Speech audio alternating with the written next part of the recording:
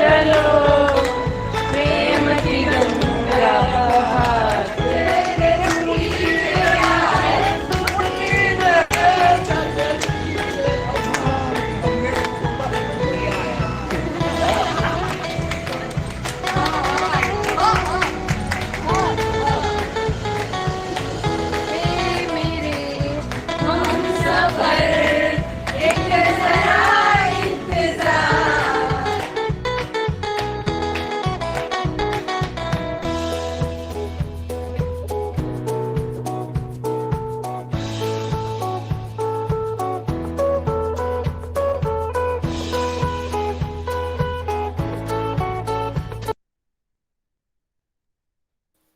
Cheers on virtual board, and thank you so much for presenting the beautiful memories of the campus. We all are rising under the leadership of Dr. Nilam Panchal ma'am. So obliged ma'am, and thank you so much.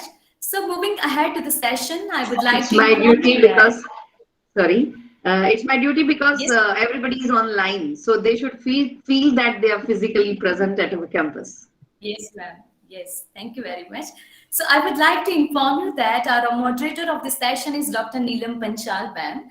Dr. Nilam Panchal is an associate professor at BK School and in charge of the Department of Public Policy and Governance, Gujarat University, India. During the course of her career, she has completed the Faculty Development Program in Management from prestigious Indian Institute of Management, Ahmedabad, and Specialized Program and Management Teachers Programs, NTP, and FTPS at IIM Calcutta, IIM Bangalore, IIM Indore, IIM Noida, IIM Gurgaon, to name a few. Dr. Nilam Panchal is a chairman of the Indian Society for Training and Development. Dr. Nilam has worked as a full-time faculty at Institute of Management, Nirma University. She has completed teaching assignment with the Management Development Institute, Murshidabad, Calcutta, Manipur University, Knowledge Consortium of Gujarat, Narmada College Campus, Bharuch, GNFC, Bharuch, UGC HRTC, Hyderabad, Indus University, Parul University, Mata Vaishno Devi University, to name a few. She has conducted employee development, management development, faculty development, and women development programs for executive and middle-level managers of different organizations like Kohler India, GNFC, PI Industries, Classic Hotels, Jindal Industries, Babina Diagnostic, Asian Paints Limited, Kadila, to name a few. She has published more than 120 research papers and more than 20 books. She has developed the courses, material, and cases for the post-graduation courses of the MGN CRE, Mahatma Gandhi National Council of Rural Education, Government of India. She has developed 5 massive open online courses and more than 130 e-content modules on various subjects of management, which is a part of Swayamprabha, DTH channel devoted to telecasting of high-quality educational programs. She has been the convener of the Youth Symposium every year since 2016 at international level in Gujarat University, India. Over to you, ma'am.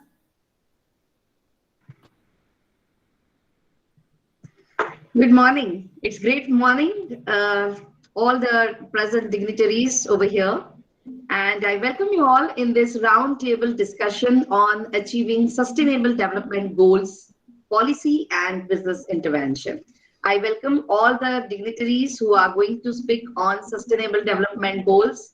Rashmi Bhargava ji, Dr. Ankit Katrodia, Professor Rakesh Raval, Professor Sameer Pingle, Dr. Radha Sharma, Preksha Pandya ma'am, Dr. Trilok Sharma, Dr. M. Subramaniam, Mrs. Jayashree Katkar, Dr. R.S. Davas, Dr. Anita Chauhan, Mr. Manish Singh, Mr. Akshat Jain, Dr. Gauran Siddhar, Professor Bharat Maitri, Lieutenant Colonel Lamba, Sudhanshu Jangesar, and all the dignitaries and distinguished invites from different parts of the country and delegates from the foreign countries and from India, learned scholars, students of different universities across the India and across the globe, and all the students, all the scholars, and all the participants who have also joined with us on our YouTube and the Facebook Live because of the limitation of the links. So I welcome you all once again. Friends, BK School of Professional and Management Studies, you already have seen the video, and we are organizing this International Youth Symposium since 2016. And the idea is to look into the focus always is into the sustainable development goals, because in fact, when the whole world is talking about the youth empowerment, youth-led governance, youth education, youth for the global goals, so on and so forth, and when we have more than 65% of the population in India, which is youth, why not to talk about something which is very, very important? And I believe that United Nations Sustainable Development Goals, and that is 17 Sustainable Development Goals, behind which whole world is trying to achieve those goals and putting some effort and having some contribution in that direction. Why not to have a brainstorming towards how to achieve that? Where have we achieved? And really, as an individual, as a government, as a business professional, or as a common community, what should I do? How should I start with as an individual? And what can we do together for the achievement of those sustainable development goals? Keeping that idea in mind, we are organizing this 2 days International Youth Symposium. In day one, we have seen followed by the inauguration session, we had a plenary session, and we have more than 100 paper presenters. So there were parallel 6 paper presentation tracks yesterday, and the idea of not only the professionals, but the idea of youth behind achieving the sustainable development goals has been taken yesterday. The ideas together and the important ideas that can be done, that can be submitted as a policy to the policy makers and maybe to the government, so that we can contribute at our level. Well, truly planning of this event, I feel very, very happy. We have come out with the souvenir, which includes more than 150 abstracts. We have come out with the 3 books, and the selected papers has been published in the UGC Care Journal of Towards Excellence, which is a journal of Gujarat University. With a sincere effort and support from the University Authority and members of the BK School of Professional and Management Studies, our Honorable Vice Chancellor Sir, Honorable Pro Vice Chancellor Sir, the Registrar of the University, our own Director, Dr. Pratik Kanchan of the BK School of Professional and Management Studies, and the efforts of all the members of the Department of Public Policy and Governance, all the volunteers, all the scholars, all the students, this event has taken in this shape. I'm thankful, and I'm heartily welcoming again to all the dignitaries, invitees, faculty members, staff, students across the globe, media persons, volunteer, and all the dear friends. Thank you so much once again. Welcome you. Thank you so much, ma'am, for the heartily welcome. Moving forward to the roundtable discussion, in order to have a fruitful discussion on sustainable development goals envisioned by the United Nations, we have many speakers in different expertise in different areas. So let me first briefly introduce to our audience the esteemed speakers for the day. Speaking on the first sustainable development goal of no poverty, we have Denovo Rashmi Bhargava ma'am, CEO, Denovo Consulting and ISTD Chairperson, Board of Profession Accreditation and Certificate. Speaking on zero hunger, we have Dr. Ankit Katrodia sir, Senior Lecturer, Faculty of Economic and Management Sciences, School of Management Sciences, Lecturer and Researcher, Northwest University, Makefig, South Africa. Speaking on good health and well-being, we have Professor Rakesh Raval, Department of Biochemistry and Forensic Science, School of Sciences, Gujarat University. Speaking on quality education, we have Professor Samir Pingle, Associate Dean at SVKM's Narsee Monjee Institute of Management Studies, Indore. Speaking on gender equality, we have Dr. Radha R. Sharma, Dean Research and Industry, Academia Linkages, NDIM, Executive Alumnus of Harvard Business School, former Dean Research and Centers of Excellence, MDI, Visiting Professor to HHL University, Leipzig University, EBS University, Germany, and ESCP Europe, NC member, ISTD. To speak on clean water and sanitation, we have Preksha Pandya, ex-head, Human Resource, Narmada Clean Tech, FETP, Gujarat, India. Speaking on affordable and clean energy, we have Dr. Trilok Sharma, Administrator, Corporate Trainer, Management Consultant, and Forbes Top 50 Indian Leaders in the Arab world. Speaking on decent work and economic growth, we have Dr. M. Subramanian, Alumnus of IIM Ahmedabad, Head of Management Programs, RL Institute of Management Studies, Madurai, Tamil Nadu. Speaking on industry innovation and infrastructure, we have Mrs. Jayashree M. Katkar, Vice President, Human Resource and IR, Deepak Fertilizers and Petrochemicals Corporation Limited.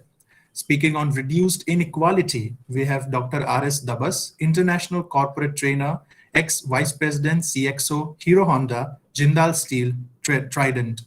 Speaking on sustainable cities and communities, we have Dr. Anita Chauhan, Director at Kota Gyan Education Society, Kota, Rajasthan. Speaking on responsible consumption and production, we have Mr. Manish Singh, CEO, Radic Business Consulting, Division of RMSL, and Life Member, ISTD Ahmedabad, Chapter, Secretary for Training and Development, Ahmedabad.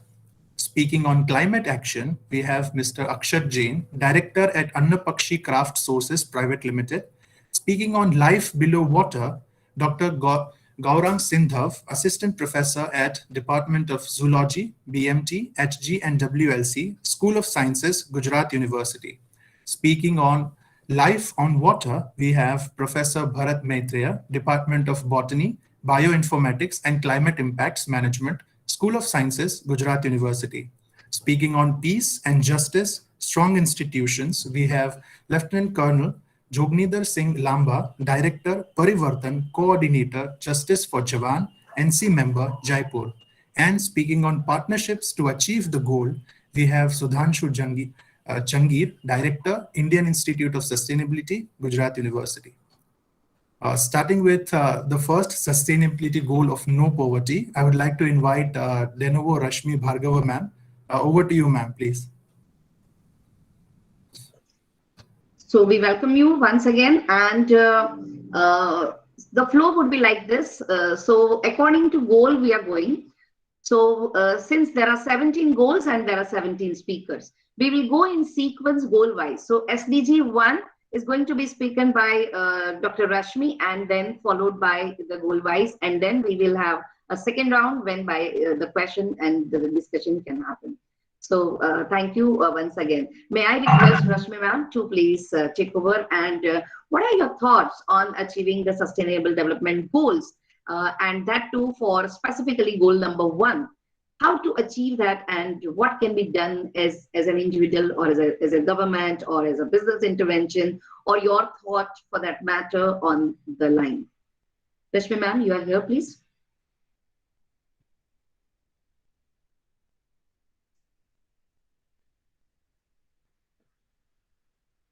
Fine. So meanwhile, Rashmi ma'am can set, we can go to the goal number 2. That is Dr. Ankit Katrodia. Yes, Dr. Nilam Panchal, Professor Dr. Nilam Panchal. Very good morning. I am here. You're not seen. Yeah, please. Thank you. Right. Very good morning. Thank you for providing me this opportunity. And let me start with my point number 2, zero hunger. With your permission, may I share the screen, ma'am? Yes, please.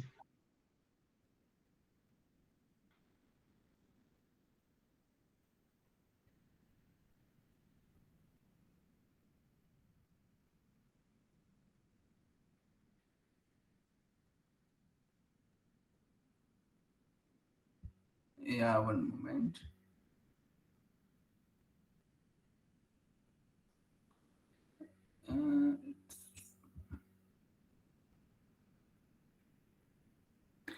Okay, can you see my screen? Not now, sir. Could you please try? Yes, yes. Yes, sir. It's visible. Oh, right. Thank you so much. So, I am all the way from currently working in South Africa, but originally India. And this goal, zero hunger, is applicable to the entire world, but nevertheless in African continent the problem of zero hunger is really growing compared to other part of the world. And so today's my presentation is focused on how to reduce the zero hunger, what are the challenges, and we as an individual what we can make a difference to the society in terms of achieving this goal. So, as Professor Nilam Panchal truly explained that out of the 17 sustainable goal, today I am going to talk about goal number 2, and that is the zero hunger. And the statistics says that around 2 billion people do not have a regular access to the safe nutrition and the sufficient food in the year of 2020. And we all are the management academician and management students, and we definitely know about Maslow's need hierarchy. So food, water and shelter are the basic need for any human being. And the food in terms of nutrition, food is the very important in terms of our growth of the body, growth of the mind. And the majority of the people in the world are now suffering, and after the COVID the situation is changed. Many of the people do not have enough food in the plate, and that the stomach is not completely full, and it also creates a side effect for many of the other disease and quality of the life. So the goal for this program Zero Hunger is to end the hungry and achieve food security and improve the nutrition and promote the sustainable agriculture.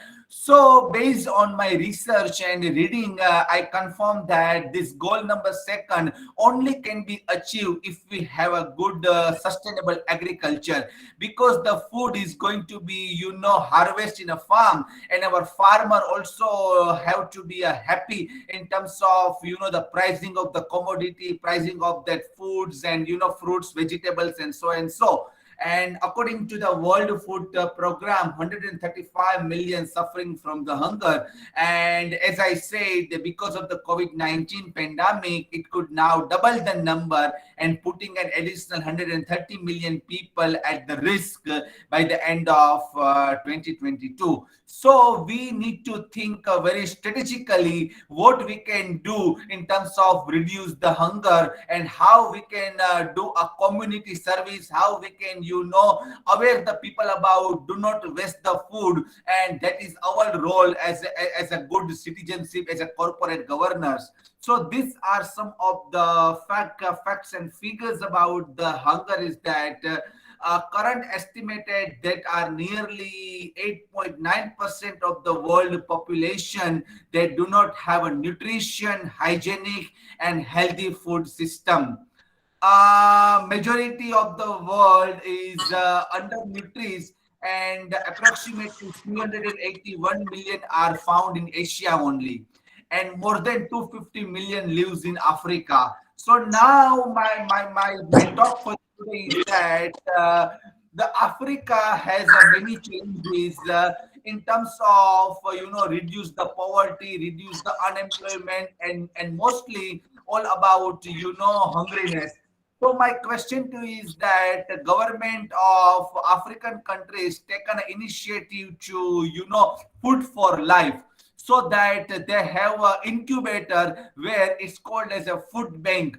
People can come with the plates and they can take the food for themselves as well as the family, and it's calories with all the vitamins, and which is sufficient for a human body as per the World Health Organization. So government has started up the food bank where people can get a soup and as well as the loaf of the bread and some of the fruits, and they're trying to upliftment of the society while providing a nutrition and hygienic food system. Sorry to disturb, Ankitji, your slides are not moving, just for your knowledge. Can you see my slide now? We can see, but it's not scrolling. Yeah, now it is scrolled. Thank you.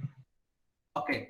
So sorry for that. So now coming to the third point is that around 2 billion people in the world do not have a regular access of the safe nutrition and sufficient food in 2022. So as I said earlier is that this World Health Organization and in relation with African countries, they are now trying to provide various different food system with the connection of the multinational companies, and they are looking for a donation to provide a healthy food system First, they start with the school pupils, and then slowly moving further to the orphan age as well as the retirement home, and they are trying to reach the large number of the people. But this problem is not only for the African countries, it's also for the Asias and Americas and other continent of the world. So now this second point of the zero hunger is according to me is one of the most important point compared to all other, because if you eat a healthy, then you think a healthy, and if you think a healthy, then you can develop your personal and professional life balance. Now coming to what is my responsibility, what individual I can do. So we all want our families to have enough food to eat, and a world with the zero hunger can possibility then positively impact on economics, health, education, equality, and social development. It's the key requirement for building a better future for everyone. So in this hungry, it's also indirectly or side effect to the health, education, equality, social development. So we can say that hungry stomach can create many problems. So in the same way, we all need a basic need like a food, water, and shelter, and food is one of the very important in terms of our day-to-day life. Now additionally, with the hunger is the limiting human development, and we will not be able to achieve to other sustainable development goals such as education, health, and gender equality. So now coming to the second point is that what can we do to the help of each other.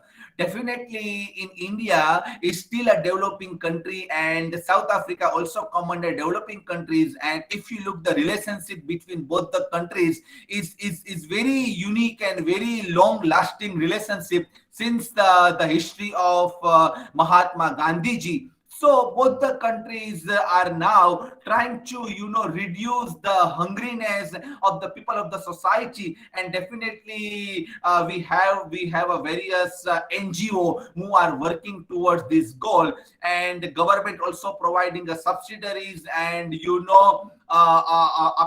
Gujarat we call Sasta Anajni Dukan, so that all people can afford a rice and pulses and wheat flour and basic other requirements. So you can make a change in your own life, at the home, at a work, and in the community by supporting a local farmer. So this is most important is that you should support the local community. You can also support the farmer agriculture around you, so that they can also get a good price of the commodity as well as the crops and all. You can also use your power as a consumer and a voter, and demanding businesses and government to make the choice and change that will make the zero hunger a reality. Since 2015 we are working towards this 17 goals, but now we are almost January 2022, and we need to think that how we achieve this goal. Are we really working towards it, or it's just on a piece of the paper? So now we as a citizen of the country, we as an entrepreneur, future of the society, we should try to reduce the zero hunger at our own capacity. Look at the situation around us and try to make the difference within your community and within your workplace, and that's why we can achieve this goal as soon as possible. And the most important thing is the wastages of the food. This is a really very burning issue, is that the rich people are getting richer and poor people are getting poor. So the rich people, somehow they waste the food, which is supposed to be, for the poor family. So we need to think about how to reduce the wastages of the food. So this was all about my today's 10 minutes presentation about zero hunger, and this topic goes on and on, but we need to think from our own perspective and try to make the difference and to solve this United Nations goal. Once again, thank you so much for opportunity, and I may take any question if you have. Thank you. Wonderful Yeah, presentation. so thank you. We will take up the questions at the end. First of all, we will have finish of the round. So thank you so much, Professor Ankit, for wonderful insights on zero hunger. We will move toward the goal number 1. Denovo, Rashmi Bhargava, ma'am. Kindly unmute yourself and Good morning, everybody, and good morning, my fellow speakers, dignitaries, and of course, all the friends around. And I see all the eyes smiling. I know the topic is very, very serious, but yes, I see all the eyes smiling. So, like I'll just quote Kofi Annan, he was the former Director General of United Nations. And he had something very specific to say about these. Our biggest challenge in this new century is to take an idea that seems abstract, sustainable development, and turn it into a reality for the world's people. He also felt that it is something very, very difficult, but we can do it. So, but before we discuss, I need to say that poverty, reduction of poverty is the most voted goal. And it is also the most important, because reason being that all the other 16 goals are interrelated to this. Because if we have education and if we have less of food and everything, I think the poverty would gradually start reducing too. So, and we also need to understand that United Nations set up these goals in 2015, and the target is 2030. But there is a question for all of us here. You think 15 years is enough to eradicate all the 17 goals? And top of it, the poverty goal? I want everybody to nod yes or no. I know I'm going to speak on poverty, but do you think it is easy? I think we are confronting with a very, very difficult task. 15 years is not enough. And the kind of, focus we are into, I don't think, with COVID coming in, a lot of endemics coming in, pandemics coming in, I think it's going to be difficult. However, when I'm speaking about poverty, this is the first goal, and it is a very, very important goal.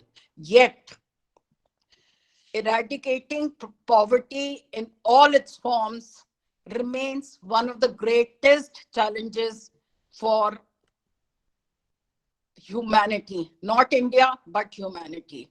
While the number, because I've been to, various continents, and I've seen beggars increasing. So you can well imagine things are going down. So we have a Herculean task in front of us. Eradicating poverty, all its forms, remains one of the greatest challenges facing humanity. While the number of people living in extreme poverty dropped by more than half between 1990 and 2015, too many are still struggling for the most basic human needs. And that is a fact we must realize.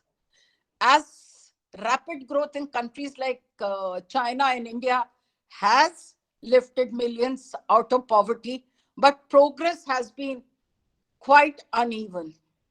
Progress has also been limited in other regions, such as South Asia and Sub-Saharan Africa, which amounts for 80% of those living in extreme poverty.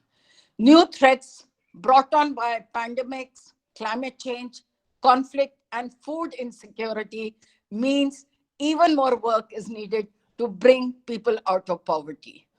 In India, eradicating poverty in all its forms remains one of the greatest challenges. While the number of people living in extreme poverty has reduced, but global reduction in extreme poverty has been driven by Asia, notably China and India. Within 10 years, the number of poor people in India fell by more than 271 millions. Traditionally, believe me, traditionally disadvantaged subgroups such as rural developers, scheduled castes and tribes, and young children are still the poorest in 2015-16. However, the biggest reduction in multidimensional poverty has been witnessed among the poorest and traditionally disadvantaged groups across states, caste, religions, and age groups. The government of India has many progressive schemes, which include the Mahatma Gandhi National Rural Employment Government Scheme, National Social Assistance Programs. However, eradicating this extreme poverty has currently, it's still measuring, US dollars 1.25 a day.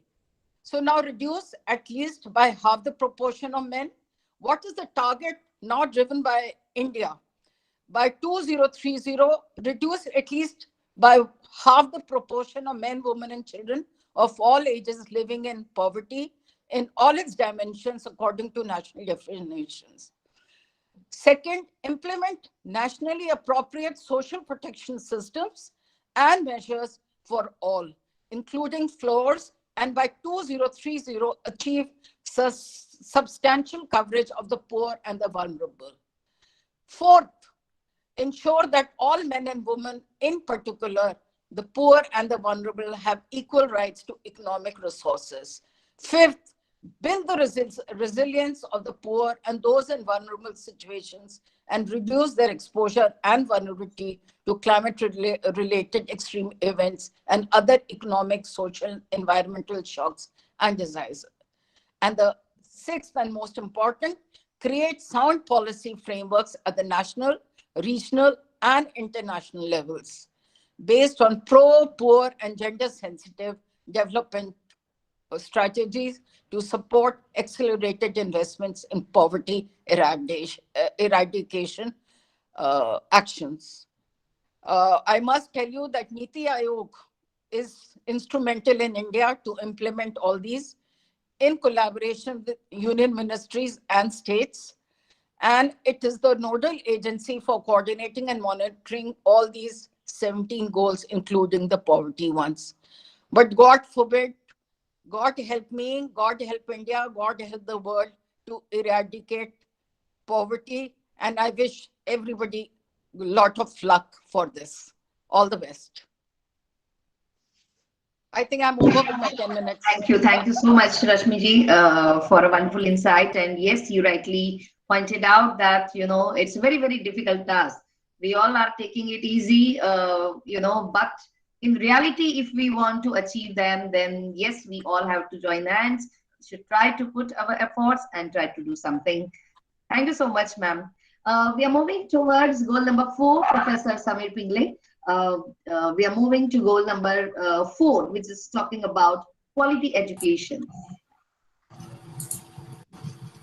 Good morning, one and all. I would like to share the screen.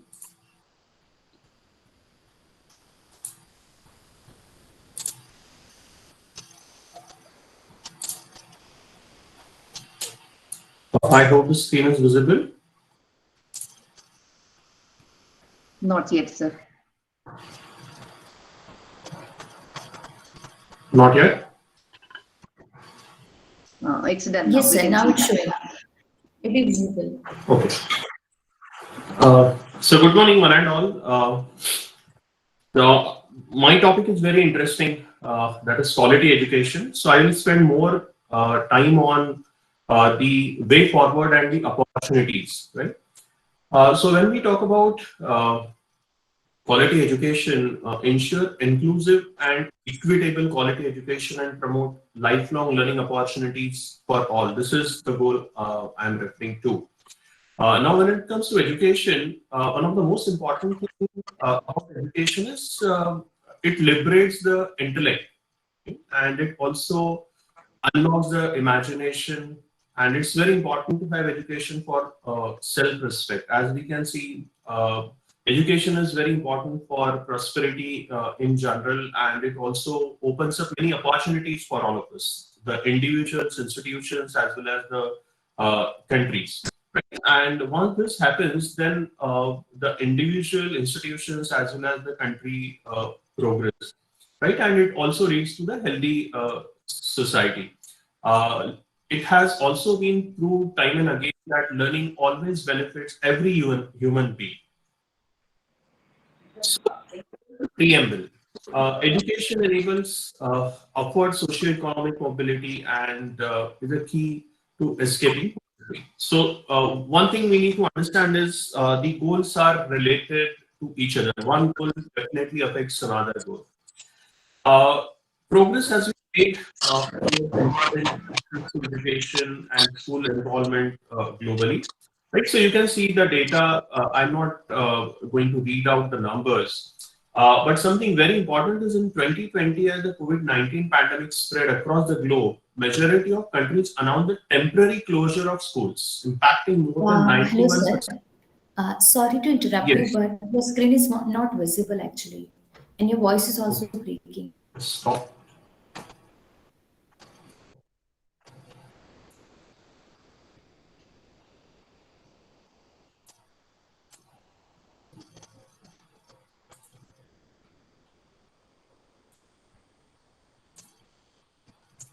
Is it visible now? Not now, sir. We are waiting.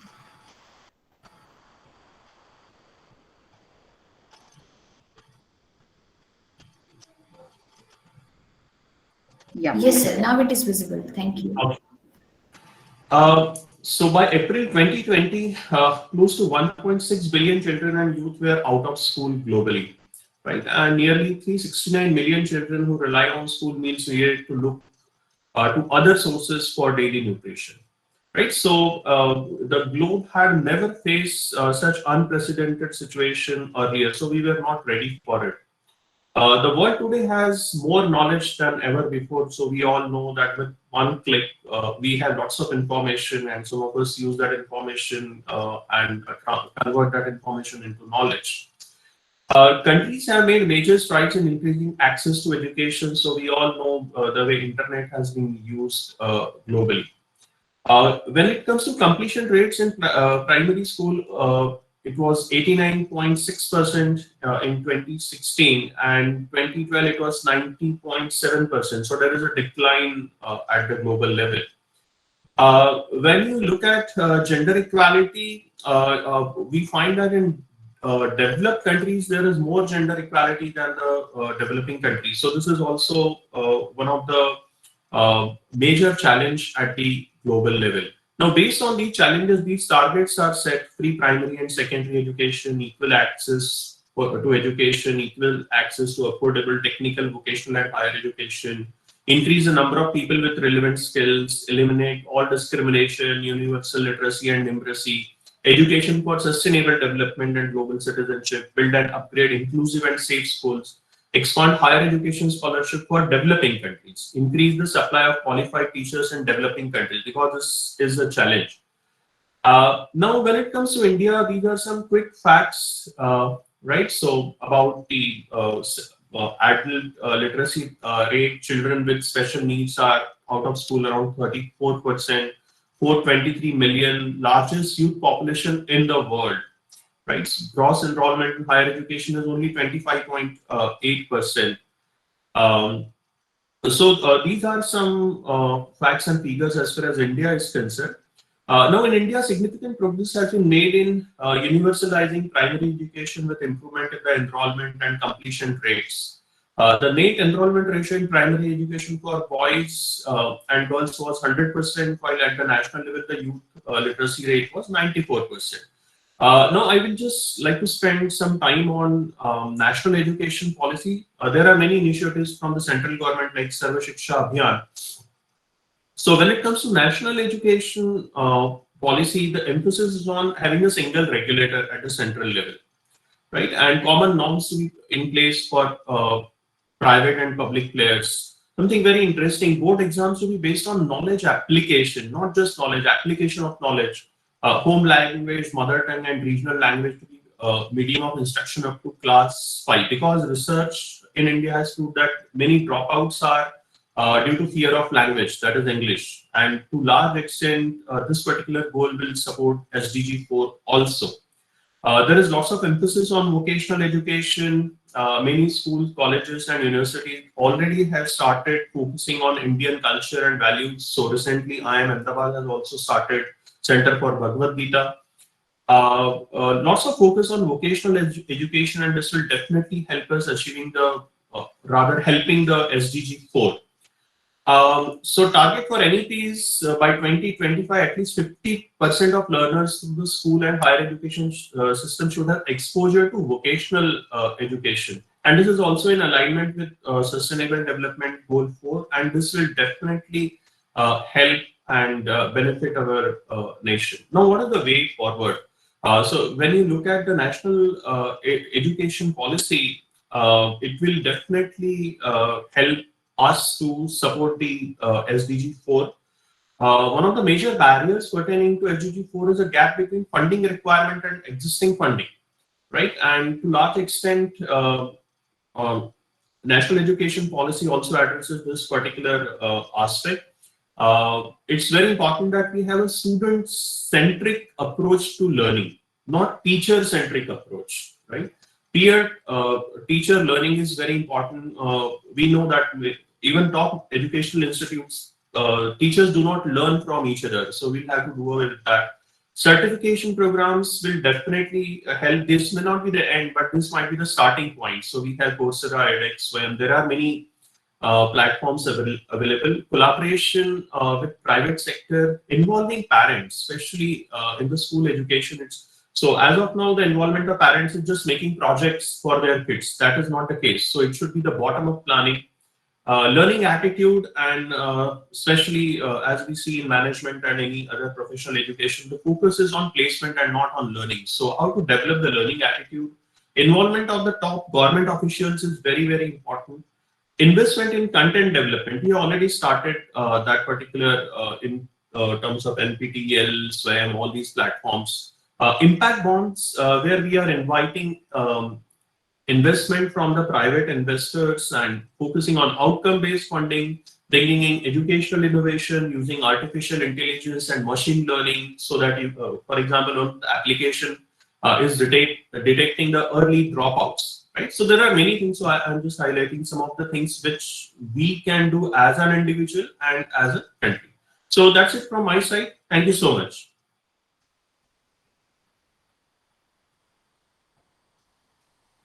Thank you so much, Professor Samir, for highlighting some very, very important point. And you rightly mentioned that with the introduction and the implementation of the new education policy, I hope we all will be able to build the hiccups that are there in between, and we will be able to achieve our goal.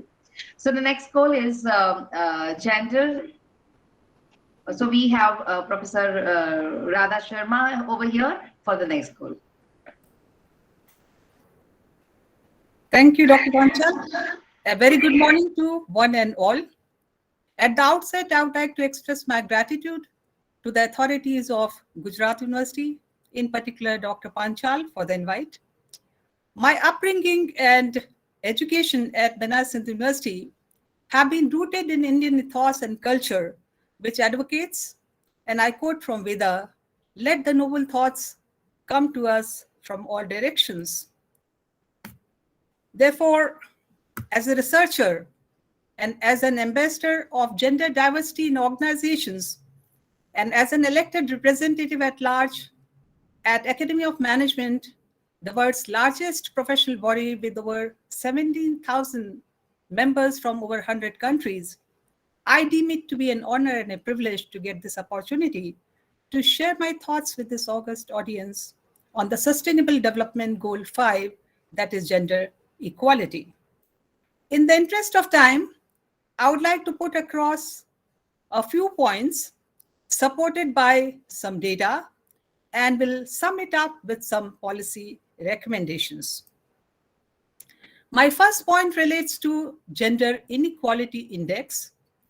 And as we are all aware, the progress towards gender equality target is assessed by 3 indicators, and these are: number 1, reproductive health, which is measured by maternal mortality ratio and adolescent birth rates.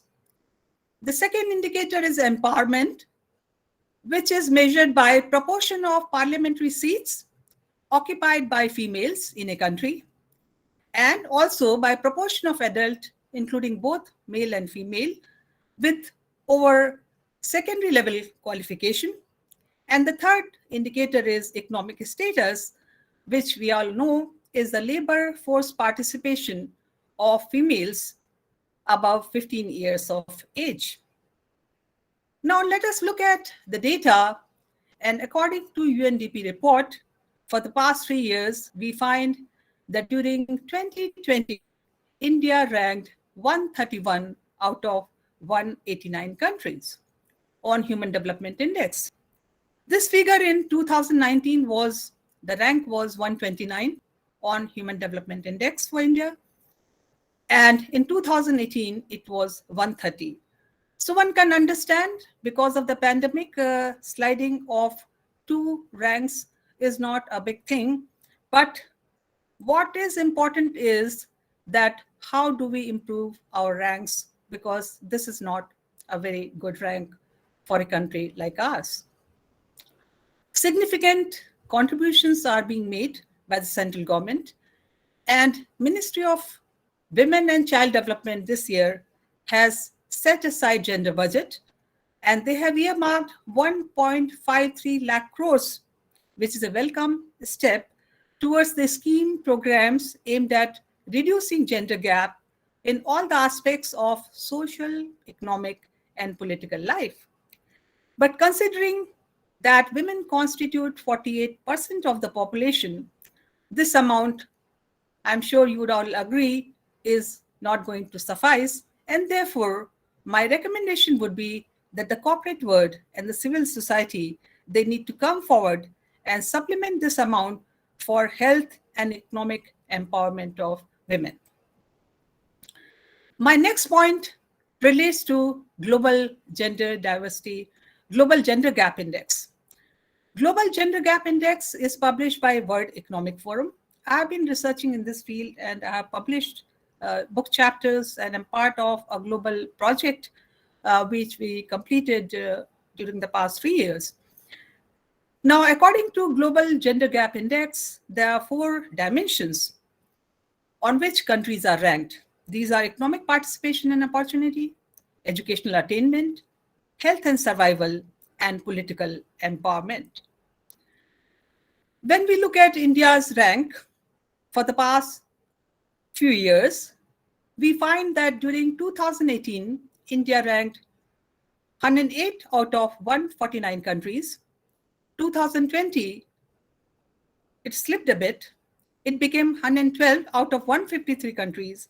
And in 2021, just in a year, India has slided down 28 points, and currently in 2021, the rank is 140 out of 156 countries.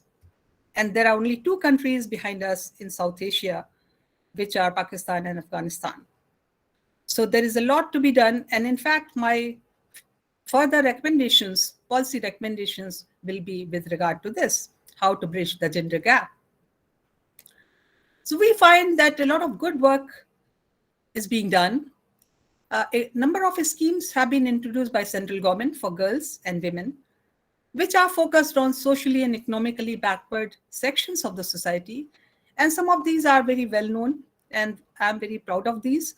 Beti Bachao and Beti Padhao. In fact, I spoke during a seminar on that. Sukanya Samriddhi Yojana, Balika Samriddhi Yojana, CBSE Udan scheme, a lot of good schemes. The national scheme for incentive to girls' education and secondary education, incentive for girl education of girl child between 14 and 18.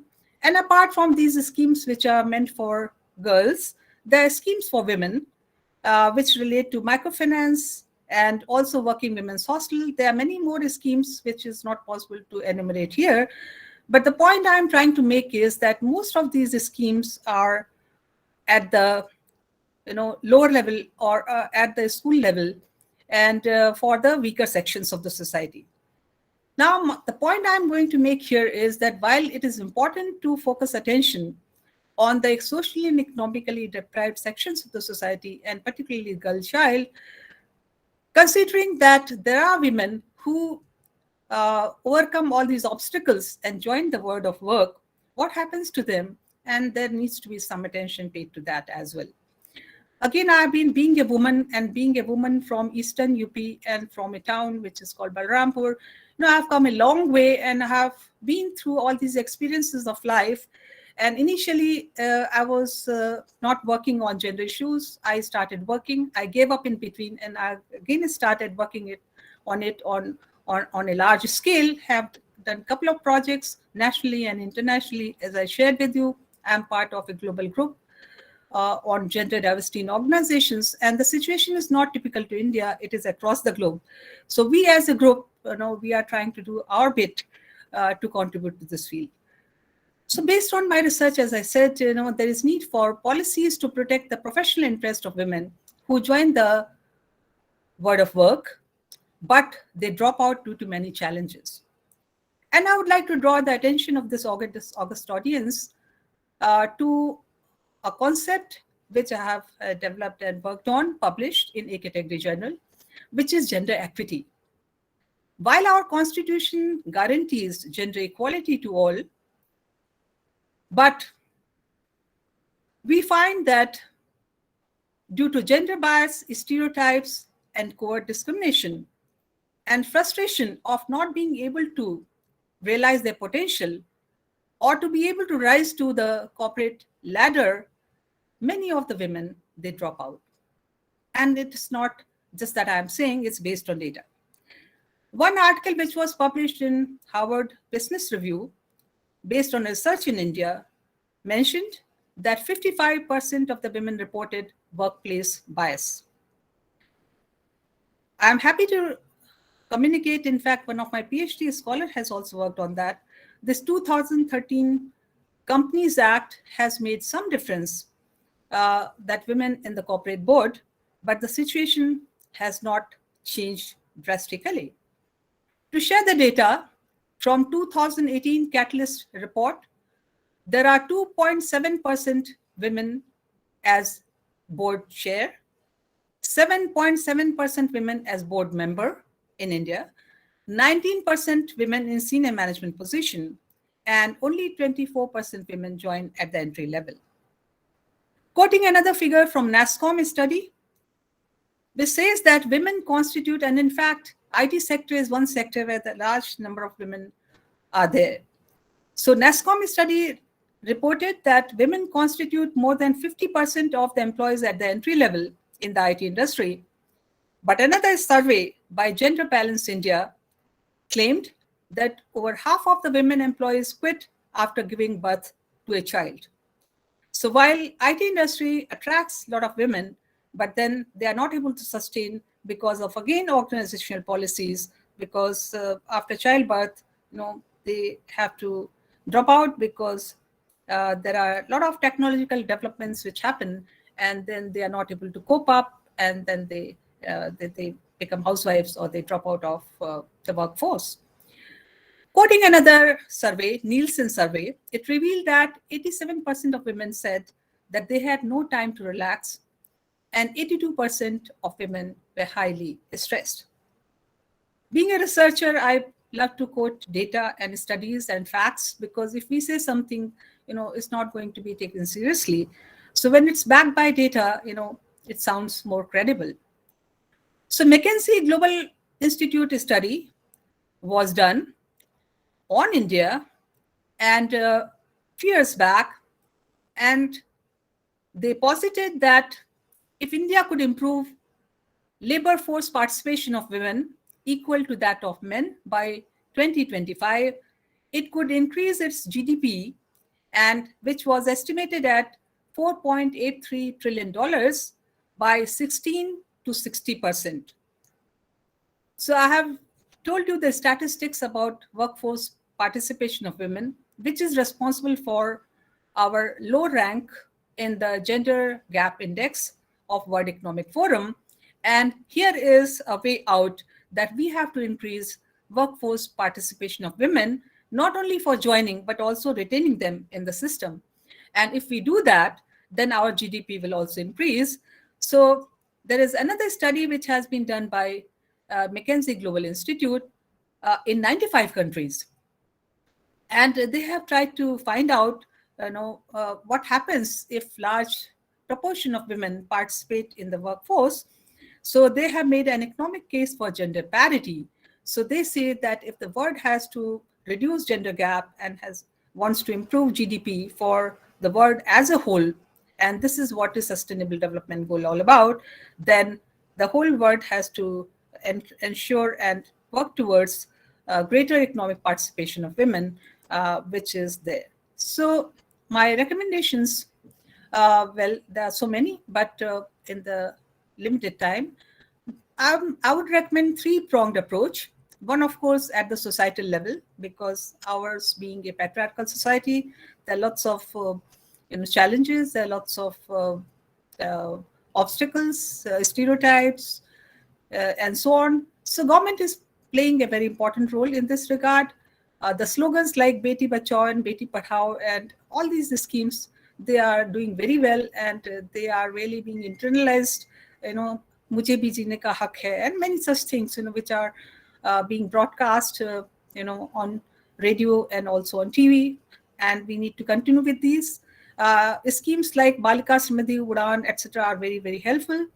And we need to do more in this direction, not only at the village level or at the thing, but also in urban areas, because urban educated women do not participate in the workforce. They think participating in the workforce is an economic necessity, but I think it's not economic necessity, it's economic empowerment and also taking the country forward and improving its GDP.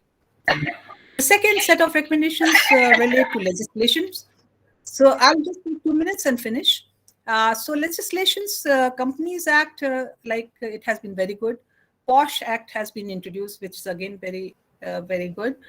So increase in age, which has been recently done by the government, legislation about that is very good, so that if girls are not married, then they will receive education.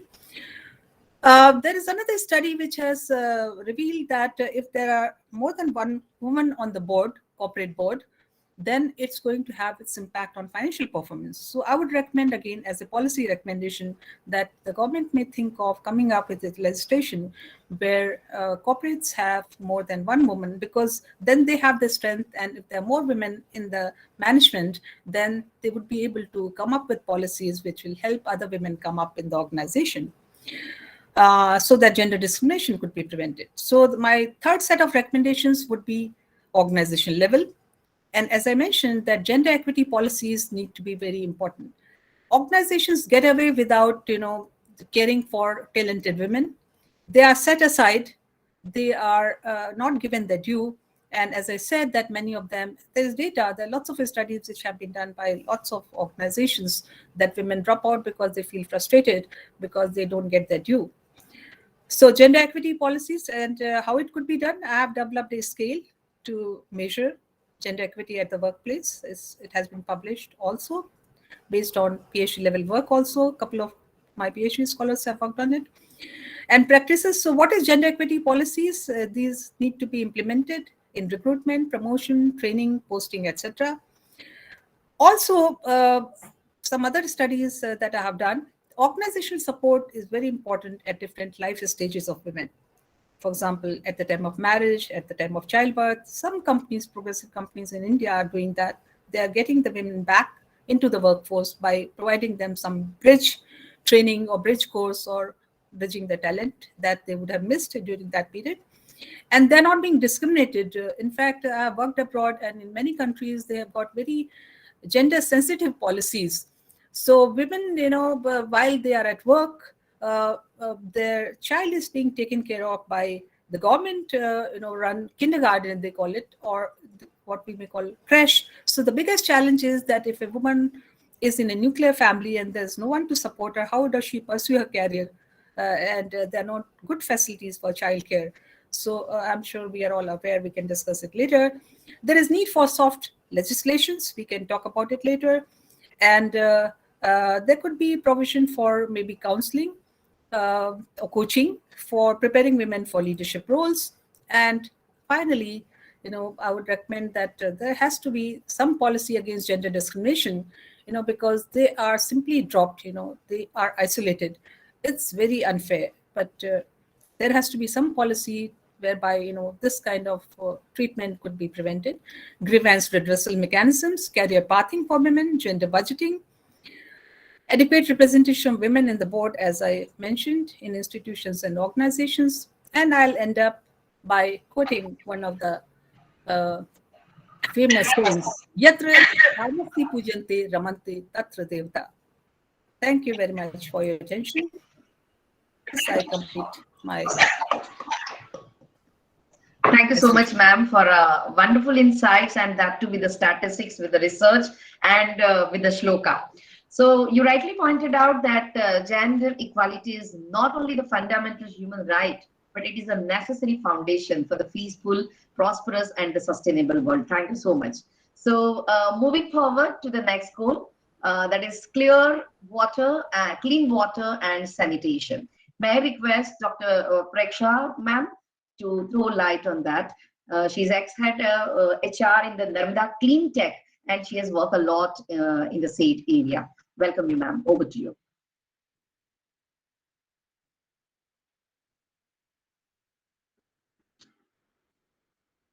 Preksha ji, you are here? Sorry, Yes. my voice was muted. Yes. Yeah. Okay, thanks, Dr. Nilam, and good morning and namaste to all the dignitaries, members, and the audience. It's really an honor to have been asked to be present as a panel speaker in the roundtable discussion. I really like to convey my gratitude towards the BK School of Management and Dr. Nilam Panchal. Thank you a lot. As the topic is given, clean water and sanitization, the policy and business intervention. So I would like to, as I've worked a lot on water sanitization in the industry, I would like to share the experience and my journey. So let me ask the first, what has changed so drastically is that we have to start thinking about about sustainable development goals. What has changed in the past few decades that scientists across the world have raised their voice for the sustaining the human race and the earth? The first question that arises in my mind is that how did this situation arise where we need to think about water sanitization? Data says fresh water makes up under 3% of all water on earth, and nearly 65% of this is drinkable water tied up in glaciers. Rivers, streams, lakes, and dams that hold fresh water contain only 1% of potable water, while groundwater account for 0.3%. Isn't it shocking? Why is water sanitization such a vital question in the current economic situation? As we are all aware, Punjab, it is called as the cancer capital of India. In year 2013, there were at least 90 cancer patients every 100,000 population in Punjab. With research, it is identified that chemical toxicity is high in this region. It was observed by PPCB, Punjab Pollution Control Board, that factories are dumping effluent directly into the groundwater and without any treatment, which has resulted in groundwater contamination, causing increase in cancer disease in Punjab. Global industrial revolution, market competition, low product pricing made the industries to take the most important abundant source of survival, water, for granted. Industries were highly ignorant towards the water pollution, non-existing of government policies, and the prior enactment and the poor enactment brought us to this stage of global fight for sustainable development goals.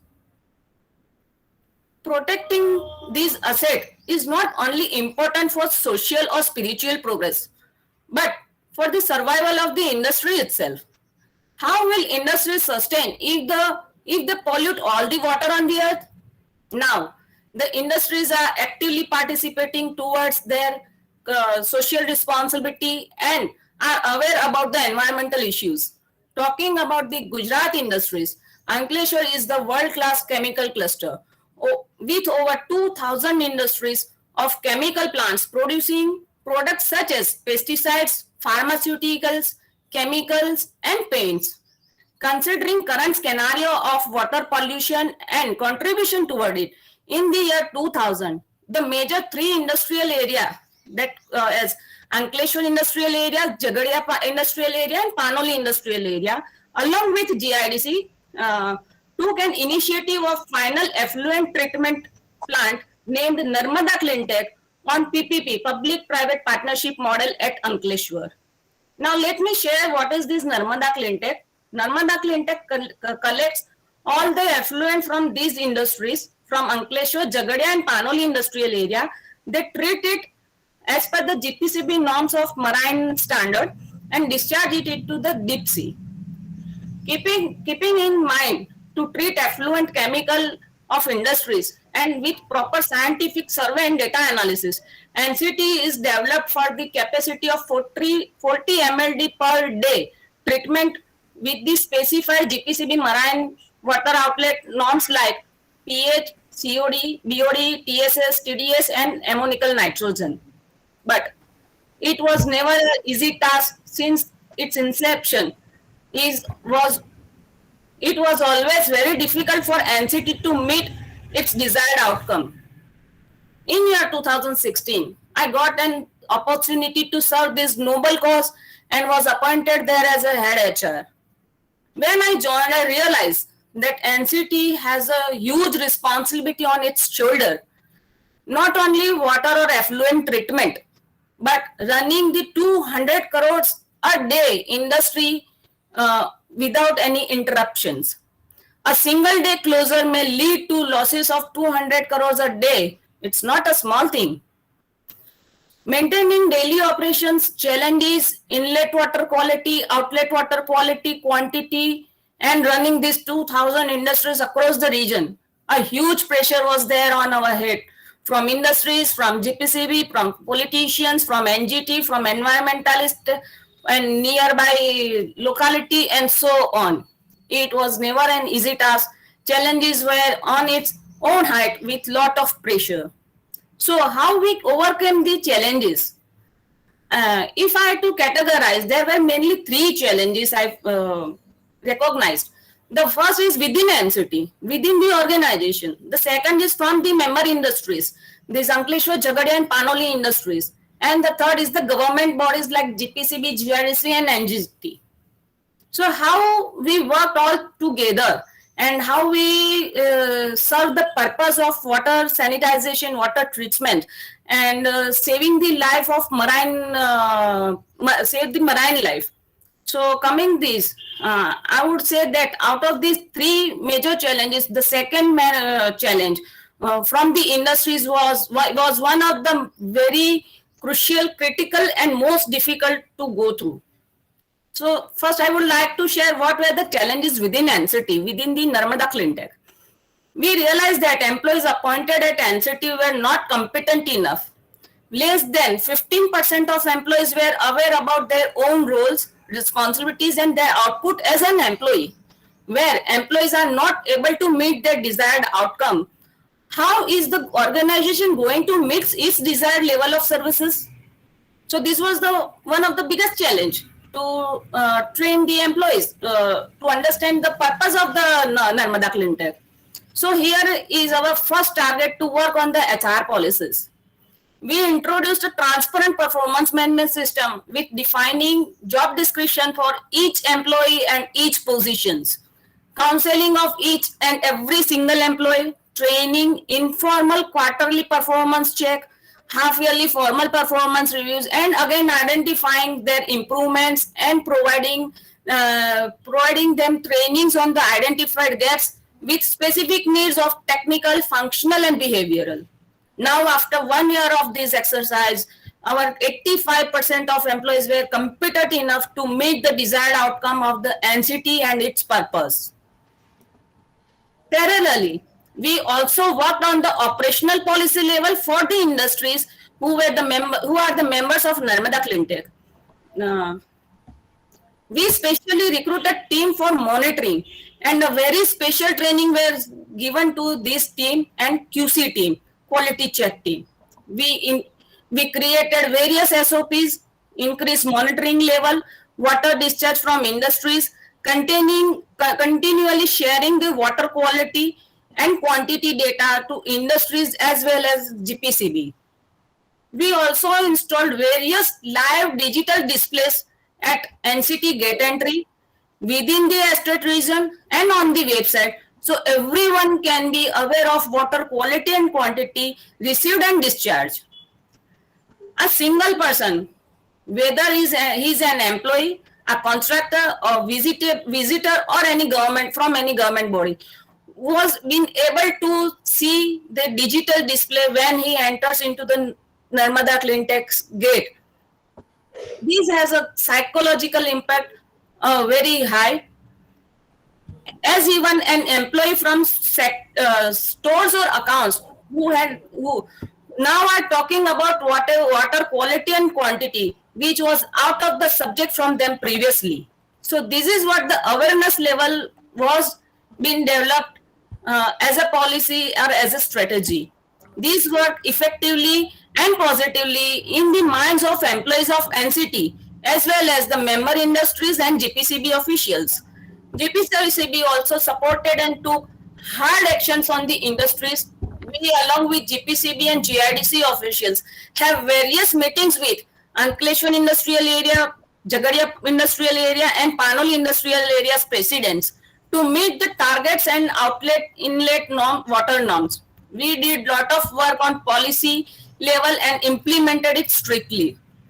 Industry started taking their in-house actions like having their own setup of UTP and MEE, multiple effect evaporate system, for their water discharge quality and quantity.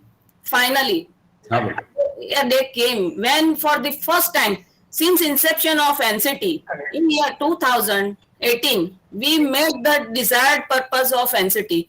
For the first time in the history, our outlet water discharge quantity and quality met with the GPCB marine water norms. All that became possible with efforts of teamwork of NCT employees, teamwork of NCT, GPCB, and all these three industrial areas, Ankleshwar, Jagadia, and Panoli. With the experience, we can understand that with teamwork, we can achieve sustainable development goals. Yet there are many opportunities with us to work on it, especially on potable water and groundwater levels. To conclude, it is very obvious that sustainable development goal is not a one-person responsibility. Individuals, organizations, industries, government, and other responsible bodies must come together and fulfill their individual roles for the same. From my experience, building up the connectivity amongst the employees and management, amongst the company and the clients, amongst the company and the government bodies is what helped us to achieve the goal. Thank you. Thank you all. Thanks for all your patient listening. Thank you. Thank you, Prekshaji. Prekshaji, it was a wonderful insights and based upon your own experiences and in this field of the clean water and sanitation, you rightly said that while substantial progress has been made in increasing the access to the clean drinking water and sanitation. I mean, on one hand, there are billions of people, mostly in the rural areas also. We know that they still lack basic services also. And on the other hand, worldwide, in one in three people do not have access to the safe drinking water, and 2 out of the 5 people do not have a basic hand washing facility also. And with this era, where more than 673 million are still in the practice of defecation. So this is actually a real brainstorming that is required, and you have given a very insightful idea about what can be done next. So thank you so much. Next we have Professor Rakesh Raval with us, and is going to talk on good health and well-being. Professor Raval is master, and I can say that he has worked a lot in the area of good health and well-being, and that too specifically his contribution in the COVID times in the form of different initiative in terms of the vaccination, in terms of medication, and there are a lot of efforts that has been done from Rakesh Ravalji and team for the purpose of the better wealth of the, I think, achievement of the sustainable goal. Professor Raval is from Department of Biochemistry and Forensic Science, School of Sciences, Gujarat University. We welcome you, sir, over here, and over to you. Thank you. Thank you for this nice introduction, and I'm very much thankful to the organizing team for keeping me in this session. And to begin with, ensuring healthy life and promoting well-being at all ages is essential to sustainable development. And currently, the world is facing a global health crisis. Unlike any other, COVID-19 is spreading the human suffering, and it has destabilized the global economy and the unending life of billions of people around the globe. So we can call it as a health emergency, such as this COVID-19. It poses a global risk and have shown the critical need for preparedness. And United Nations Development Program also highlighted a huge disparities in countries' ability to cope with and recover from COVID-19 crisis. And the pandemic, it provides a watershed moment for health emergencies preparedness and for investment in the critical 21st century public services. So if we see before COVID-19 situation, we made progress in many health areas and possibly in tuberculosis, child health, maternal health, HIV, and various immunization programs. And due to this pandemic situation, I think in the last 1.5 to 2 years, it has interrupted many of these ongoing programs. And it has interrupted the childhood immunization programs in and around 70 countries. And the healthcare disruption, it reversed possibly our decades effort, what we have achieved. And what is the presumption is that hundreds of thousands of additional child death under the age of 5 is expected in, say, next 1 to 2 years. And it is also expected that the illness and death from the communicable diseases is likely to spike from around 50 to 100%. And that includes diseases like malaria in sub-Saharan African and some of the Southeast Asian countries. So if we look at the availability of essential healthcare services, I think less than half of the global population is covered with essential services, and still a lot is deprived of. So it has been estimated that this study was done somewhere in 2018, that 6.2 million children and adolescents under the age of 15, they died mostly from the preventable diseases. And of these, around 5.3 million, it occurs in the first 5 years. So almost half of these in the first few months of the life. So despite determined global progress, increasing proportion of child death in the African and Asian countries, 4 out of 5 deaths of children under the age of 5 occurs in this region. So I think that is the irony. Despite all these, I think children in sub-Saharan African and Asian are more than 15 times more likely to die before this age. Besides this, I think malnourishment is also a major issue in the childhood death. It is contributing a lot. And besides that, diarrhea, pneumonia, malaria, these are the contributors for the childhood death. Besides that, we have maternal health issues, which also needs attention. And over 40% of all countries have fewer than 10 medical doctors per 10,000 people. And 55% of countries have fewer than 40 nursing and midwife personnel per 10,000 people. So these are the issues which need to be focused on. And it was estimated that it was in 2017 that approximately 810 women, they died from preventable cause related to pregnancy and childbirth. So 94% of all maternal deaths occurs in low and lower middle income countries because of the deprival of essential healthcare services. And if we focus on the young adolescent, possibly that is the area where we can work on and show some improvement, preferably in the age group of 10 to 14. Whether it is vaccination, whether it is malnutrition, whether it is anemia, all those need to be focused on that young adolescent group.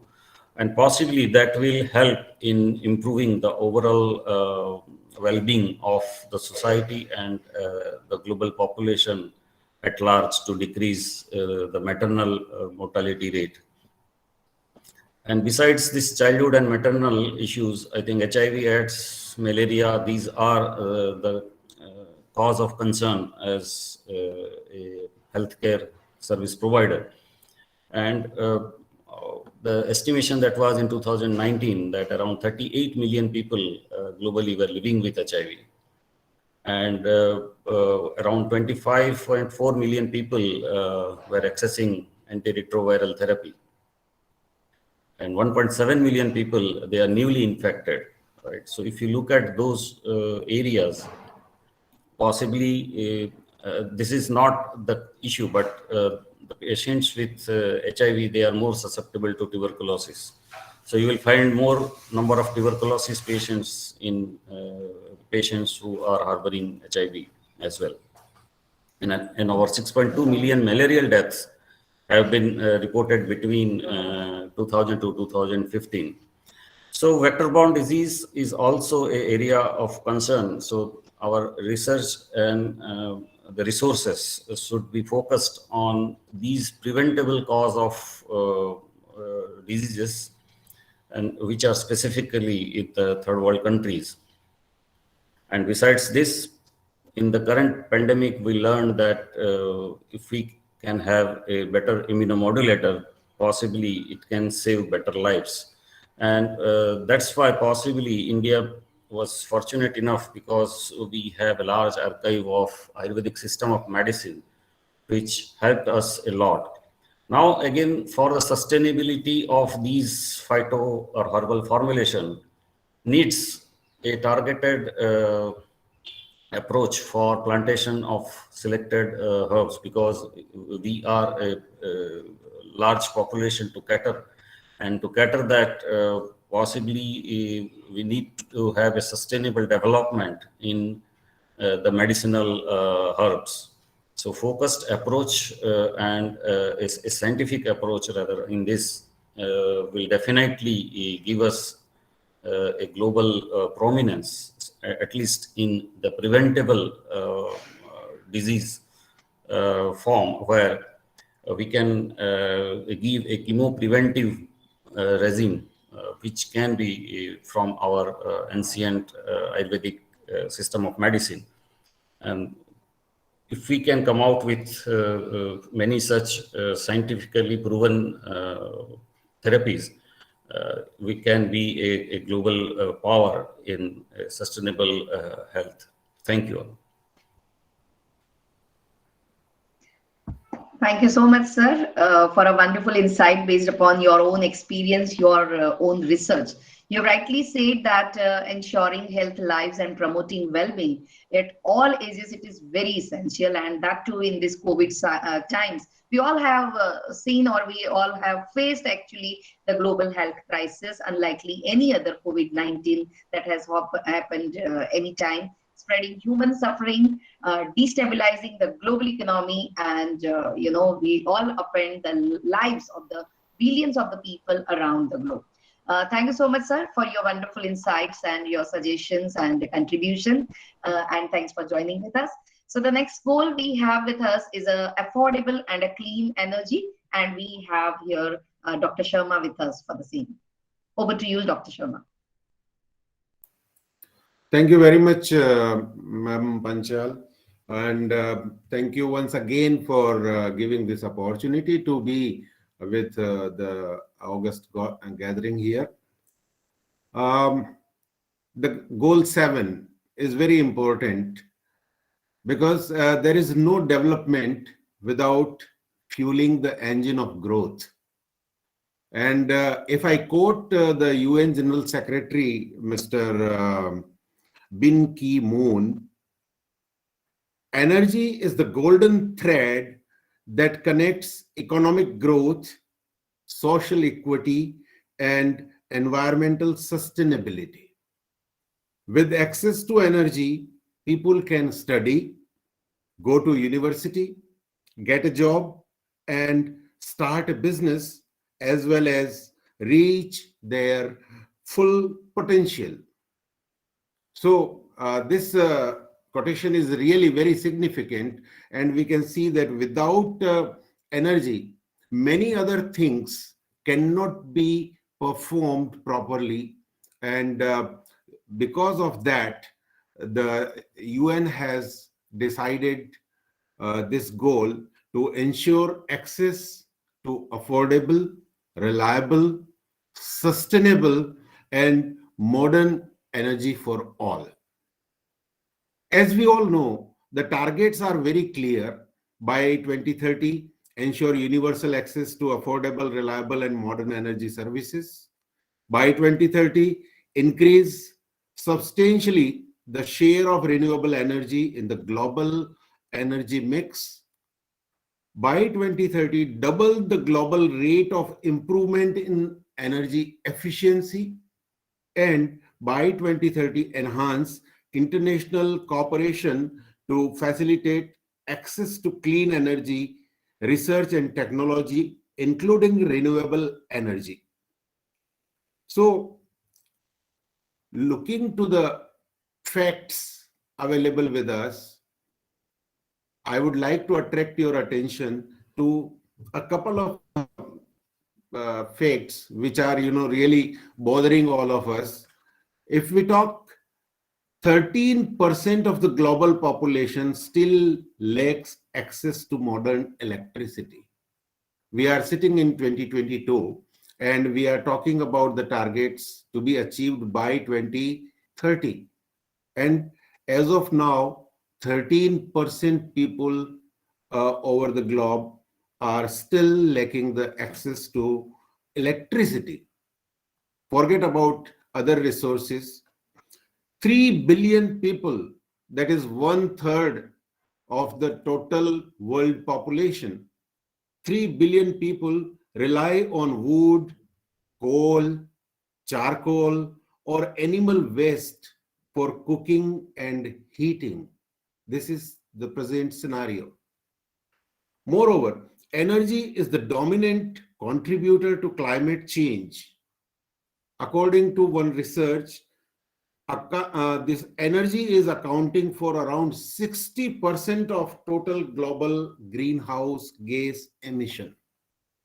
So targets are one hand, and on the other hand, there are some challenges which we have to face, which we have to, resolve in a way that we can achieve these targets, at least to some extent, and make the world more comfortable for all. Nevertheless, more focused attention is needed to improve access to clean and safe cooking fuels. That is the very, very important part. If we talk about Indian government has taken so many steps, and India is projected to be a significant contributor to the rise in global energy demand, around 1/4 of the total. So that is achievement worth feeling proud about us. because we are doing our best. The government's national solar mission is playing an important role in the work towards renewable energy, and interventions in rural electrification and new ultra mega power projects are moving India towards achieving universal energy access. So this effort is also, quite visible in our ranking. If we talk about the ranking, our country is also doing a lot of efforts to make significant progress towards achieving this goal. Since 2019, India's overall score across SDGs has gone up from 60 to 66 in 2021. So that is really a good news for all of us. And we hope we will be able to achieve these data I have got from the official release of Niti Aayog India. Now, looking into the COVID situation, energy plays a vital role. Lack of access to energy may hamper efforts to contain COVID-19 across many parts of the world. Energy services are key to preventing disease and fighting pandemics. From powering healthcare facilities and supplying water for essential hygiene to enabling communications and IT services that connect people while maintaining social distances. So, talking about any aspect of fighting with pandemic, there is a bigger role of energy. Now, if we talk about how to face these challenges and how we can contribute towards achieving these goals, I would first like to say that the special representative of the UN Secretary General for Sustainable Energy for all explained why energy access matters during the coronavirus emergency, outlined 3 major points and 3 ways to respond to the COVID-19 emergency. Number 1, prioritize energy solutions to power health clinics and first responders. Number 2, keep vulnerable consumers connected. And number 3, increase reliable, uninterrupted, and sufficient energy production in preparation of more sustainable economic recovery. Uninterrupted. I lost the electricity connection just now and lost the connectivity with this August gathering, and I had to come back through other resources. So these situations, are really creating barricades in the path of fighting with many other things. Now, looking at these aspects, if I quote some data, how serious we are.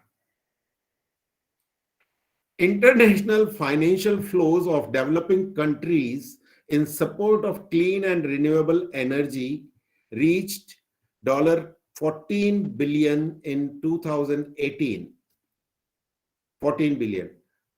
But this is 35% lower than the budget we got in 2017. So every year the budget should increase, but here we are seeing, we are noticing the decreasing amount of budget for this target, and this is really a cause of concern. 1 in 7 people still lacks electricity, and most of them live in rural areas of the developing world. Government of India claims that we have achieved the target to connect 100% villages of the country with electricity by saying that 100% villages have access to the electricity. My point here is we should not have the access, but we should have the capability to utilize these resources. So capacity building should be another part where we should give attention. Now, how an individual can contribute, how we as a person can contribute in achieving this target. So a very common points I would like to attract your attention, because we all know that how many of us, misuses the energy. So we should try to save water and electricity. We should encourage the uses of renewable energy sources. We should encourage people to install more and more solar electricity units, and try to conserve water and try to clean the water resources. So as of 2015, more than 20% of power was generated through renewable sources. So my focus is more on renewable power sources, and we all should try to promote these things.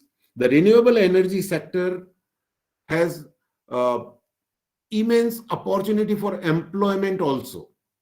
If I give you the figure of 2017, in 2017 itself, the renewable energy sector employed a record of 10.3 million people. So it is not only about getting the target of clean energy, it is also creating the opportunities for employment, and we should definitely do it, expanding infrastructure and upgrading technologies to provide clean and more efficient energy in all countries will definitely encourage growth and help the environment to support the mankind. With this, I would like to hand over the dais to ma'am. Thank you very much for giving me this opportunity once again. Thanks a lot. Thank you, Dr. Sharma. It was really a great insight. And you rightly said that, energy is very important and the world is making progress in this direction in goal number 7. Thank you so much for your wonderful insight. The next goal we have is a decent work and economic growth.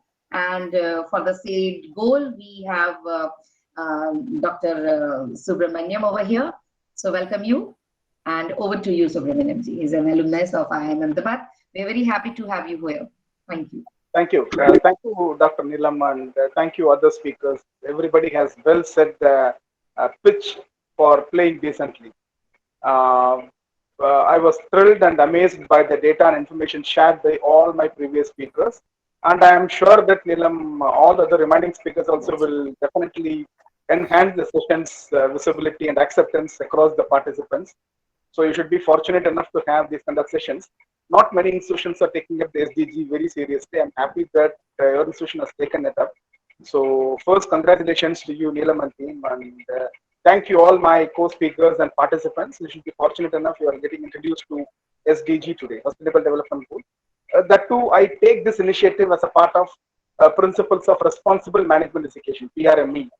The conference, I take it in the form. It is a PRME part, Principles of Responsible Management Education. So kudos to Dr. Nilam for being a torchbearer for this Principles of Responsible Management Education.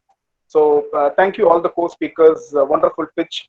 And my goal today is to talk on goal number 8, decent work and economic growth.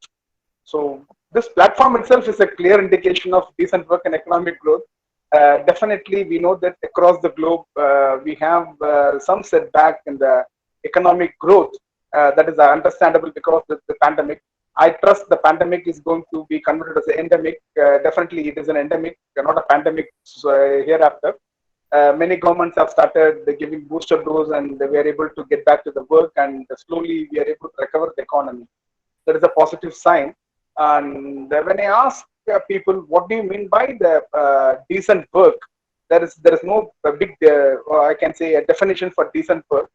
But to me, the decent work refers a safe family, a safe, fairly paid job, secure job, fulfilling job, that depends on individual, your mind satisfaction. That is what I call as a decent work.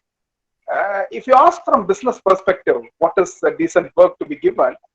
Businesses, when they use the natural resource very wisely and very, very logically and sensibly, that is again a responsive, decent work for the society as a whole. No one is excluded. That is what the basic philosophy of this particular decent work and economic growth philosophy. No one is left. By 2030, we all feel that there should be full employment in India. In India, at least specifically, we aim at full employment. Definitely, we're expecting a fair income, a security in the workforce, workplace, wherever we work, a social protection for family. That is more important, right? We talk about work-life balance. A decent work includes work-life balance a lot, and social protection for family is one of the key components. And not only that, a better prospects for the personal development as an individual. How I develop myself is also equally important. Only when I develop myself, I'll be able to contribute to society a lot. So personal development and social integration. So these are all the what I can say thrust area for this particular decent work definition. What we talk about. Basically, this particular goal focuses on promotes inclusive and sustainable economic growth, employment for all. That is what. But the question is, during this kind of crisis situation, how do we ensure every government across the world is doing their best, or every state in India, if you take, they're doing their best, starting from alphabet A, Assam, till the alphabet T, Tripura, whatever you call, let it be states or territory, they're doing the best in supporting their citizen for social integration, protecting the family by financial means, giving better health care. They're doing it. Sustainable inclusive economic growth can be driven definitely through what I can say, a joint effort with the industry and the participation, positive participation with the employees. So economic growth by 2030 across the globe, we expect this by the SDG goal is 7%. We should be proud enough and pat on ourselves. India is already on the track of 7% growth. All time, we are one of the few countries which give positive growth rate. We are on 7% economic growth rate. When the GDP grows by 1%, I trust we all know about it. 1% growth in GDP is equal to creating 1 million job offers. 1 million. When we grow by 7%, approximately, that means we'll be able to create 7 million job offers. There is approximately 70 to 80 lakh of new jobs we'll be able to create. So India is a land of potential for freshers as well as seasoned people, and we are known as the service hub of the world. So 7% growth rate, when the world expects by 2030, we are already there on the goal. So kudos to the government efforts and kudos to all the industrialists and the educationalists and experts who are working towards it.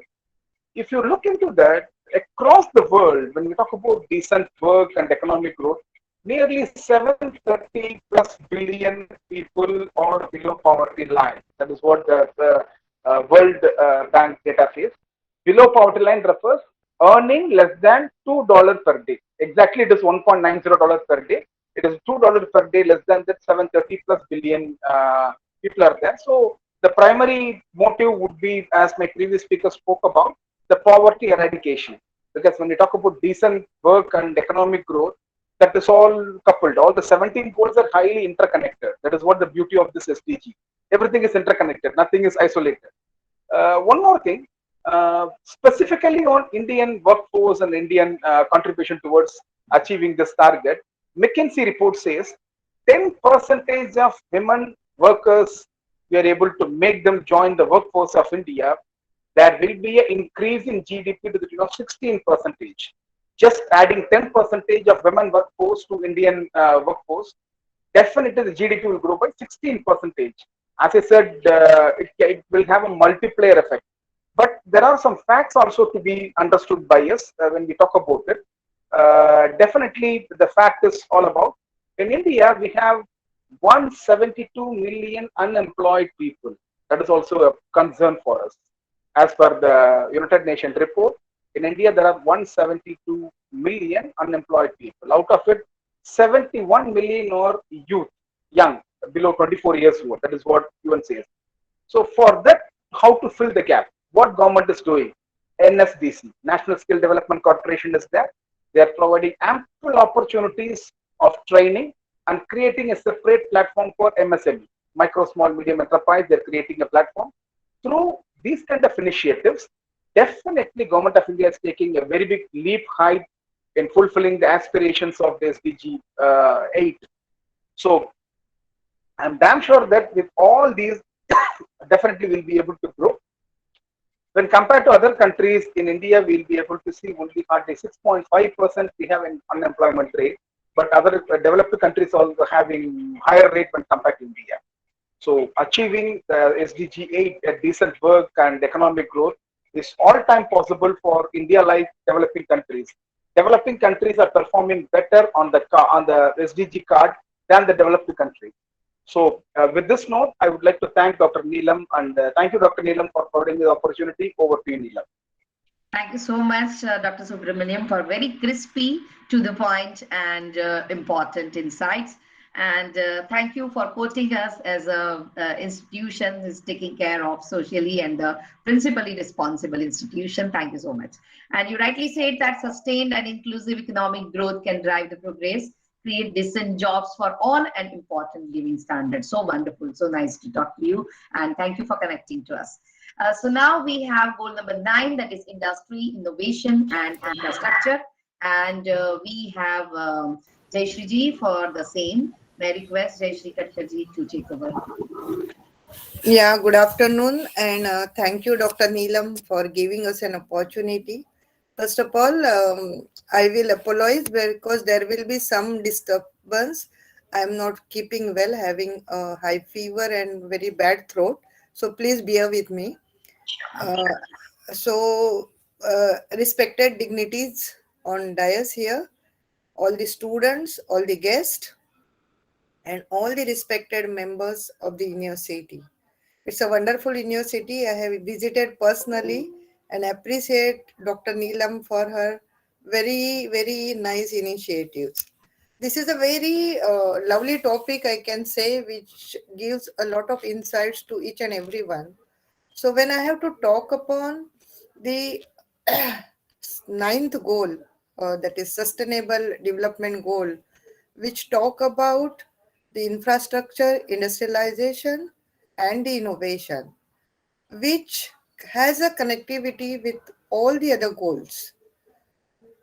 Because when we talk about the sustainable development, it talk about people, planet, and prosperity.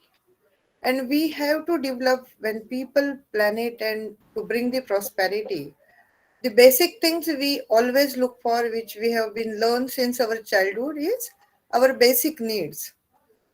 So these basic needs are our clothing, our fooding, and our sheltering. And for all this, what is required for all this requirement is infrastructure. And when we talk about infrastructure, it cannot happen without the inclusive industrialization. So taking it forward, I would like to have few, I have some slides, but those are not required to be presented. I can go on talking. So the major function, if we can see, the foundation of every successful community, which lies in industries and its infrastructure. And to promote the innovation or to promote the industries, what is required is sustainable technologies, which require a lot of innovations. And with this, when industries come in picture, it will bring in prosperity, will create a lot of jobs, and definitely it will build a stable and a very prosperous society. So today, if we look around the world, the major factor we can say that separate the developed and developing industries, countries, or the underdeveloped countries is the economy, the structure of the economy, the gap between the per capita income of the developed and underdeveloped or developing industries. This per capita income or economy generally rotate around the how you are developed in terms of your industrialization, your infrastructure. We are the agriculture based industry and earlier we were into agricultural aspect only, but slowly as a India we have entered into industrialization. We have started up with cotton mills, Swadeshi, our own clothing. But if today current scenario, if we want to look around, even today about 2.6 million people in not only our own country but around developing world also, country also, they're till today facing the difficulties for electricity. They are facing about 2.5 million people, billion people are not having access for sanitization.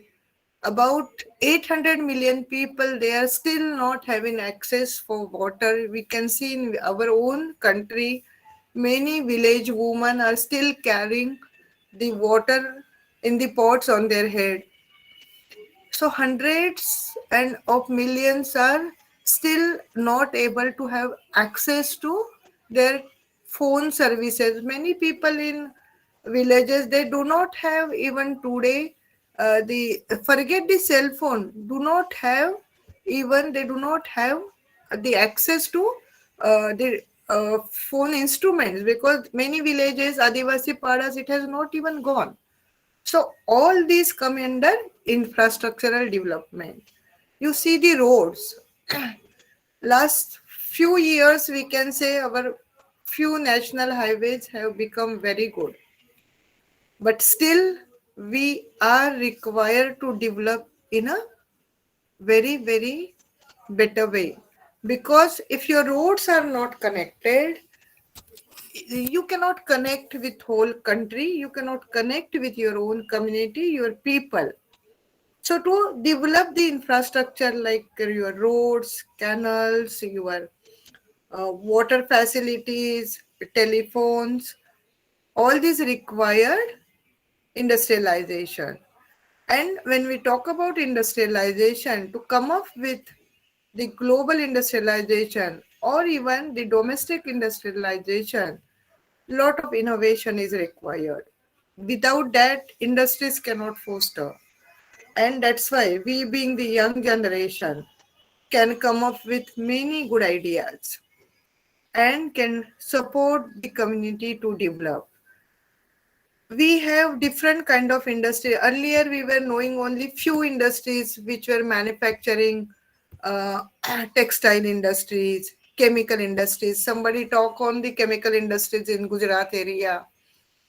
So we were talking on industrialization. Earlier, the industries were in few areas, but now when we talk about, there are many aspects and different types of industries, like manufacturing is one aspect. The other aspect, the hospitality, like we talk about, few people talk about pandemic scenario, and we all suffered in during COVID. So that time also, the industrialization plays a very important role. During the COVID, many people started a small scale business, which is a manufacturing of sanitizer. That was the need of the time. Many people started manufacturing masks. Many people started manufacturing face shield and many medicines. So this has created a need of time. But looking forward, there are many such things, many such pandemic scenario can come.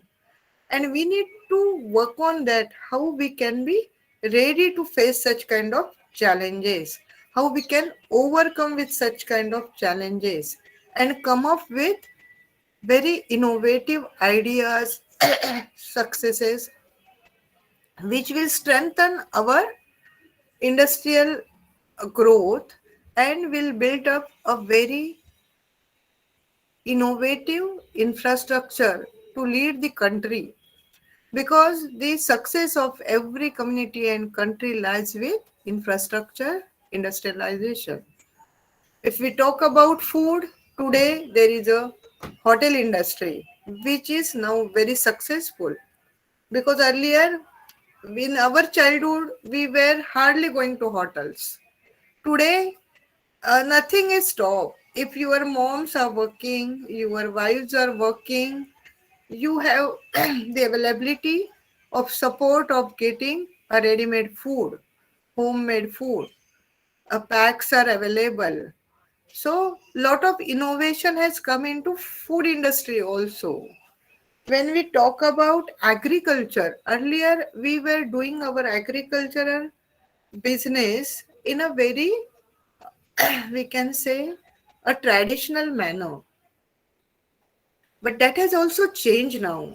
Based on the agriculture, the industry has grown like anything. And the agriculture sector also has now developed the industrialization. So you can see, if you talk about banana as a crop, from banana you can develop a number of products. I come across a lady, I met one lady, she was having a banana as a farming from Jalgaon she was. And one day she said ki they were having a lot of bananas and there was no market, and now what to do with the bananas. So she come up with the idea and she started preparing banana chips, banana powder, banana say biscuits, banana sweet, and so many products. Today she is manufacturing about 100 plus product of bananas. So this is innovation. So the students, our what we can do, we can create awareness for our own society, how we can sustain and how we can develop the infrastructure, how we can support society to develop infrastructure. We also have to create awareness, because in India basically, or in many underdeveloped countries, people underutilize or misuse the available infrastructure. So we need to educate people to utilize the available infrastructure in a best possible manner. See, 2 years or 3 years back, Mr. Modi has introduced bullet train. Some good quality trains were introduced. Like a flight, you will get the facilities in the train. So this is a good infrastructure this government want to introduce.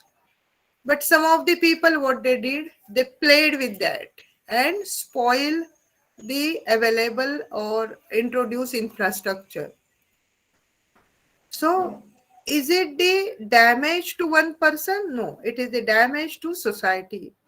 So how we can educate our own people to support, to introduce good infrastructure as well as sustain this infrastructure, and support society, support community to bring in the development. So what we need to do, we need to change in the mindset. We need to change or bring into the change, the cultural change. People will say, "Arey, pehle to chalta tha." But we need to change as per the growing scenario, growing climate. We need to bring a climatic change also and cultural change. So people need to bring in that aspect in mind, and their mindset need required to be changed. Otherwise, see, government will help us to introduce lot of infrastructure, will bring in industrialization, but the mindset of some of the employees or some of the people, some of the villagers is in such a way that they will always try to oppose the things, and this stop the development. So students, what is expected from you? To create more and more awareness, try to build a cultural change in the mind of people, whoever around you. Our small efforts will help us to build a better organization today, tomorrow, a better nation tomorrow. Third aspect, what we can do is, apart from ourselves, we can educate others. Not only May our. I request, ma'am, to wrap up in a few seconds, please? Thank you. Yeah, I will. Also, we have to travel and see around the world what is happening. So, with the time limit, I would conclude with this. So, again, going into the same thing, I will narrate with a small story. Ma'am, give me 1 minute only. So, I will narrate one story. One HR fellow has to give the rating to 3 of his excellent performing people, ABC. And he asks, now I have to differentiate between you. So I will ask you to, uh, you have to go from this side to other side, and there is a river in between. So who will reach faster? I will appreciate. So a person took all the efforts and reached very fast within few seconds. The second B fellow, I am narrating in a very short, otherwise it's a very good story. The other fellow has sat in a boat and drive it in a self manner and reach within few seconds, but better than the A1. The third fellow C, he reached the across the side and he told that, sir, as I have to reach faster, I also think how others can reach faster. I put a small bridge across the river, and that is my innovation to reach in a faster way. So I hope it has satisfied your expectation. So you can understand who is the better one. So thank you very much, ma'am, for giving this opportunity, and thanks for bearing with me. Thank you very much. Thank you so much, Jayashree ma'am, for sharing this much of prosperous knowledge. I request Dr. R.S. Dabas to share his presentation on the next sustainable development goal, that is reduced inequality. Dr. R.S. Dabas is an international corporate trainer, ex-VP NCXO from Hero Honda, Jindal Steel, Trident. Thank you so much, sir. The stage is yours. Thank you, Mansi. Good afternoon, and thank you, Nilam, for inviting me. Can I have the sharing, please?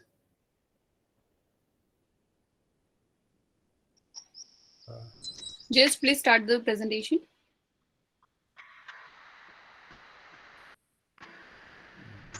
We have given authority to share the slides. So you can also share this slide, sir, if you have. A window, your entire screen, or a window, or a tab? What is that? So whatever you is, it's possible from your side, you can start from entire window too. Okay. Yeah, thank you, sir. Is it visible? Okay, I'll be sharing. Am I audible? Hello? Yes, sir, you're audible. Okay, I'll be sharing some of my experience. Fortunately, I have traveled in 108 districts of India and about 30 countries. And in 2005, I was invited by United Nations. It was UNAMA, United Nations Assistant Mission for Afghanistan, to train the top government officials of that country. And I stayed for 2 months, but it was a wonderful experience to see what is inequalities. So basically, I'll be sharing some of my experiences, but more important is what is the concern. So what is some photograph I'm sharing? This is the poor children in Africa, starvation in Afghanistan. I have actually seen, I used to go to the village where almost in every house, there was someone with disability because of the war. I visited many villages. In India, still women sanitizers, they are using the old methods. All this is labor migration during COVID. All these are the effects. And let's see, what is SDG 10? SDG 10 is reducing inequalities within the country and among the countries. So sorry to disturb, but your slide is not moving. We are on still the same slide, that is first. Is it now moving or not? So are you able to see? So it stopped presenting. Please share it again. Okay.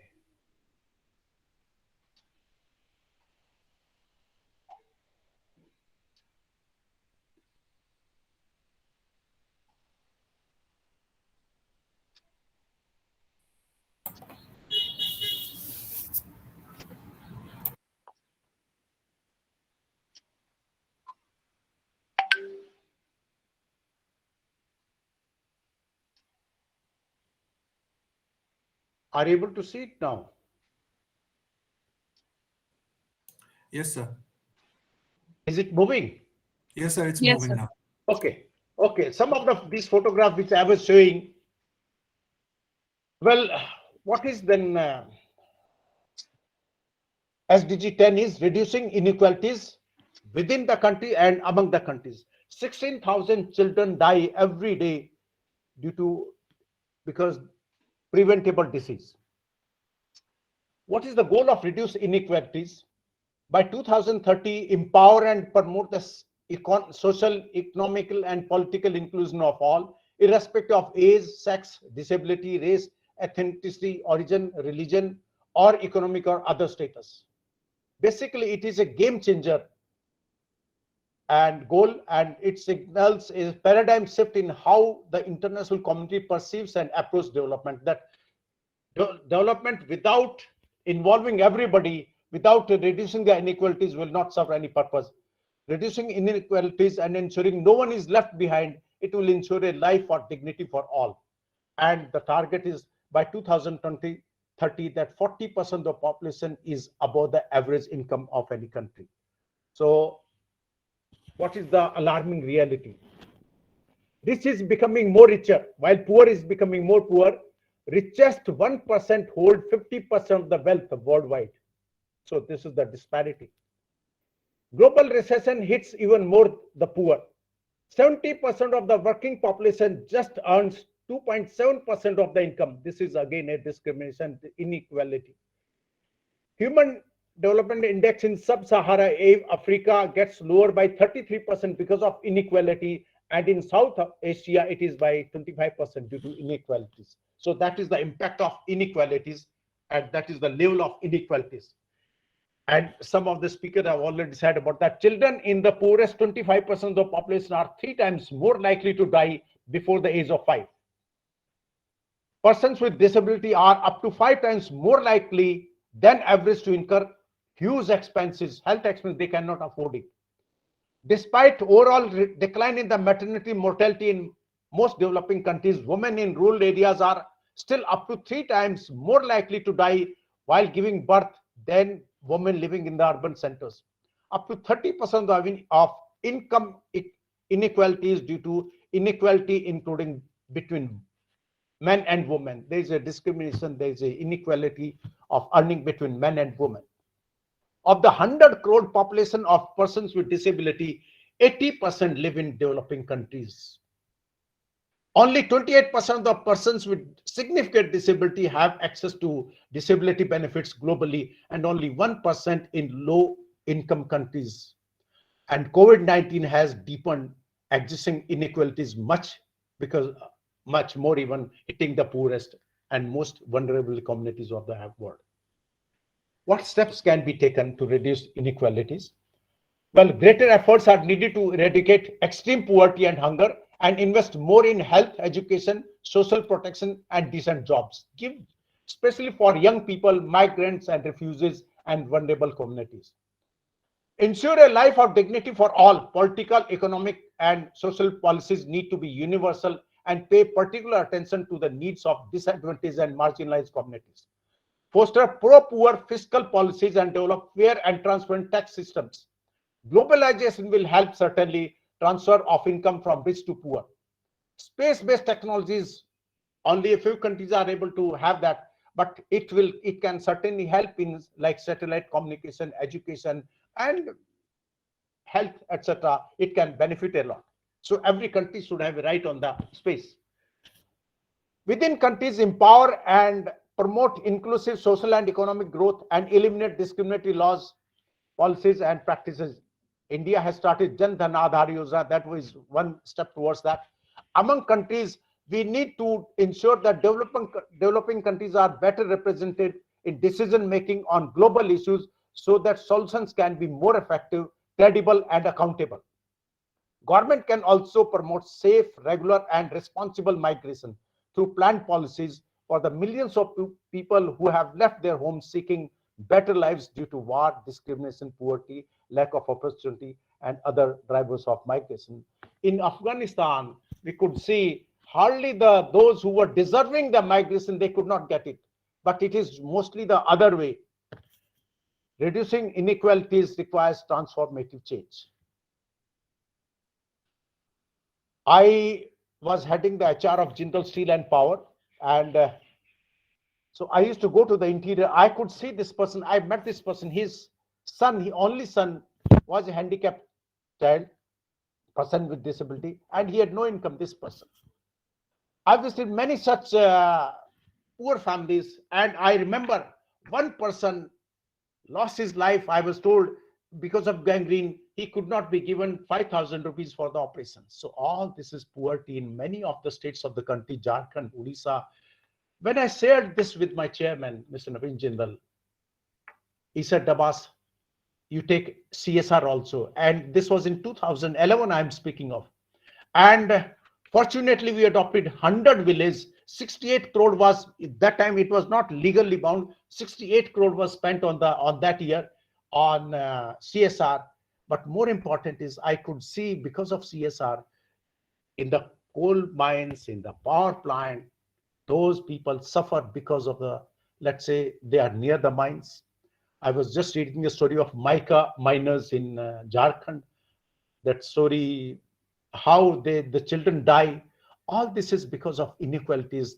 The poor people really suffer a lot. The most vulnerable society is the poor people. What I'm suggesting is, one of my suggestions, wherever I go to the schools and the universities, is that we should develop compassion among the people.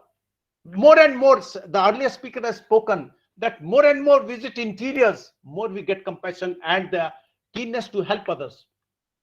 We should actually make it a mandatory that every student should go for 2 months as an intern in the rural area and especially tribal area. And this is what basically India has done. India is doing some work.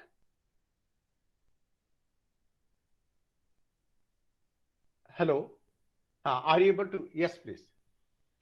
So what I'm suggesting is that we should send all students, it should be made mandatory, 2 months internship in any village. They should spend it. Then only the compassion would be developed. Then only they can see what is truly inequalities, how some of them are lucky, some are unlucky, and then only we can develop the compassion. And so it requires sensitizing the society, it requires education, it requires government efforts, it requires NGOs and corporate also in a big way, but the need is there. And not only that, I was showing that photograph recently, a lot of para Olympians. India has really done wonderful. But when I was sharing with Deepa Malik, who is a para champion, she said, still in India, there is hardly wheelchair provision. I mean, you cannot go with the wheelchair in the buildings. So buildings, government buildings are not pro-friendly. There are a lot of work has to be done in the country. And this is what the challenge is really. This requires, I'll end with the sentence of Mahatma Gandhi. He says, do something good for those who cannot reciprocate and your self-esteem will go up. Really, it is giving back to the society. And it is through the government, through passion, through involving of NGOs, government, but it requires, because fortunately, wherever I have gone, when I went to Mauritius, I stayed with some family who migrated about 150 years back. So when I was going to different countries in Japan, I stayed with a family, I could see the difference. I stayed for a family with 7 days in Tokyo. I could see the difference of inequality between India, developing countries, Africa, and developed countries. It requires, it's a big challenge, but it's a game changer goal. And let's work jointly. Thank you very much. Thank you for it. Thank you so much, sir, for this knowledge. Hoping for the best that we get a change in by this 2030. Thank you so much again. So we are moving forward to the SDG number 11, that is Sustainable Cities and Communities.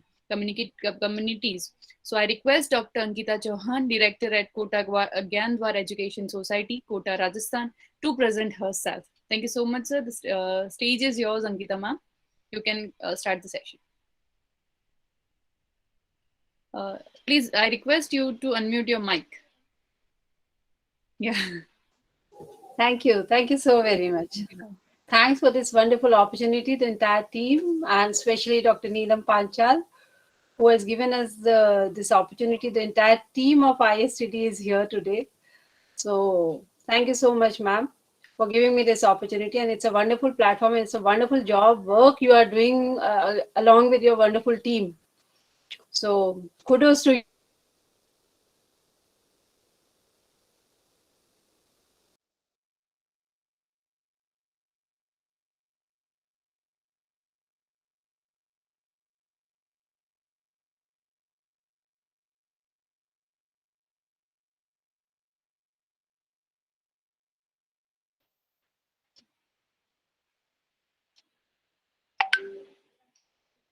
Ankita ma'am, are you there?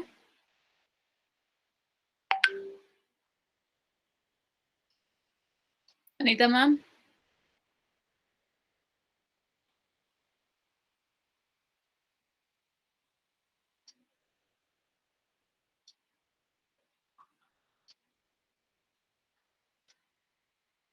Anita ma'am, are you here?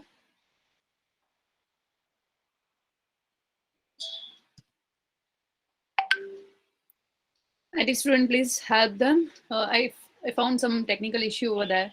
So we are waiting for Anita ma'am to come back. For that same, we are moving forward to the SDG number 12, that is responsible consumption and production. I request Mr. Manish Singh to present himself, that he is CEO at Radha Business Consulting, that is division of RMSL, and life member of ISTD Ahmedabad chapter, Honorable Secretary for Training and Development, Ahmedabad. Thank you. Thank you so much. Thank you so much, Namaskar sir. to everyone, one and all, and my senior colleagues from ISTD Business Fraternity, my dear students, and the colleagues at the University Academy. Let me quickly share my slides here.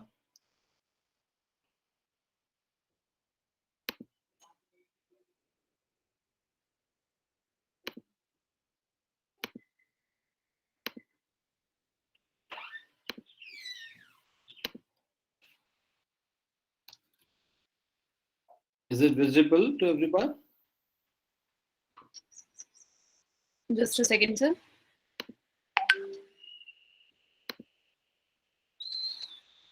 Just let me know when you start seeing it. Yes, sir, it's coming. Yeah. Wonderful. Thank you. Yeah, Thank you so once again. I'm very fortunate to speak on the achieving sustainable development goals from the policy and the business interventions in this prestigious 7th International Youth Symposium. Let's understand what is the issue we have been facing. Worldwide consumption and production, a driving force for a global economy, rests on the use of natural, environmental, and resources in a way that continues to have destructive impact on the planet. Let's understand with few facts and figures to understand the impact. Like every year, estimated about 1/3 of the food produced, equivalent to 1.3 billion tons, worth around $1 trillion, ends up rotting in bins of consumers and retailers, or spoiled due to poor transportation, storage, or harvesting practices.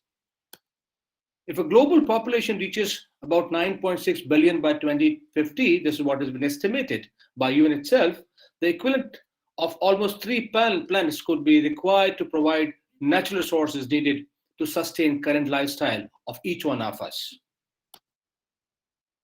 The emergence of COVID-19 has underscored the relationship Sorry between to people and nature. disturb you, sir, again. Slide is not moving. Yeah, now it's here. Is it visible now? Yes, sir. Wonderful. Thank you. So I was saying the emergence of COVID-19 pandemic has underscored the relationship between people and nature and revealed the fundamental tenets of the trade-off we consistently face today. Like humans have unlimited needs, but the planet has limited capacity to satisfy them. We must try to understand and appreciate the limits to which humans can push nature before it start impacting the nature negatively. Those limits must reflect in our consumption and production patterns. The current crisis, we should take it as an opportunity for profound systematic shift to a more sustainable economy that works for both people and the planet. So how can we contribute being responsible in our consumption and productions? Let us understand by what is the goal. The goal is to ensure sustainable consumption and production patterns is about doing more with less. It's also about decoding economic growth from environmental degradation, increasing resource efficiency, and promoting sustainable lifestyles. Why is it needed? Because economic and social progress over the last century, as my fellow panelists have spoken already, has actually accompanied by environmental degradation that is endangering the very system on which our future development and very survival of ours depend. It is also needed because COVID-19 has also offered an opportunity to develop recovery plans. We have seen what has happened when we all were locked inside our homes and the planet self or the climate self rejuvenated, right? That will reverse the current trends and shift our consumption production patterns to more sustainable courses. As you see, we have been at home, we have consumed less of petrol, less of fossil fuels, whereby giving some breathable air around us. A successful transition will mean improvement in resources efficiency, consideration of the entire life cycle of economic activities, and active engagement in multilateral environmental agreements between the countries, organizations, and even the big corporates. So what is the need to change now?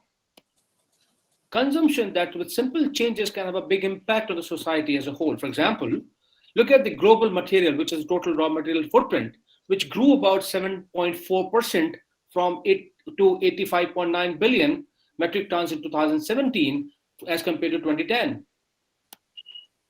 Reducing food loss and waste can contribute to environmental sustainability by lowering production cost and increasing the efficiency of entire food system. So again, the slide is there only. Sorry, come again? Slide is only there. It is ticked. Again. Yeah, please. Yeah, you have to. Yeah. Thank you, sir. We were on the what is to be changed, right? Yeah. Okay. I was talking about reducing food loss and wastage, which can contribute to environmental sustainability by lowering the production cost and increasing the efficiency of entire food system. We're also polluting water faster than nature can recycle and purify water in rivers and lakes and our reservoirs. And there are much more many activities or initiatives we can do being responsible. When I say we, it's not just you and me, but everybody around the world and globe, all humans specifically, as an individual or as an organization. How can I help as a business? That's the question we must answer, and all businessmen should answer today. Like I was hearing one of our panelists here today, she was passionately talking about what all initiatives their organization and the neighboring industrial area has taken up to help in sustainable resources usage. So let us understand the identification of hotspots like this within our value chain, where such interventions have a greater potential to improve the environment and the social impact of the system as a whole, and which could be a crucial first step for each one of us, as a business at least. Find new solutions that enable sustainable consumption and production patterns. Like, for instance, there are, as we know, the textile industry consumes a lot of water, contribute a lot of water wastage after the agriculture. If we be little responsible in consumption of our textiles today, going local, we can do that, for example. Innovation and design solutions can both enable and inspire individuals to lead more sustainable lifestyles, reducing impact and improving our well-being. Sorry to What is happening from the policies side to address their effective implementation? Yeah. Melissa, yes, the slide is. As what sister was talking about. I'm talking about the slide. It is still there. We are still on the what needs to change. Yeah, you need to change it to the third slide. Hello. Hello. Yes, sir.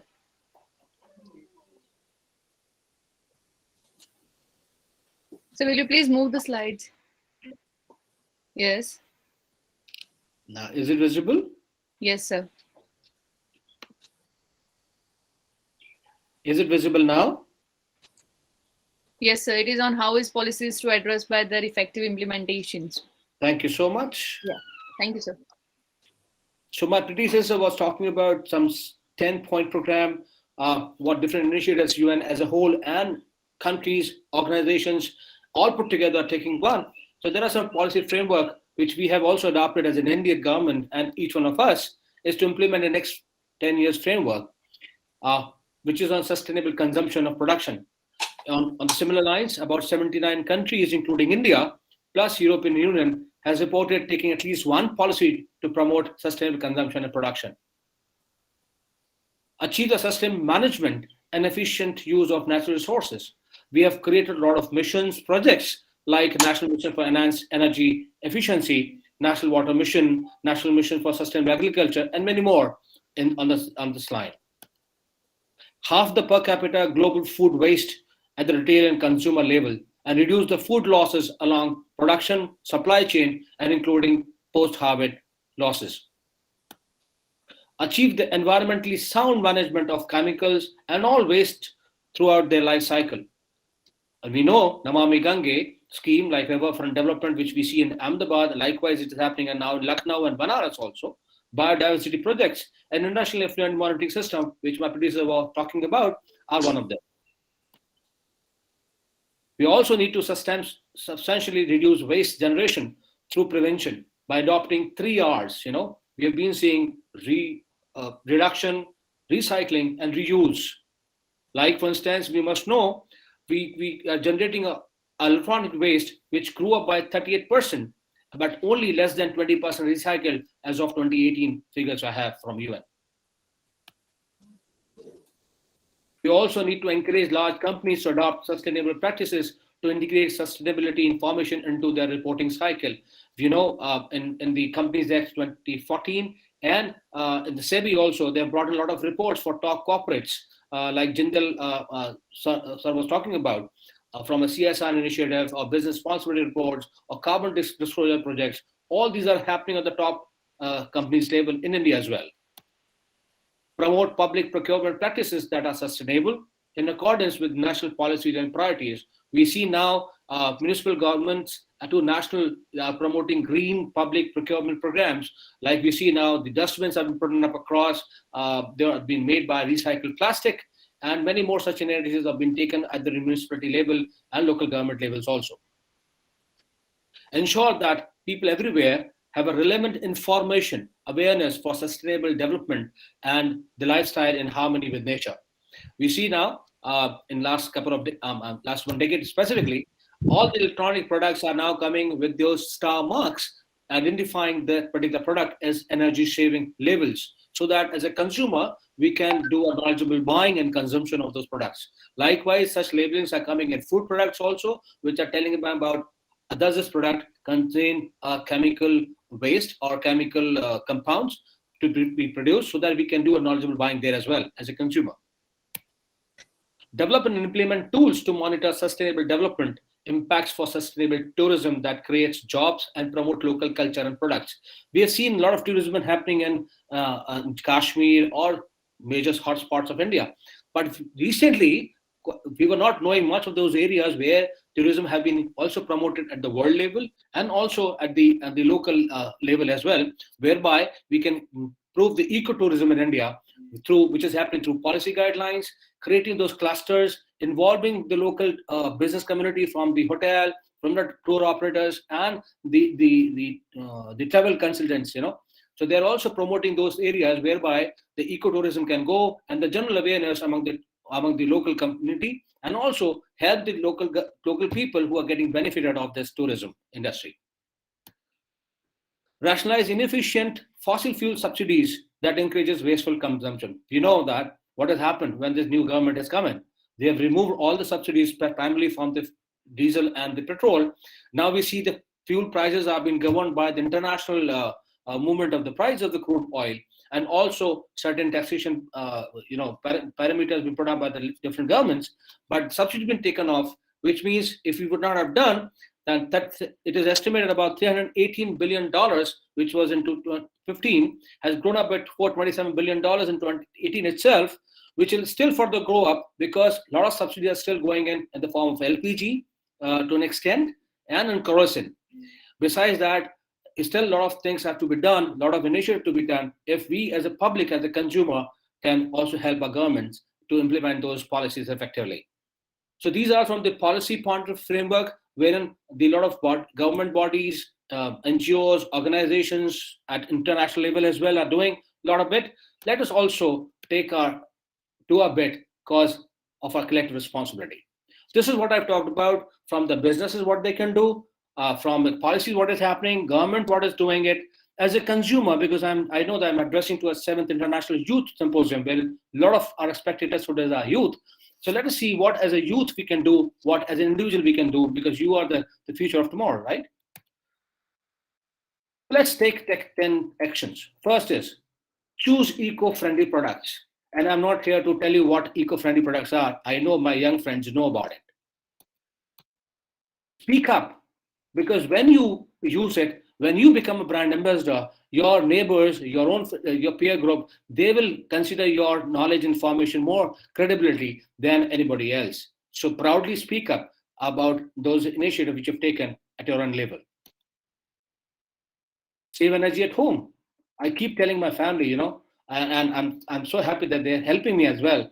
We have changed LED lights from the old CFL lights and tube lights, and I also ensure that the moment you go out of the room, I do not need to put up a Sierra there or Alexa there. Why don't you please switch off your light itself? Yeah, save energy at home.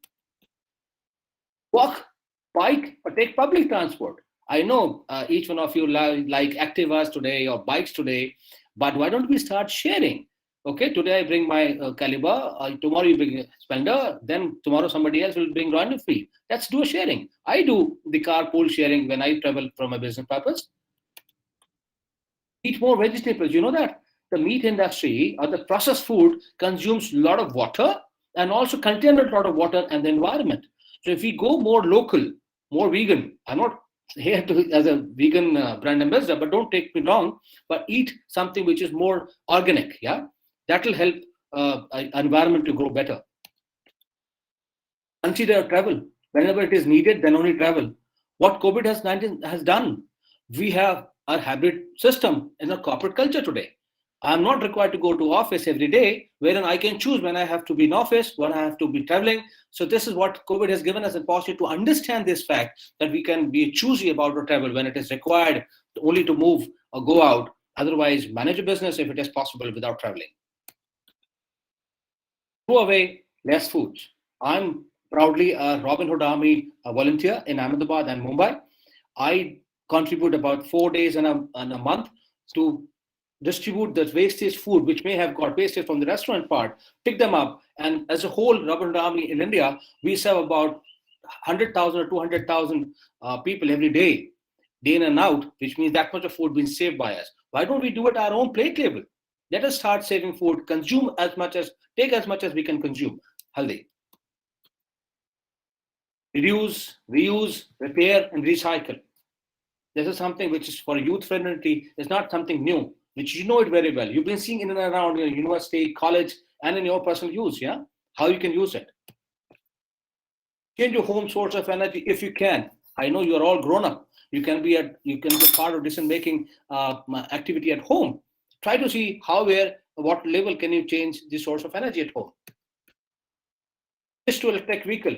As you grow, perhaps you might start earning soon, or some of you might be starting earning now. Choose electric vehicle if you can, if you have a choice to do. Government is putting a lot of infrastructure whereby you can be assured of having charging stations in and around. That will do a lot. As an individual, we can do a bit to our environment and to our fellow country.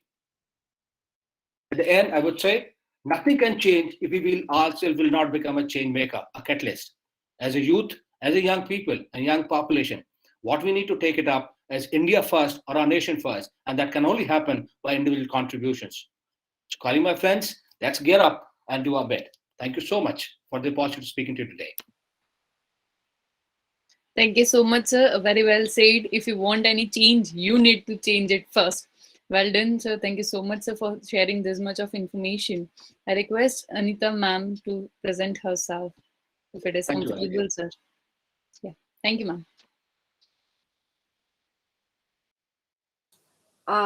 Thank you, Himanshi ma'am. Actually, I regret my network went off some now. So I was talking about I've been given this responsibility to talk about sustainable cities that aims to renew and plan cities and other human settlements in a way that offers opportunities for all with access to basic services, energies, housing, transportation, and green public spaces, while reducing what resources, use of environment, and impact. And this particular SDG has another few more focus points on that. First is safe and affordable housing, affordable and sustainable transport system, inclusive and sustainable urbanization. By 2030, we have to enhance inclusive and sustainable urbanization and capacity for participatory, integrated, and sustainable human settlement planning and management in all the countries.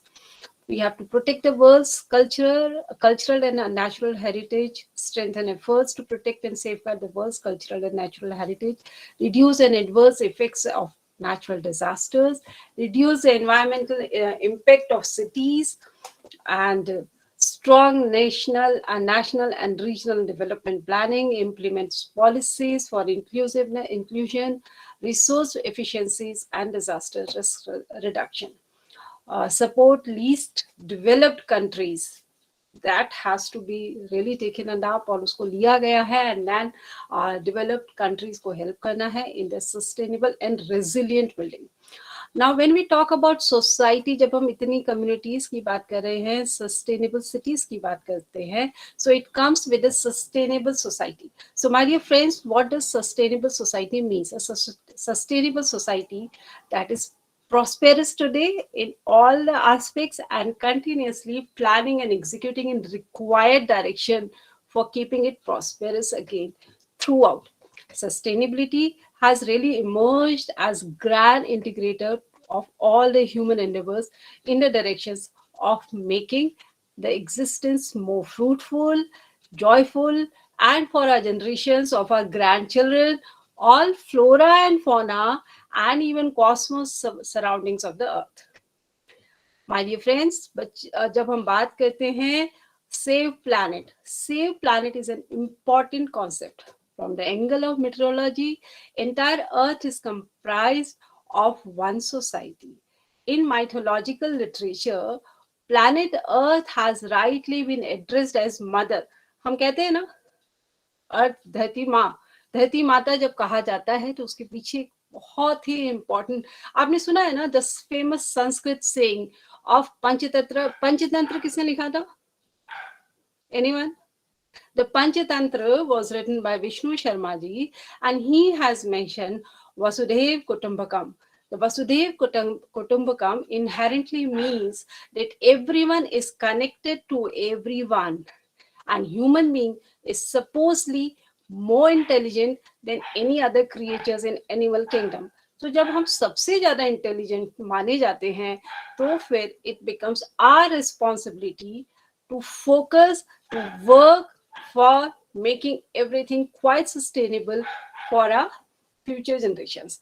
However, the intelligence often has been used in wrong directions. ऐसा आप सभी ने देखा है, right? It is basically human beings. ये हम ही लोग हैं जो कि किसके लिए responsible हैं for the global warming. Way back, अगर हम 9000 BCE की बात करें, so carbon dioxide concentration was around 280 ppm, that was parts per million by volume. But in a study by Charles Kingsley as an US-based scientist, the concentration increased from 315 ppm to 1958 in 1958 to 400 ppm in 2030. So the present society requires क्या चाहिए? Smart citizens होने चाहिए जो कि इन सब चीजों को रोके. And how to have a smart citizens in one? Who is a smart citizen, my dear friends? Smart citizen is one who takes responsibility on one's own side. Smart citizen is one who faces problems as others face, but he or she is a part of the solution as well. हम उस solution को solution providers बनना है हमें.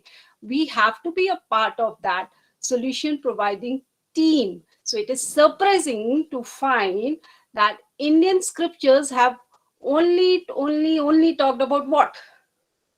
Any ideas? Yes, our Indian scriptures have always talked about only duties, not about rights. कैसे? There may be two reasons. इसके दो reason हो सकते हैं इस अप्रोच के. मेरे हिसाब से मैं ऐसा सोचती हूँ, perhaps the first, the scriptures put citizens to higher pedestals of self-respect and did not find it dignified to remind about their duties. Second, if all the citizens do their duties, rights of everyone is preserved. अगर हम अपनी duties को पूरी तरह से निभाते हैं तो औरों के जो राइट्स है वो ऑटोमेटिकली प्रिजर्व्ड होते हैं. So detailing about the rights would have never been a redundant act. That was the first reason I believe जिसकी वजह से कभी भी इंडियन स्क्रिप्चर्स में बात नहीं की गई है राइट्स की. हमेशा ड्यूटीज के ऊपर आपको फोकस किया गया. A little step towards building sustainable society charges an individual with courage and energy. And you know, आत्मबोध उपनिषद में सजेस्ट भी किया गया है. अगर हम अपने उपनिषदों की बात करते हैं तो आत्मबोध उपनिषद has suggested स्वल्पा अपि दीपा कनिका बहुलम नाश्यते तमः. A small flame of a lamp destroys the deep darkness. जो बहुत गहरा अंधेरा है, छोटी सी फ्लेम, जो छोटी सी दीप की ज्योति जो है वो उसको नष्ट कर देती है. यहाँ पे फ्रेंड्स मैं आपको बात करना चाहूंगी, जब हम सस्टेनेबल cities or communities की बात करते हैं, so we at Kota started a small campaign. Do you know, people, like we are connecting people for the art of giving campaign. My dear friends, do you think, is there an art of giving also? आपने art of living सुना है, but is there any art of giving? Yes, I believe there is. Much like the creative inspiration that flows through paint brushes from our poetry, giving an individual's expression of caring for someone, for something beyond oneself. Kota Gyandwar Education Society has initiated a unique activity called Art of Giving with a tagline, connecting people for the art of giving. My dear friends, भगवान श्री कृष्ण की वाणी सुनी है ना हम सबने? क्या है? भगवान श्री कृष्ण की वाणी है गीता जी, श्रीमद् भगवत गीता. तो श्रीमद् भगवत गीता में भी दान को एक बहुत ही स्पष्टता के साथ समझाया गया है. इसके अनुसार दान क्या है? दान, इट इज एन एक्शन. ये वो क्रिया है जब हम किसी योग्य व्यक्ति को कोई भी वस्तु उसी की समझकर उसी को अर्पण कर देते हैं और बदले में कभी भी किसी फल की चेष्टा नहीं करते. इसी दान को जब हमें नए जमाने में आप बच्चों को समझाना है, नए बच्चों को समझाने के लिए हमने इसे छोटा सा टर्म दे दिया है, that is called art of giving. Art of giving कह सकते हैं. And my dear friends, every time we give, we create a space to receive something back from the universe. The person that practices the art of giving knows it is not just giving money away. It is about looking inside and asking ourselves, how can I share my energy? How can I share my energy with the world in a way which helps all people prosper and grow? And that is what is SDG this 11 is talking about. So remember, my dear friends, your trash is someone's treasure. याद रखिए, आपका कचरा, आपका कबाड़ किसी और का खजाना भी हो सकता है दोस्तों. So we have to really work and focus with this. The truth is that we have many gifts to offer. We have many gifts to offer to our fellow beings on this planet that may enrich their lives. Trust me, we all are a unique creation of the great divine, and thus we have much to contribute to those around us. अगर हम इसकी बात करते हैं, आप daily हमारी daily practices में देखिए सर, जो सनातन धर्म की बात करते हैं हम, भारतीय सभ्यता आज से नहीं, वर्षों से, कितने वर्षों से आप ये देख रहे हैं. आज मैं कहती हूँ कई भारतीय ऐसे हैं जो घर घर में अग्निहोत्र होता है. दिन भर में मैंने जितना कार्बन डाइऑक्साइड प्रोड्यूस कर दिया है, मैं उसको कन्वर्ट कर देती हूँ ऑक्सीजन में, मैं लौटा रही हूँ अपने वातावरण को. This is what is in our culture. तो हमारी जो culture है, जो सनातन ने हमें सिखाया है, उसको हमें आगे फैलाना है. And जो बात हम वर्षों से करते आ रहे थे, कुछ वर्षों पहले 2015 में ही तो मिले थे सभी राष्ट्र, और सभी राष्ट्रों ने मिलकर सोचा कि चलो 2030 तक विश्व को एक अलग उसमें बांटते हैं. And then they have defined all these sustainable development goals. So my dear friends, आपको कहीं नहीं जाना है, आपको इस बात का प्राउड फील करना चाहिए. We should feel really proud कि हमारा ही राष्ट्र, हमारी ही सभ्यता, हमारी ही चीजों को आगे बढ़ाने के लिए कई देश एकत्रित हो जाते हैं, यूएन की तरफ से कॉल आता है, and then we are working on it. No, my dear friends, it is already there in your culture. Your culture is there. You have to really plan better. You have to work better. You have to come together to make sustainable cities and communities, and just follow your inbuilt in जो आपके अंदर जो संस्कार हैं उन्हीं को आपको आगे बढ़ाना है, and we shall be able to reach our goal.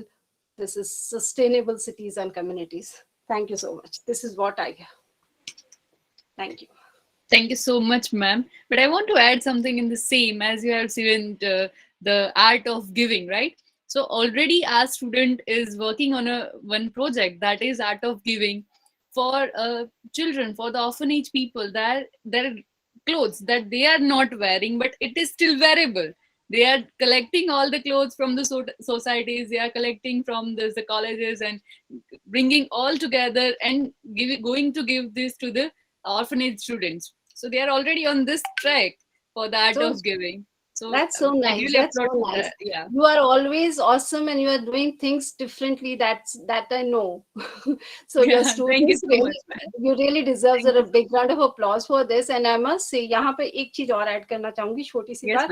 बच्चों, जब हम ये दे रहे हैं, हम आपको कह रहे हैं कि प्रैक्टिस आर्ट ऑफ गिविंग, हम आर्ट ऑफ गिविंग की प्रैक्टिस तो कर रहे हैं, लेकिन अब हमें ये जरूर करना है, हम क्या कर रहे हैं, अपने घर का जो कबाड़ जिसको अपन कह रहे हैं, वो किसी का खजाना बनाने के लिए उसको दे रहे हैं, फेयर. लेकिन हमें इसके साथ एक छोटी सी स्टेप और लेनी है कि आगे भी उनको ये चीज सिखानी है कि ये लंच बॉक्स है या ये वाटर बॉटल है, अगर मैंने आपको दिया है, कल आपके लायक नहीं रहे, आप इसे 2 साल यूज करते हैं, then also you should also go and give it to others, those who can use it. तो इससे क्या होगा, एक चेन बनती चलेगी, और जब चेन बनेगी तो हमारा जो आर्ट ऑफ गिविंग का पर्पस है वो सस्टेनेबल सिटीज और कम्युनिटीज ऑटोमेटिकली डेवलप होती जाएगी. Perfectly said, ma'am. Perfectly. Thank you so much, ma'am, for sharing this. Thank you so much. We are moving forward to the goal number 13, that is climate action. I request Mr. Akshat Jain, Director at Annapakshi Craft Sources Private Limited, to present himself on this platform. Mr. Akshat Jain. Yes, hi. Can you all hear me? Yes, sir, you're audible. Okay, I'm just going to share my screen. Okay, sir. Okay, I'm not able to share my screen, so I'll just start speaking anyway. So, what is, I mean, here, so the topic here is achieving sustainable development goals through business and policy interventions with reference to climate change. Here, when we say climate change, we are talking about climate change that is driven due to human activities, because we understand that nature also has a cycle of temperature change which happens over time, but it is getting accelerated due to human activities, which are primarily, as somebody mentioned, number one, emissions due to rearing of animals, right? Number two, due to fossil fuels burning, which come either from vehicles, transportation, or from power plants, or coal-fired power plants and gas-based power plants. So, how do we relate this to business and policy intervention? Why should businesses be concerned about climate change at all, right? So, this is a very interesting question. And the way we need to see this is in two ways, right? We need to see them as risks due to climate change, and the opportunities due to climate change that businesses have. So, when we talk about risks, I'm talking about compliance, I'm talking about regulation. So these are all businesses as well as policy-driven issues that businesses face. I'll give you an example, right? In 2015, China realized that they're polluting way too much, and they're losing almost 1 million people every year due to pollution. And we need to understand that countries like China have built their economic momentum on the basis of mass production and lower costs, which is ideally not a good competitive advantage, because tomorrow your workers will demand higher wages, so your low cost advantage will not remain, and there will always be another country which will be willing to produce what you're producing at lower costs by bypassing environmental and social consequences. So this is something that China realized after 2015. And if you just go to any business news website and type in, China lockdown, China pollution or China crackdown, some headlines I'm just going to read. Inflation or pollution, tough choice facing Chinese industry. Chinese pollution crackdown exposes rule breakers in top steel hub. China shuts down thousands of factories to battle pollution. China factory output slows down as government cracks down on pollution. So the crux is that they've realized way too late that their model doesn't work, right? Because they've ignored the environmental consequences of doing business. During this period, it is estimated that they've shut down more than 80,000 factories. Okay, to give you a sense of the number, according to the Gujarat government's state's labor and employment department, there are 45,000, approximately 45,000 factories in Gujarat. So we're talking about double the number of factories existing in Gujarat being shut down within a couple of years because they were over polluting. So the point is that if your business and your economic policy is based on the premise that you can sell to the world at a cheaper price by ignoring environmental compliances, then it's proven that it is not a competitive, it is not sustainable in the longer run. Someday or the other, the government or the society will realize that you have been polluting way too much, and at that time it may be very difficult for you to remain in business. So if you want to remain in business for longer, you need to mitigate the risks that I've been talking about. On the other hand, there are opportunities. So there have been countries that have played this issue of climate change in a very smart way by promoting businesses that will address the issues of climate change. So you take, for example, renewable energy, and India has, over the last 5-6 years, started playing a lead position in the growth of the renewable energy space. Although, there are other countries that are leaders, but the growth that we've seen in India is unprecedented. And it makes sense because policymakers in India reverse worked the entire renewable energy incentive. So they said that we want anybody who's putting up a solar plant to earn approx 9 to 11% IRR. But on field, people have been making almost 12 to 13% internal rate of return. So basically, policymakers have incentivized businesses to go for captive renewable wind and solar projects. So you find that a lot of cement companies, a lot of larger power sucking companies have gone for captive wind, captive solar plants to meet their energy requirements. So this is brought in an opportunity of immense cost saving, as well as it has reduced the burden for governments to meet the energy demand. Okay, so another thing that is a success story in India in addressing this is the success of the ethanol blending program. So I think by next year, India will have 20% ethanol blending, which basically means next time you fill petrol into your car, approx 20% of that petrol actually consists of ethanol, which comes from sugar cane. So after sugar is produced, there is some residue from which we extract ethanol. And there are, of course, other methods of also extracting ethanol, but it's primarily an agricultural waste. So it's a very interesting decision because it's a win-win-win, right? It's a win for the farmers because sugar companies are able to pay them better for sugar now, because sugar companies will themselves earn more from the waste. They're going to earn from the ethanol. So approximately last 3-4 years of implementation, annually 21,000 crores has gone into the hands of farmers as a result of this program. And imagine the amount of import bill that India is going to save because of this. So, as well as the amount of agricultural waste that was otherwise probably being burnt as stubble is actually now going into a more productive and more better usage. So we are seeing similar trends in the electric two-wheeler space as well. We are seeing that finally the production capacity of some of these companies put together, Ather, Ola, Hero, Bounce, Revolt, as well as the capacity that has been announced by companies like TVS, is almost going to reach 15 million units a year. And India's, I think, consumption or purchase of electric two-wheelers, two-wheelers itself is around 40 to 50 million units. So we're seeing that the electric two-wheeler space is finally, the numbers are starting to get comparable to the conventional two-wheeler market. And this is only a result of the subsidy and the promotion that the policy has given to this. So, so the crux is that you need to, first of all, if you're running a business, mitigate the risks that you're posing in terms of environmental and social consequences. Because if you don't do it today, tomorrow you are going to be out of business.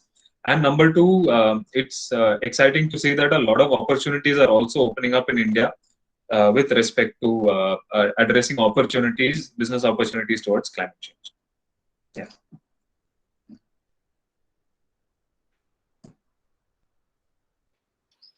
Thank you so much, sir, for sharing these realistic examples with our students. It is very knowledgeable to know. Thank you once again. We are moving forward to the next sustainable development growth, that is number 14, life below water. Dr. Gaurang Sindhav, that is Assistant Professor at Department of Geology, BMT, HG and WLC, School of Science, Gujarat University. I request Dr. Gaurang Sindhav to come on this platform and unmute himself and present that. Yeah, thank you so much, sir. Am I audible? Yes, sir, you are totally audible. Yeah. Thank Perfect. you. Thank you, Himani. Thank you. Thanks a lot. You. So, yes, guys, thank you. And a very good morning. Kem sho bada. I hope all is well, right? So, good wishes for this promising year 2020, friends. And namaste, So, this is a really beautiful gathering, right, guys? And it's honor to be with you. And as of course, due to the new normal, it's virtually, right? And we wish for be together in soon, right? So, and of course, thank you, Nilam ma'am, for this opportunity. And co-colleague, we are really, enhanced with a lot of knowledge and the fundamentals we right now have, right, guys? So I'm going to share my views on the goal 14, that is a life below water, right? And with you in this fascinating forum, what to say, in the starting, it's a tough job. And yes, as I would like to start with the Jal Mev Jeevanam, as it is really said in the culture, in our culture, right? Jal Mev Jeevanam. It's ultimately mean what, guys? Jal hi Jeevan hai, right? And of course, it's a nectar to the great life. So in sum, how we preserve, secure water. So as per my fundamental and, as a business economy and the hardcore Gujarati, so if we consider water as like our money and gold, the problem will definitely solve, So we have to just consider our water as like our gold and money, right? So it will be definitely solve this, sustainability problem. So let's move ahead, guys. So after this COVID-19, yes, so e-platform has taken a great place in our new normal.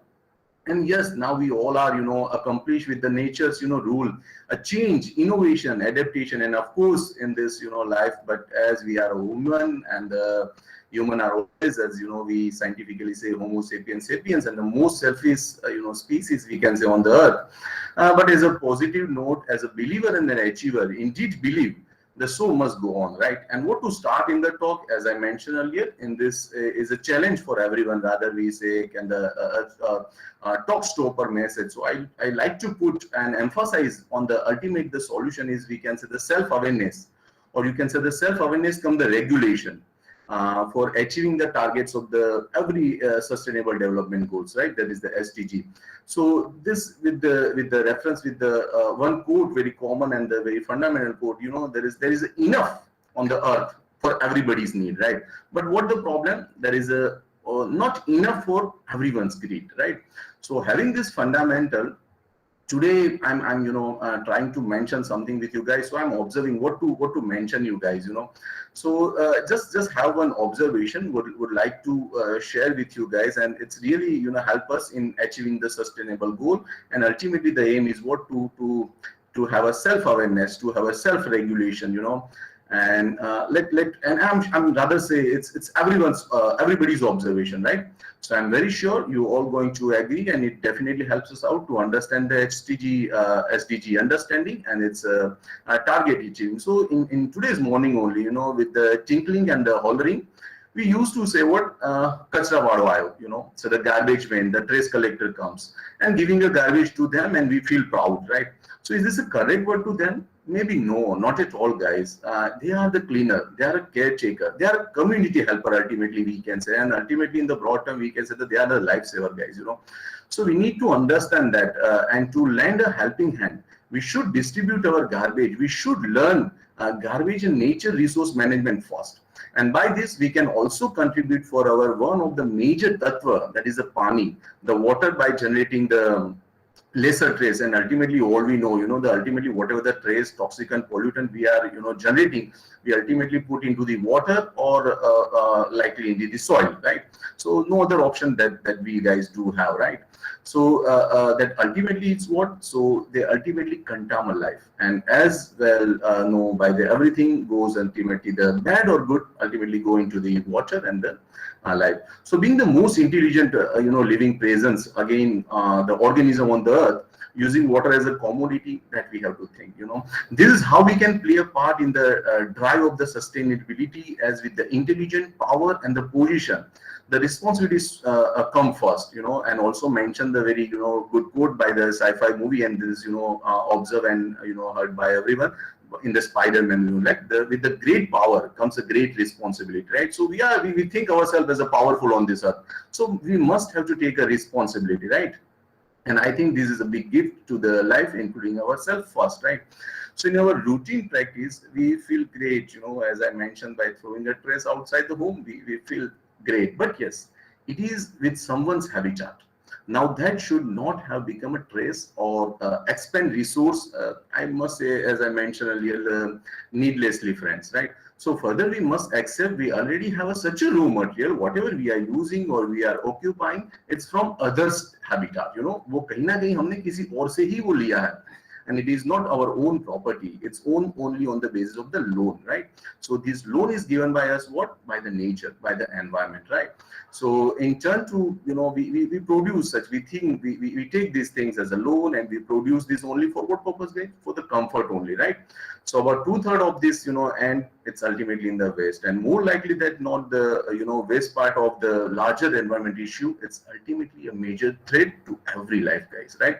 So in overall, please check who is kachra wala, and we can start saying them cleaners, right? That would be the great, and with the above sensitivity, I'm sure we can understand and manage many issues like a water pollution, that ultimately, we are having the targets in the SDG 15 that are what the water pollution, overfishing, oil spill, invasive species are there, and ultimately the habitat loss of this, this great marine or water living. And I'm truly agree with the, my previous speaker, Mr. Manish Singh, and the, Prexa Pandya ma'am, as we are saying, sharing the same lexicon, that is the water.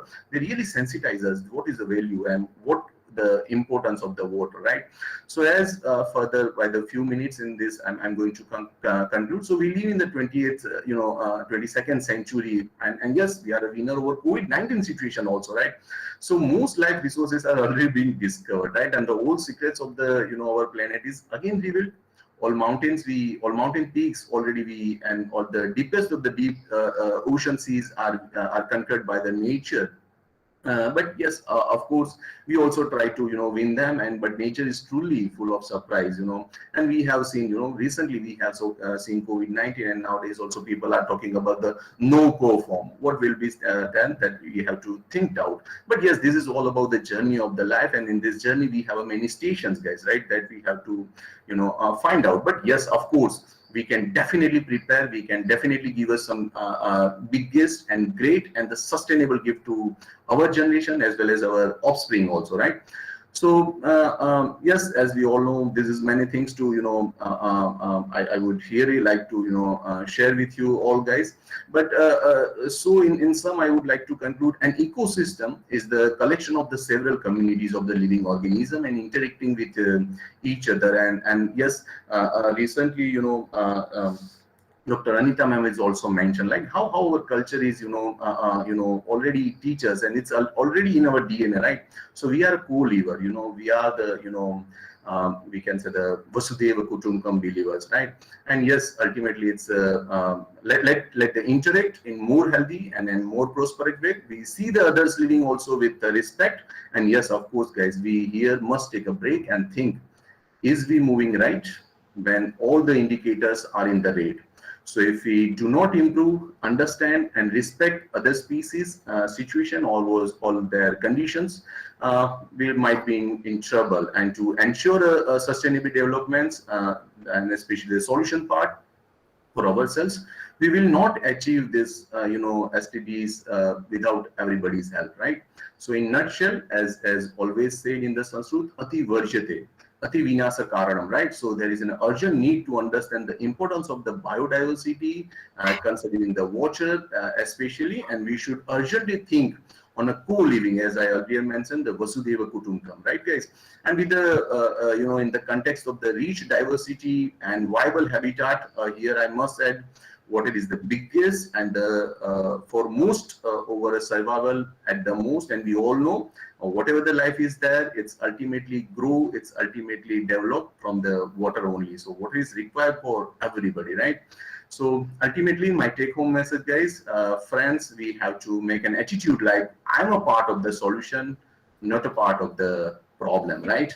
And let India be the harbinger in this, sustainable society and give a great gift to our next generation. So before ending, I would like to, mention a very, very fantastic quote. I'm so fascinating with this quote by the great Einstein. If the bees, jo madhumakhi hoti hai, if it get disappeared off the face of the earth, man would only have 4 years left to thrive. You see the power of this, this tiny organism, the tiny species, right?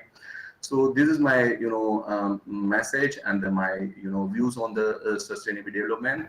Thank you guys being with me. Thank you for this opportunity. Thank you all. Take care. Stay safe. Stay blessed. Thank you, everybody. Thank you. Thank you. Thank you so much, sir, for showing this clear-cut picture, to clear-cut path to our students that how to do and how to become a part of a solution and not become a part of a problem. Thank you so much, sir. We are moving forward to goal number 15, that is life on hand. I request Professor Bharat Maitre from Department of Botany, Biochemistry and Climate Impacts Management, School of Science, Gujarat University, to present himself on this platform. Thank you, Himanshi. Thank you, sir. And so on this today roundtable discussion, where this I have opportunity which are given by the Department of Public Policy and Governance, and especially I thankful to Dr. Nilam Panchal for give this opportunity to share some content regarding to the Sustainable Development Goals in this 7th International Youth Symposium, which achieving sustainable development goals through policy and business interventions. So good afternoon, all of you, all this my co-speakers and all the participants. So in today's this roundtable discussion, there's various kind of the sustainable development goals which are given by this particularly United Nations, where the General Assembly in 2015, which for our better future and our sustainable the life, and on this particularly on this whole earth, where the each and every part where this classified these 17 goals of this different part, and all the countries where they are put them into this particularly for this better future. So today, where this in this 17 Sustainable Development Goals, where I have opportunity to take this 15 goal, this life on land, where they save life and the safe land. Generally, now in this, for last 2 years, mostly we are suffering from this pandemic, where some microorganisms like this COVID virus, and due to this corona, that most of the activity whereby this all this life on land, and particularly human being, which are suffer more.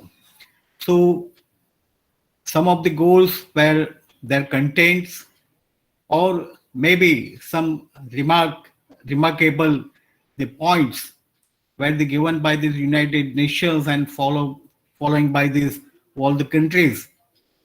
So our nation also in the race of that, all this particularly take this opportunity and for our better future.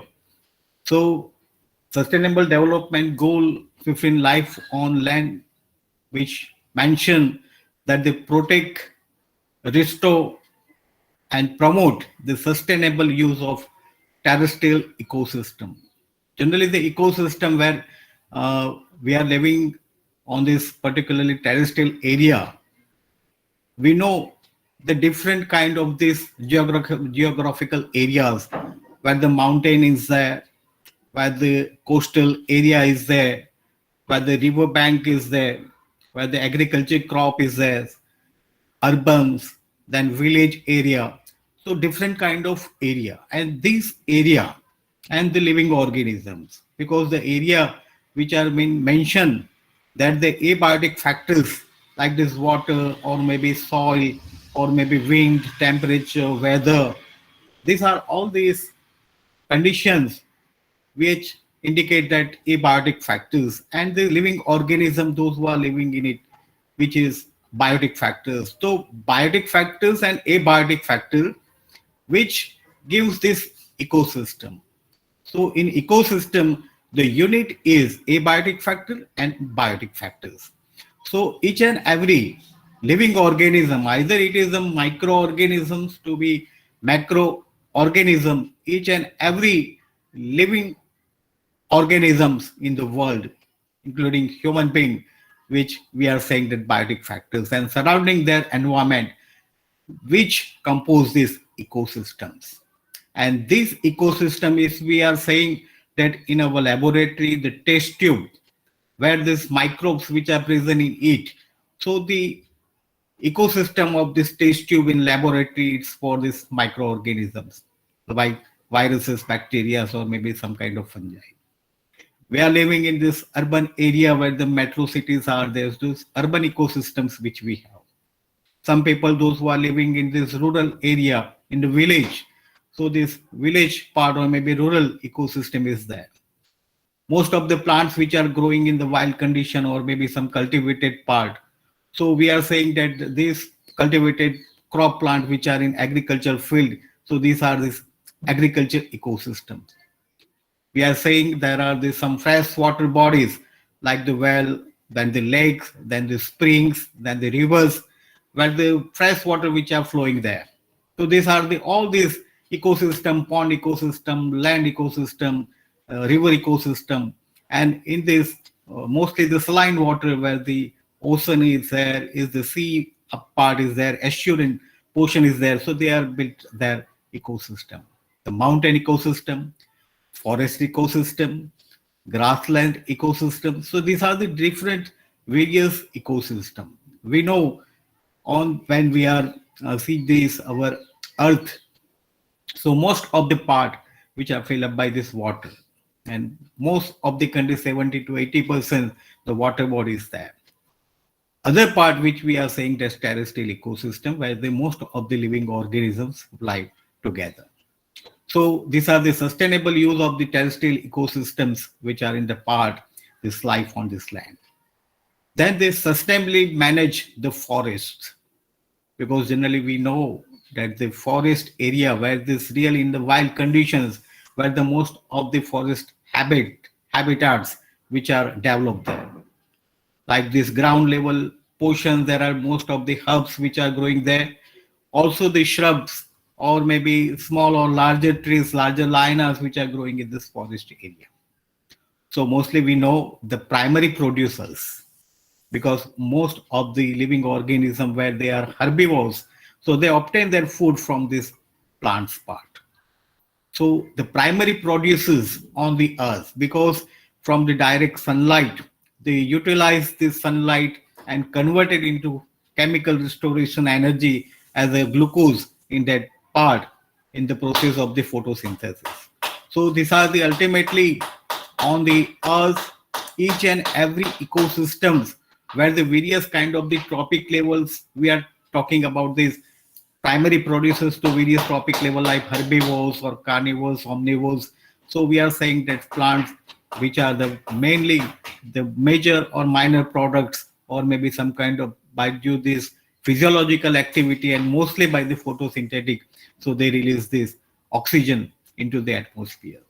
So generally the mitigation of this level of carbon dioxide or other greenhouse gases, so it is mitigated by this process of the photosynthesis, and which are give to the atmosphere more oxygen, and oxygen demanding living organisms, we are calling it is a plant. Either it is in water bodies or maybe in terrestrial areas. So sustainable manage the forest area, and so in this World United Nations report, where the 100 billion hectares, the forest area which we are lost in last 20 years. So now this afforestation process, deforestation process, where the forest area which we have to develop, or maybe which in an urban area, well, the social forest is concerned with. So in urban cities, we are developing such kind of this particularly gardens part for that. So we are have a concrete jungle in our particularly metro cities, but also we develop, and we are thinking about this to cultivate this plant part. So these are the parts that sustainable managed forest. It is a life on land sustainable goals contain the combat desertification, hold and reverse the land degradations, and hold the biodiversity loss. So generally then we are said the most of the species where it may be threatened or may be extinct. So we have to hold this biodiversity loss, ensure the conservation, restoration, and sustainable use of terrestrial and inland freshwater ecosystem and their services in particular. The forest, wetland, mountain, and dry land in line with obligation under the international agreements. To promote the implementation of sustainable management of all type of forest, hold deforestation, restore degraded forest, and substantially increase afforestation and deforestation globally. Where the combat desertification is there, restore degraded land and soil, including land affected by desertification, drought, and floods, and strive to achieve a land degradation in neutral world. So most of the past or maybe in future, so we know the most of the condition where this in my previously speaker, those who was talk about this climate change. So nowadays when we are felt this climate change conditions, we know that in recently in a week that we heard the news about this snowfall in the Sahara desert area, and the 1 month ago the report said that most of these the polar region, Arctic or maybe Antarctic region area, where the most of the glaciers those were melting, and the area which are being decreased in the size of that particularly covering all this ice part area. So these are the conditions where the climatic change are there. So therefore the weather impact or maybe climate impacts, which gives a lots of biological diversity losses or maybe some harmful. part for that. Nowadays, in this winter month, where this our northern portion of this India, where the heavy snowfall is going there. Also in this monsoon, there are the landsliding due to the heavy rainfall. So the upper surface of this terrestrial part, like these atrophic factors, which we are saying that the soil portions, which are generally degraded or maybe some kind of vanished, the vegetation like forest area or maybe some kind of agricultural part. So these are the condition due to this part where this we lost this diversity. Ensure the conservation of mountain ecosystem, including their biodiversity. Enhance their capacity to provide benefit that are essential for sustainable development. We have to take the urgent and significant action to reduce the degradation of natural habitats. Because if we are not any kind of mitigation, some actions, or maybe if we are not saving this kind of natural habitats, so one day we lost all this natural, all these resources from Earth. Hold the loss of biodiversity. Mostly some kind of this legal activity or maybe some kind of laws which help us for that protect this biodiversity or conserve this biodiversity loss. To protect and prevent the extinction of threatened species, we have to give. To promote fair and equitable sharing of the benefit arising from the utilization of genetic resources and promote appropriate access to such resources as internationally agreed. Take urgent actions to end poaching and trafficking of protected species of flora and fauna. So nowadays, most of the regions where this India is concerned, or maybe some kind of the northern, eastern or western part of the India, where mostly the forest product and mostly those who produce in as a herbal drugs. So as far as the concern with this population of this nation and the production of this particularly herbal drugs plants, which are very less, and the particularly industries or maybe some pharma world, those who are going for their herbal products. So major loss for this particularly the herbal potions or maybe some kind of life-saving content like the alkaloids or maybe some kind of others chemical constituents in it. As well as there are the fauna like this animal. Also, we are losing both demand and supply of illegal wildlife products in national or international market. So introduce measures to prevent the introduction and significantly reduce the impact of invasive alien species on land and water ecosystems. So we have to control or eradicate the priority species. They integrate ecosystem and biodiversity values into nation and local planning, development process, this poverty reduction strategies and accounts, where we are talking about this SDS goals, life on land, where the forests cover around 30% of the Earth's land area, containing 80% of terrestrial biomass and providing habitat for over half of the world's non-terrestrial plant and animal species. Although the net annual rate of forest loss has slowed down over the past decade, it is still a matter of concern because the loss is occurring in areas with particularly high ecological value. While there is a marked increase in protected areas over the past century, many key biodiversity areas are not adequately covered by protected area status. Globally, there are more than 1 billion hectares of deforested and degraded forest land that should be restored, a vast area with the potential to enrich biodiversity and improve ecosystem function. Ecosystem approaches to farming and grazing that foster biodiversity in soil microorganisms and soil macro and microfauna promote and maintain the soil physical and ecological health, thus preventing its erosion while preserving and rebuilding the soil fertility. We know the proportion of the land area covered by the forest is 23.83% in India and 1.70 metric tons carbon dioxide emission per capita. Most of the past in the last 5 years data were recorded threatened with the extinct species, where the amphibians are 41%, conifers are 34, reef-building corals 33, mammals 26, and birds are 14%, where the proportion of the species threatened with extinction.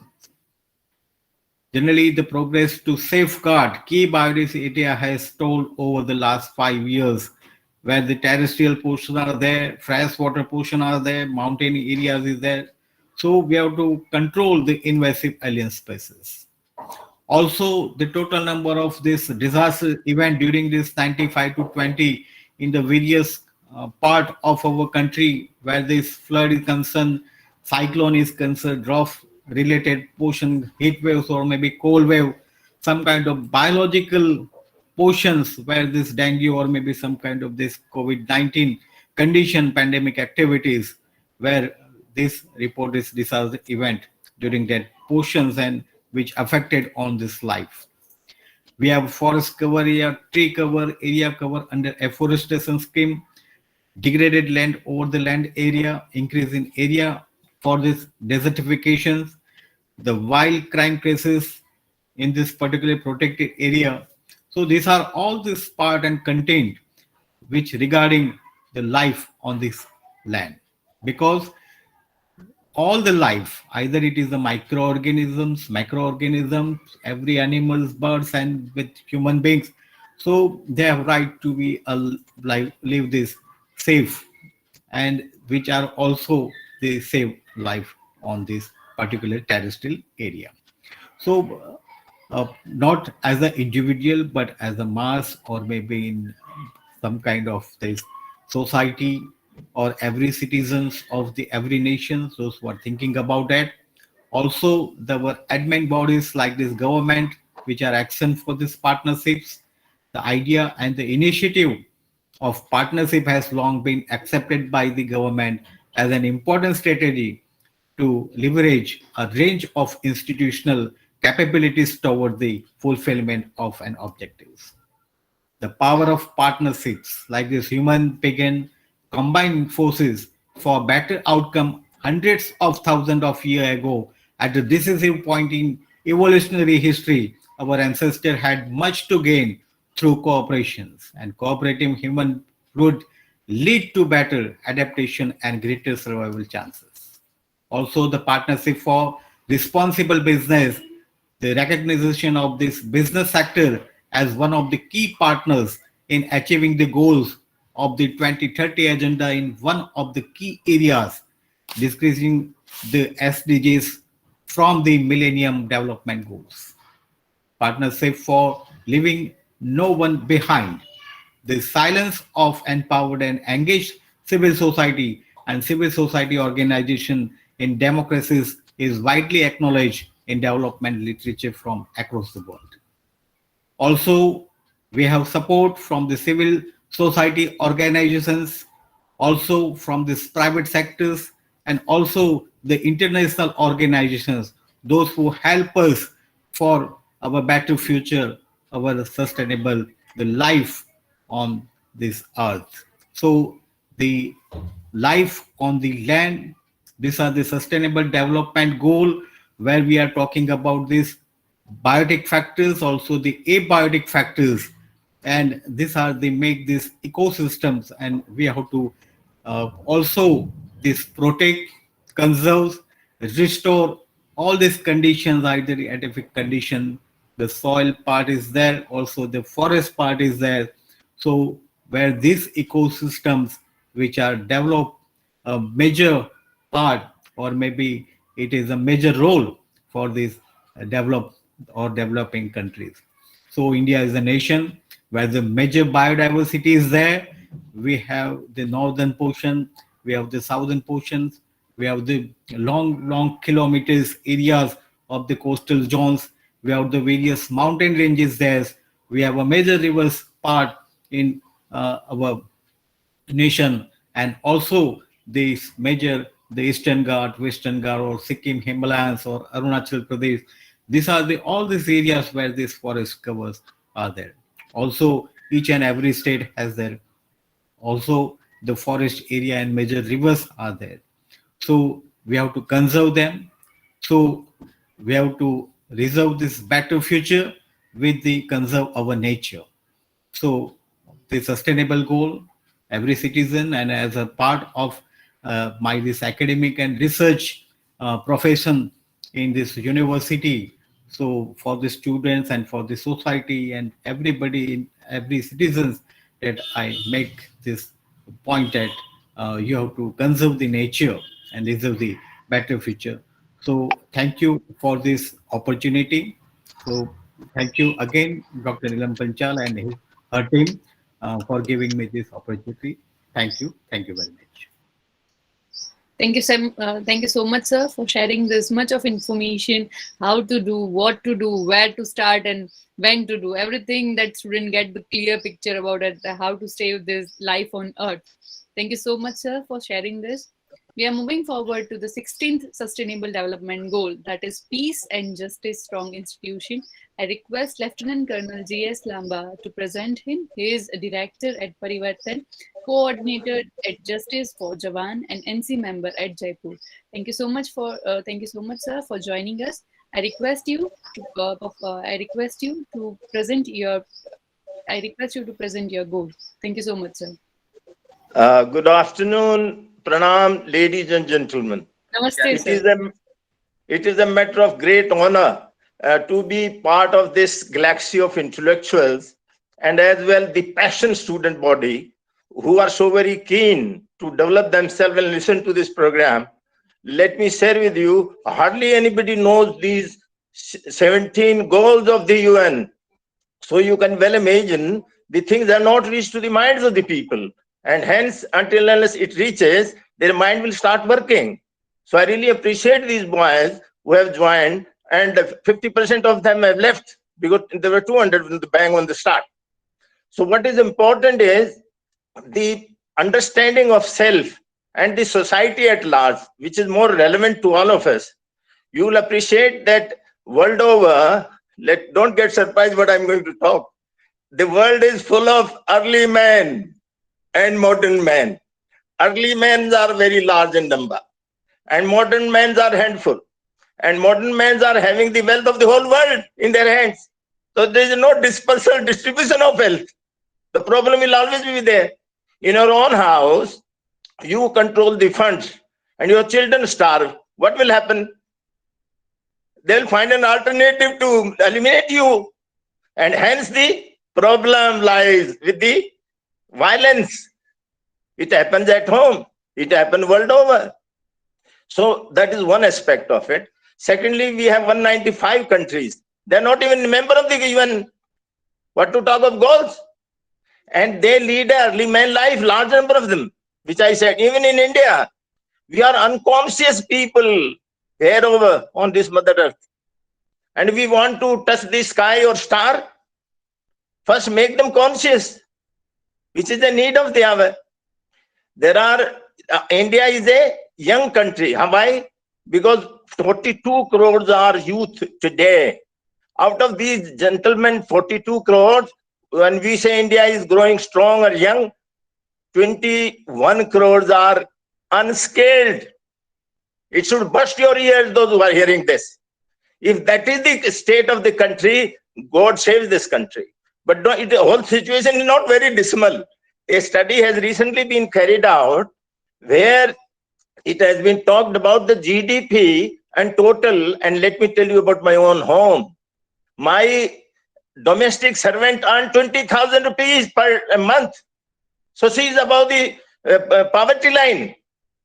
So this study, which is now carried out, it says after 3 years, there will be no person in India below poverty line. And I'm with him.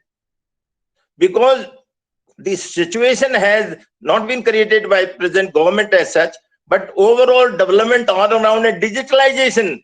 My daughter knows more than me because she spends more time in listening. My small child says, I'm an idiot.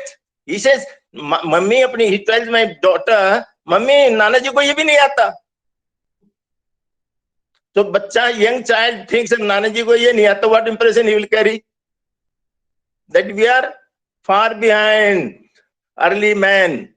And digitalization has made a lot of people to feel that they are early man. And there is a lot of frustration in youth, those who are even educated, because their ambition is very high and their strength is low. So how will you reach? How can you jump that very high? And they're very ambitious. Therefore, children commit suicide in Kota and other institutions. And you know what happens? A young girl other day had jumped from the 4-story building in Kota. This is a own game. What Anita has talked about, this is a new dimension of what? Of sustainable development goals. There will be another goal. 17 are not total goals. More goals will be added soon, you will realize. Mental goal, development goal, attitudinal goal, aptitudinal goal. These are so many goals which we are not tackling. These goal is a very fine feeling. It gives you a great feeling, but very ambitious. You all agree with me. They are not practical in a fashion. Starting is good. No effort should be left out.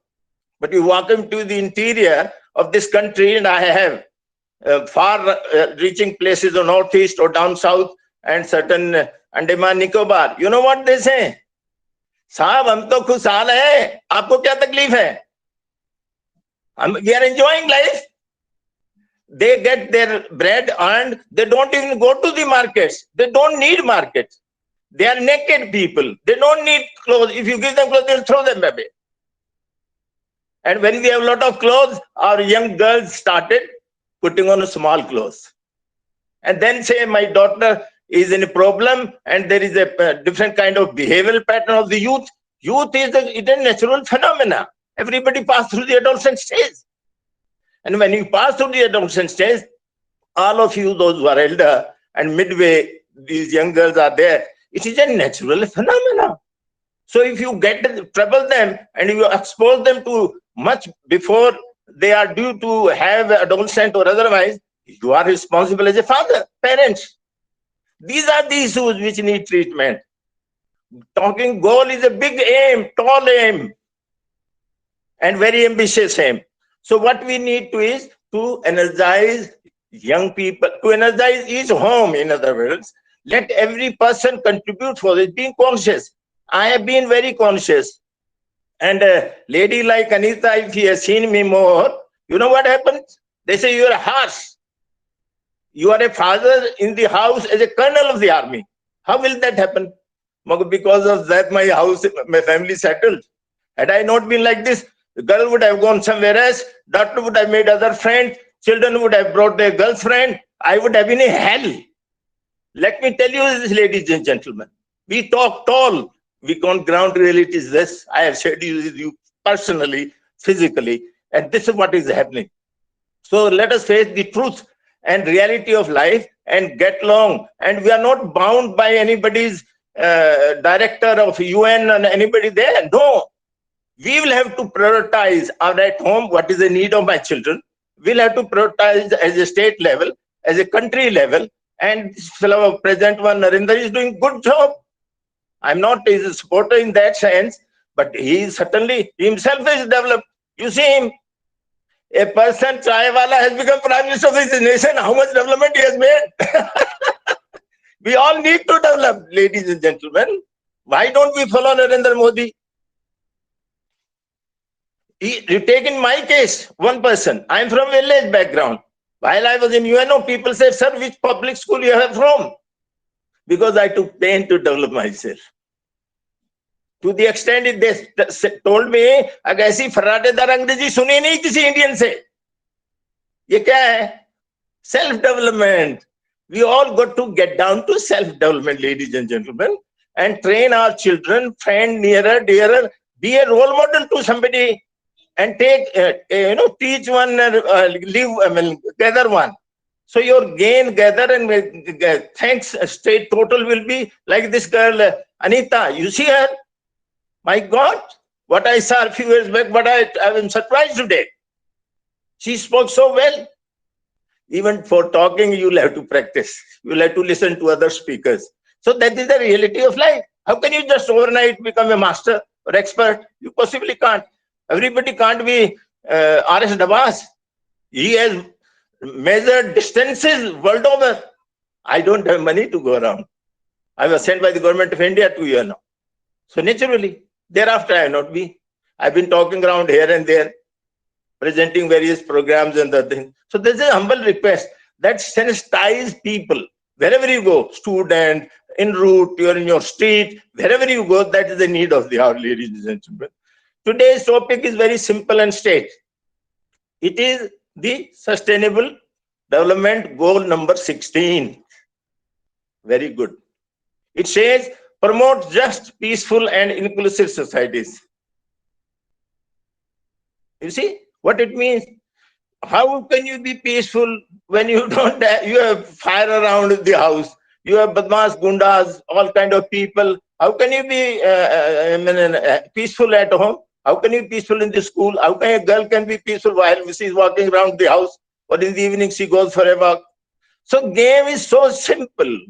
There is a disparity of distribution of money. There is a disparity in exposure or opportunities available to others for education. Those 21 crore people in India who are unskilled, they may be unskilled, but they also want to grow. There may be some percentage of born as a human being, we would have been born as a cat, dog. It can happen. So they are quite happy with whatever they are. But large number wants to go seeing people around. In the interior, I said with you, I talked to people. He says, why UNO is concerned about us? And we are quite happy, Lord. Our children are healthy, we are healthy. It's not fact that we don't have clothes on our head. They don't feel effect of the winter. Whereas here every room has got a heater.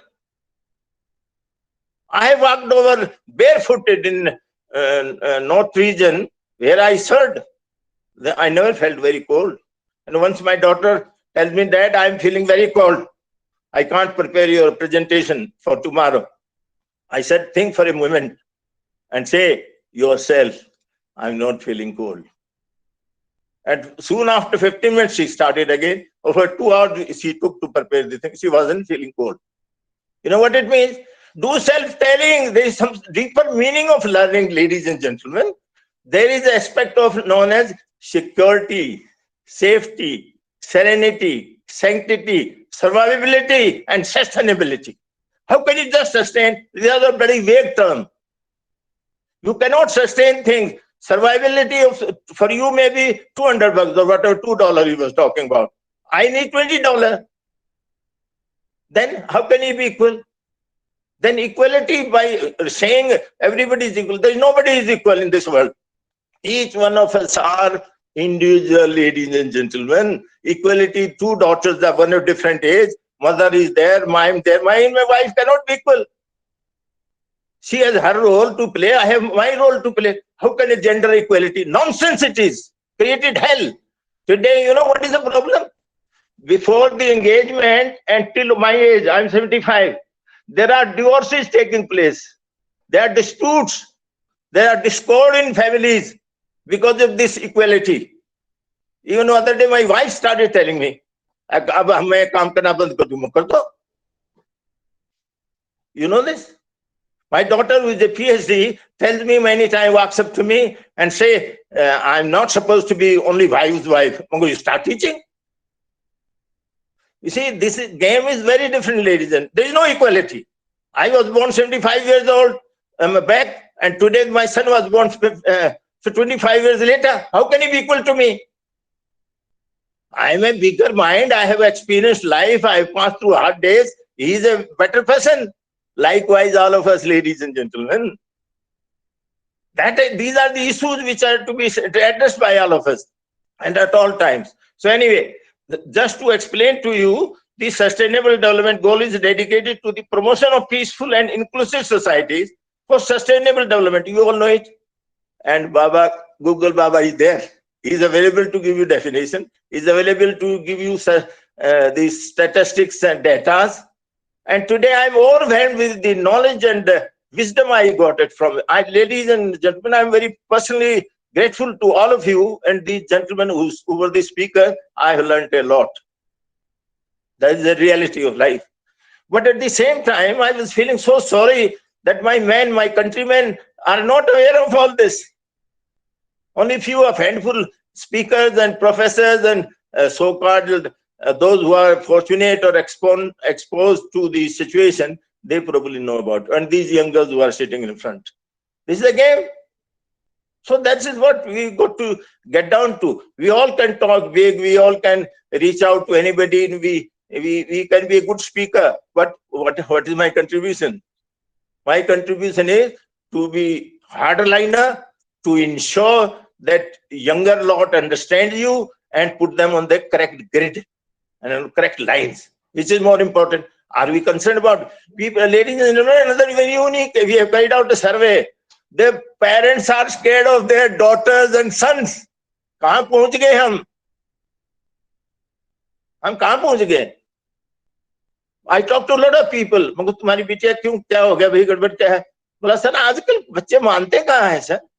So then I talked around with the various people, and this is reality. I'm just sharing with you. So these are the very important issues.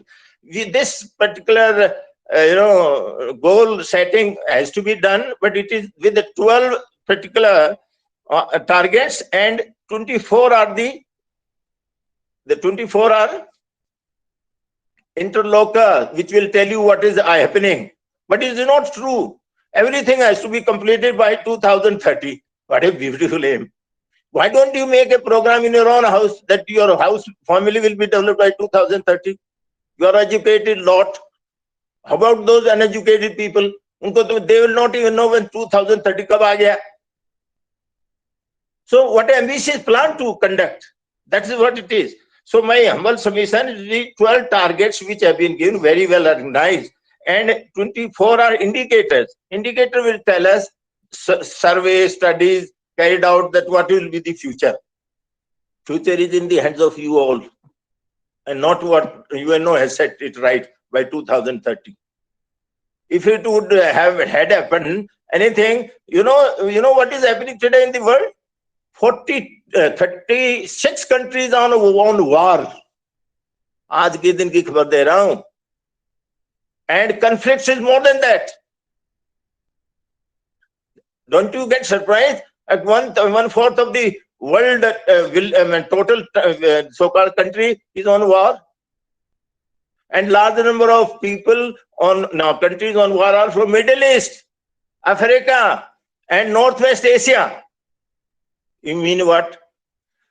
They're going to be great people, all of them, those who are on war. You know what they say? काफिर को मारो, जन्नत में जाओगे, वहां हूर मिलेंगी. इतने बेवकूफ हो सकता है कोई वर्ल्ड में? जमीन पर ही आदमी रहते हैं. काफिर को मारो, जन्नत में जाओगे, हूर मिलेगी.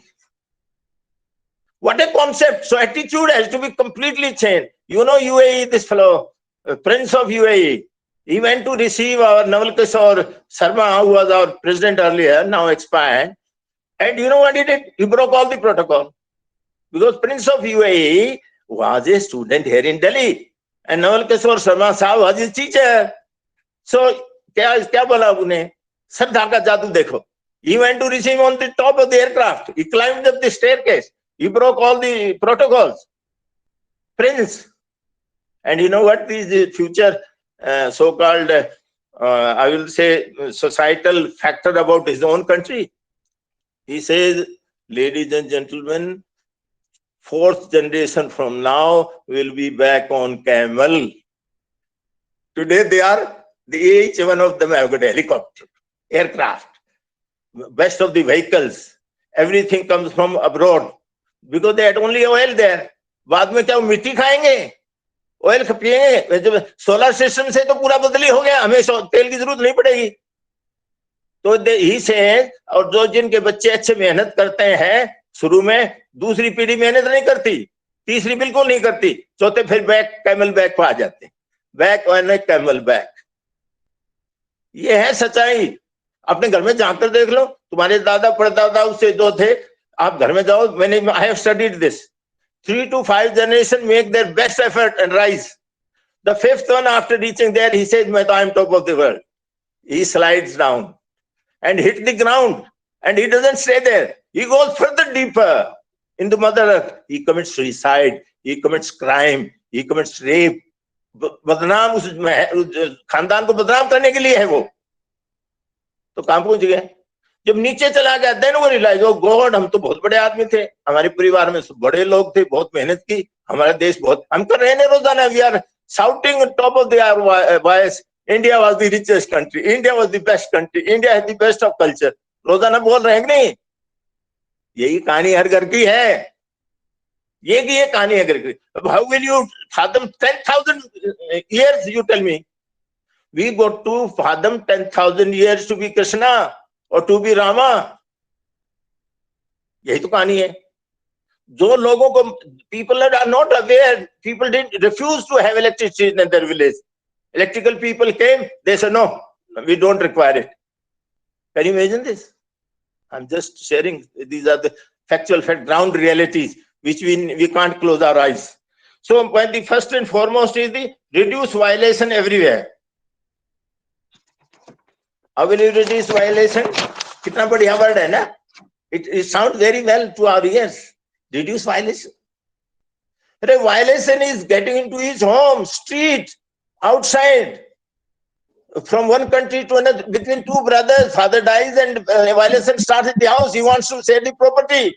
There is a jagda on the property, landed property, फिर dominance. Dominance की ये सब human behavior है बेटा. This is a dominance is because of nature है human being की. जो फिजिकली स्ट्रॉन्ग है वो दूसरे गर्दन को पकड़ के दबा देता है। ये है असलियत वायलेंस के। वो गोल, उन्होंने गोल क्या सेटिंग के, रिड्यूस वायलेंस तो कोई भी कह सकता है। क्या क्या मेजर अडॉप्ट क्या क्या है उनकी गिनती करो ना। हाउ टू, जब तक ऊपर नहीं है वो मैंने, you know what happened, 2 + 2 = 5। The teacher says, are you bloody fool? He says, रोटी दे दो 4 कह दूंगा। ये देखो आप, वो जो पिछले speakers and all of them have insisted upon it. They have talked about, emphasized so much on this. आप 4 का लाना चाहते हो without giving roti, वो क्यों जाएगा school? Why should I go to school? इसलिए 21 crores are graduate without unskilled graduate you have. Unfortunate. So that is the story. Then comes the homicide factor. ये तो इसकी कम्युनिटी के फेसेट है, and I call them characteristic of communities.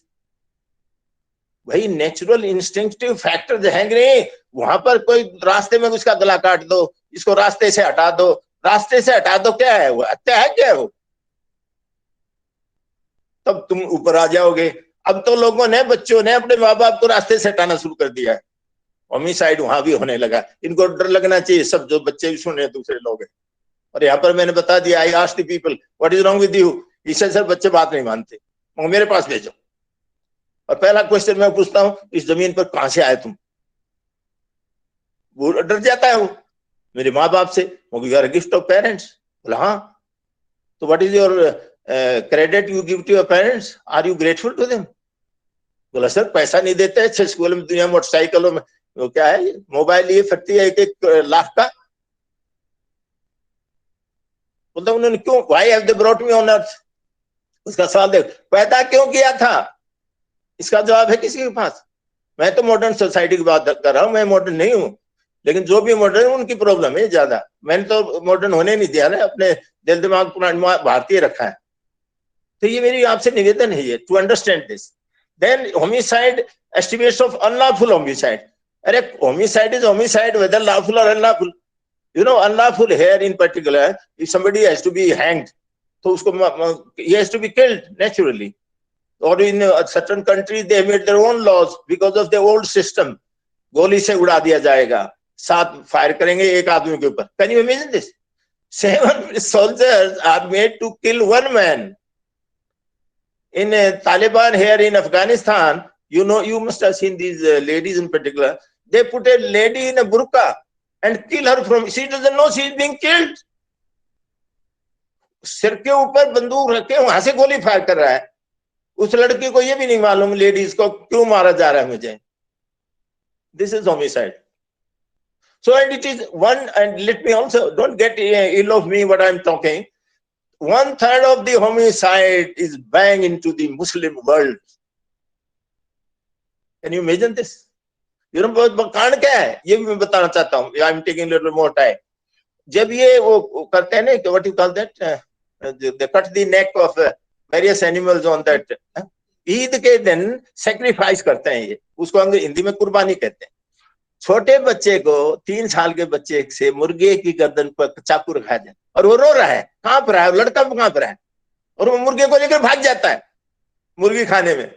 फिर उसको लाया जाता है, उसको फिर ट्रेन किया जाता है आहिस्ता आहिस्ता, उसको क्या बोलते हैं, हलाल. ये सिचुएशन है. जब शुरू से वो गर्दन काटना सीखता है. पिछले दिनों आई saw a particular site. I found a Hindu boy from street was dragged inside, and you know what happened? His neck was cut like बकरे की गर्दन काटते हैं, पैरों पर सारे बॉडी के पीस किए. वो अंदर की भी फोटोग्राफी देखी मैंने. Can any of us do that? No. So we got to sensitize.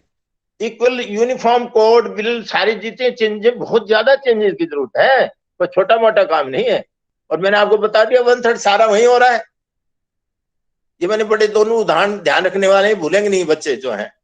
So it is a estimate of purposely inflicted as a result of domestic disputes.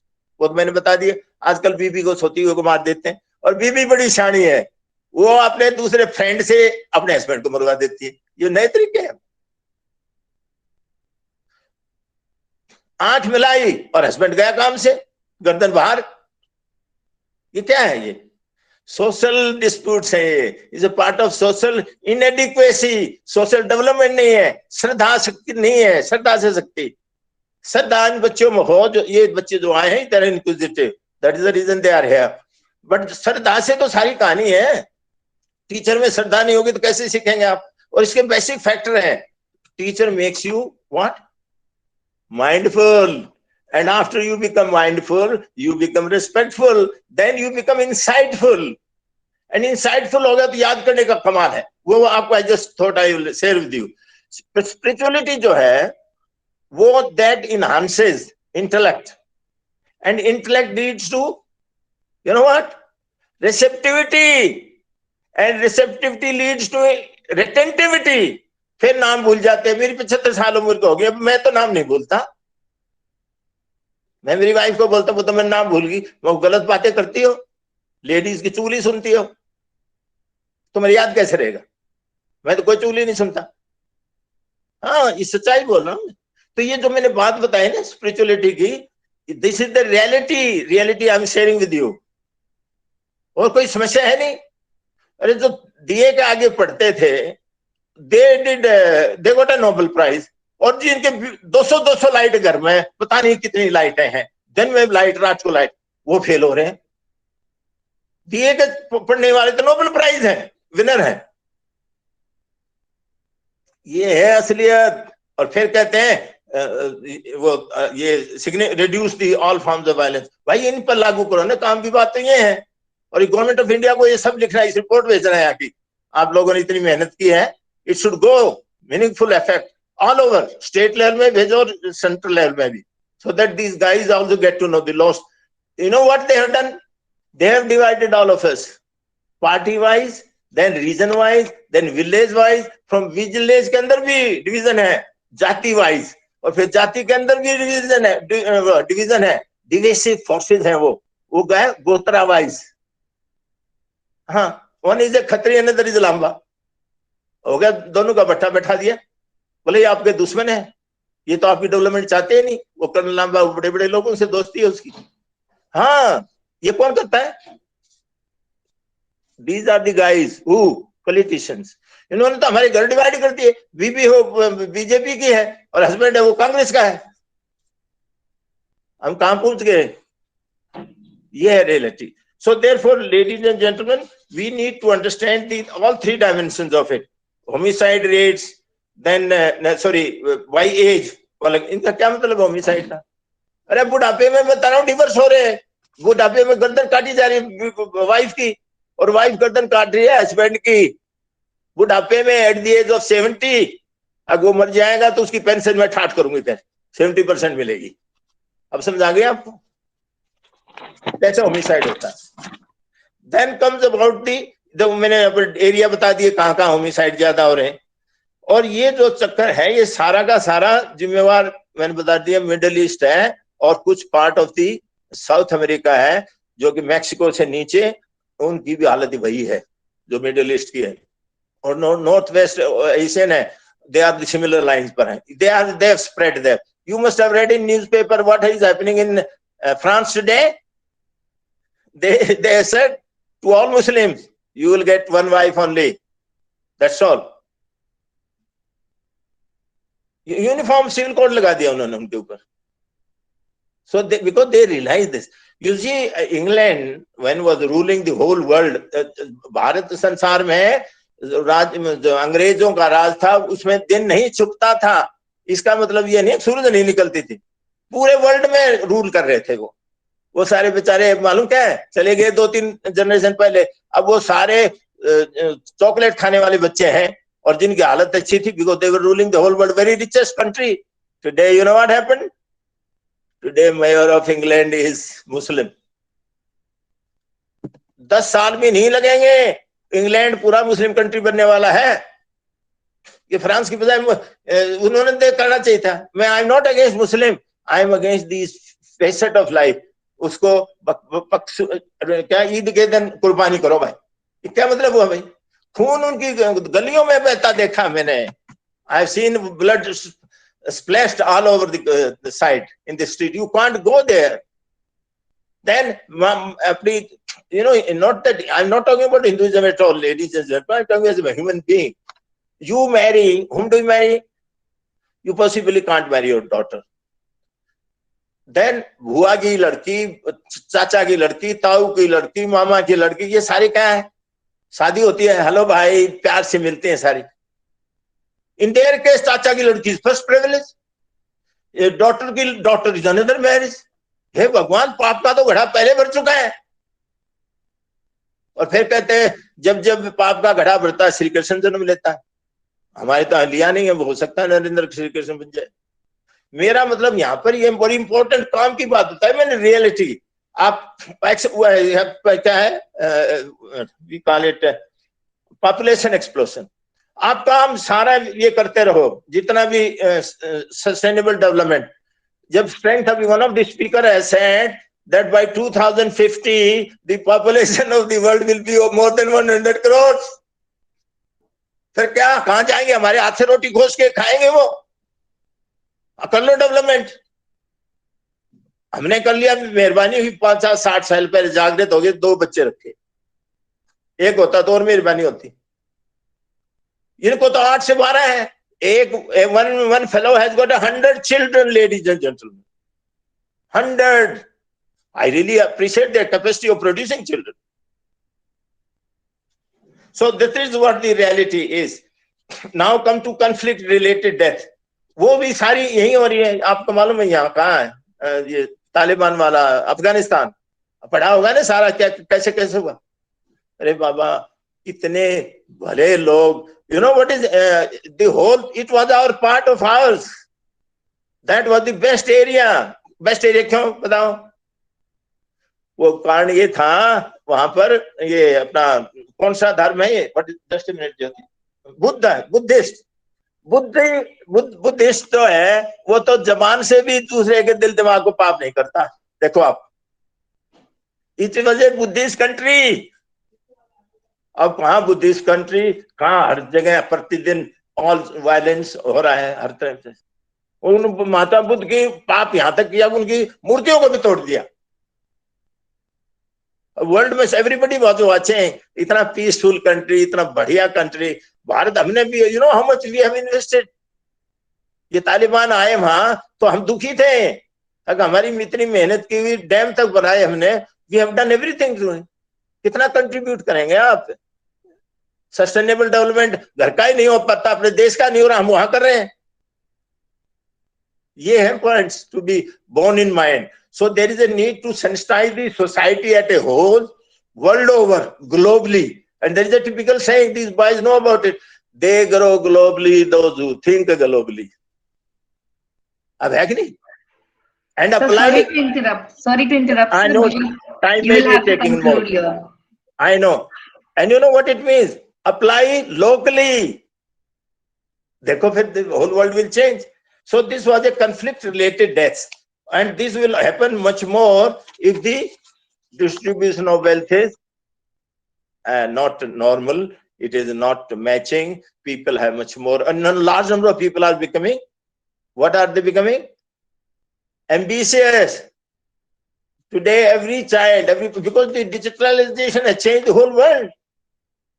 So that is that. Then with prevalence of all forms of violence, that obviously I have talked about.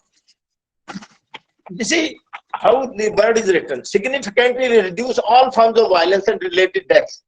Significantly. My God, what a vague term.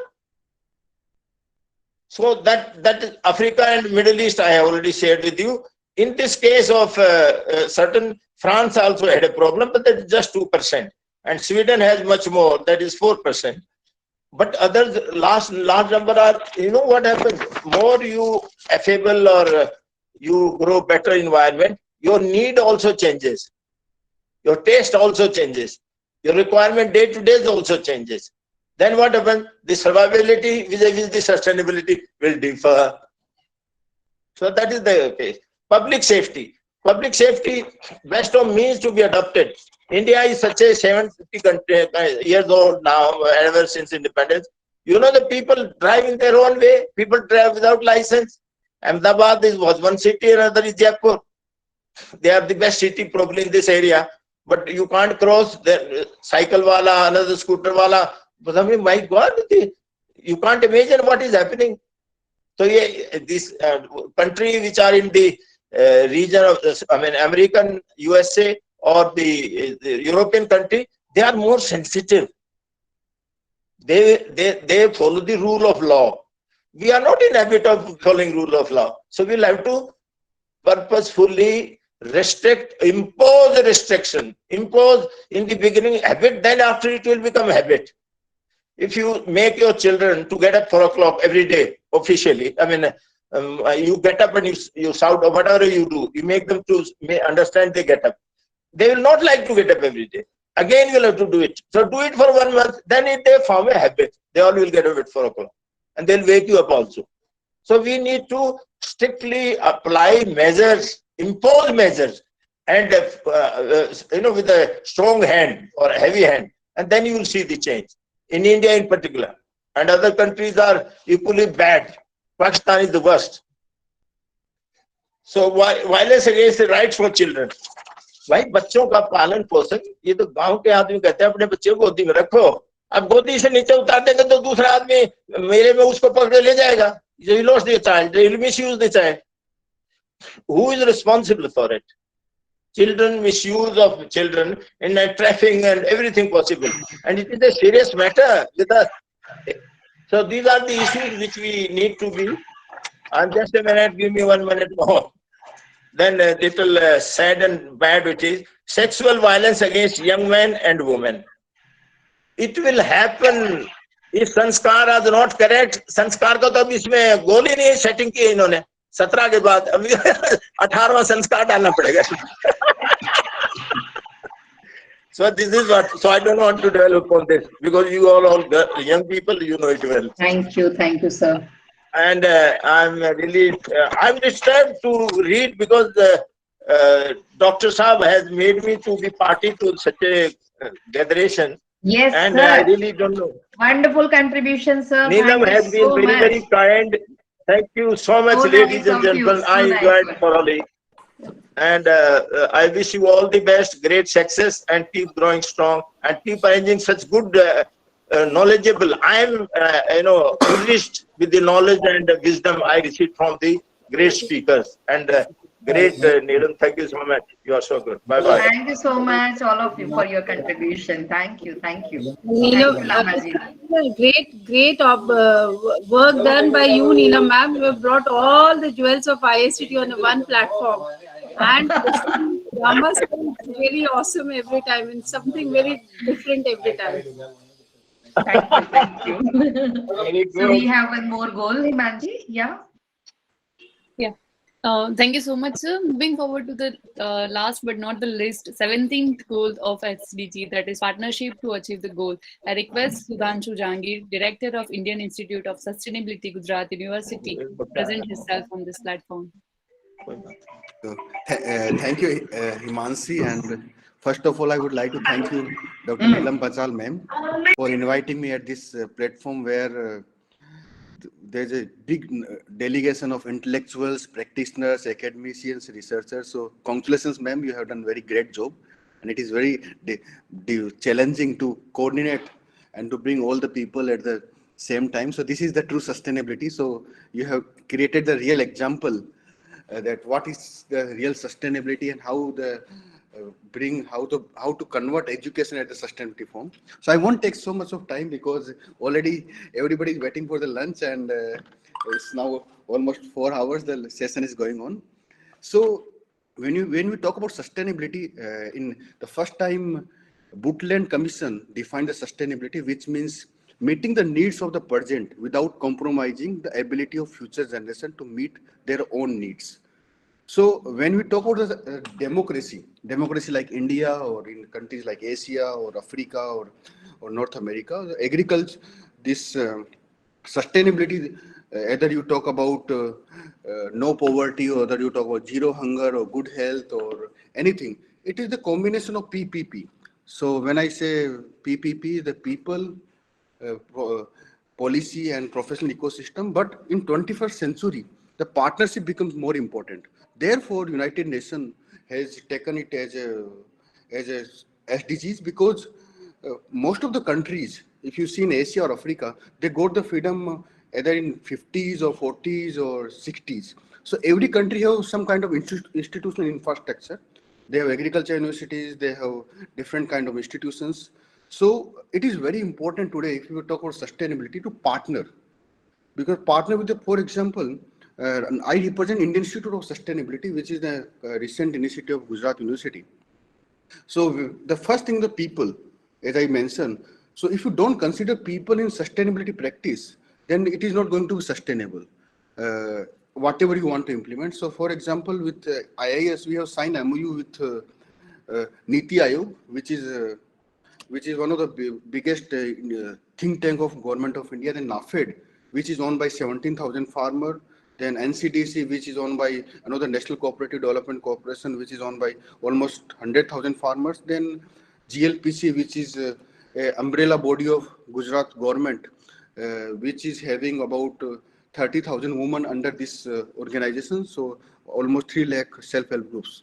So if you want to implement anything, we can easily implement because we have the partners like NAFED. So imagine if you would want to have partnership with 100,000 farmers or 10 lakh kisanon ke saath, that is not practically possible. It will take at least 10 years. So therefore, United Nations has defined that there is no need to reinvent the wheel. Today we have, you talk about any democracy, especially democracy like India, which is very stable comparatively in South American or Africa. So institutional partnership is very important. So the second thing is, when I talking about the sustainability, the policy making.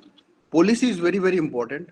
Wherever you want to implement, either you talk about anything, either at the private level or policy level. So partnership with the professional organization is very important. Therefore, we have partnered with United Nations, UNITAR, United Nations Institute of Technology and Research, which is another body of United Nations for training and research. There, we have learned that how to bring the partnership and how to create a sustainable ecosystem.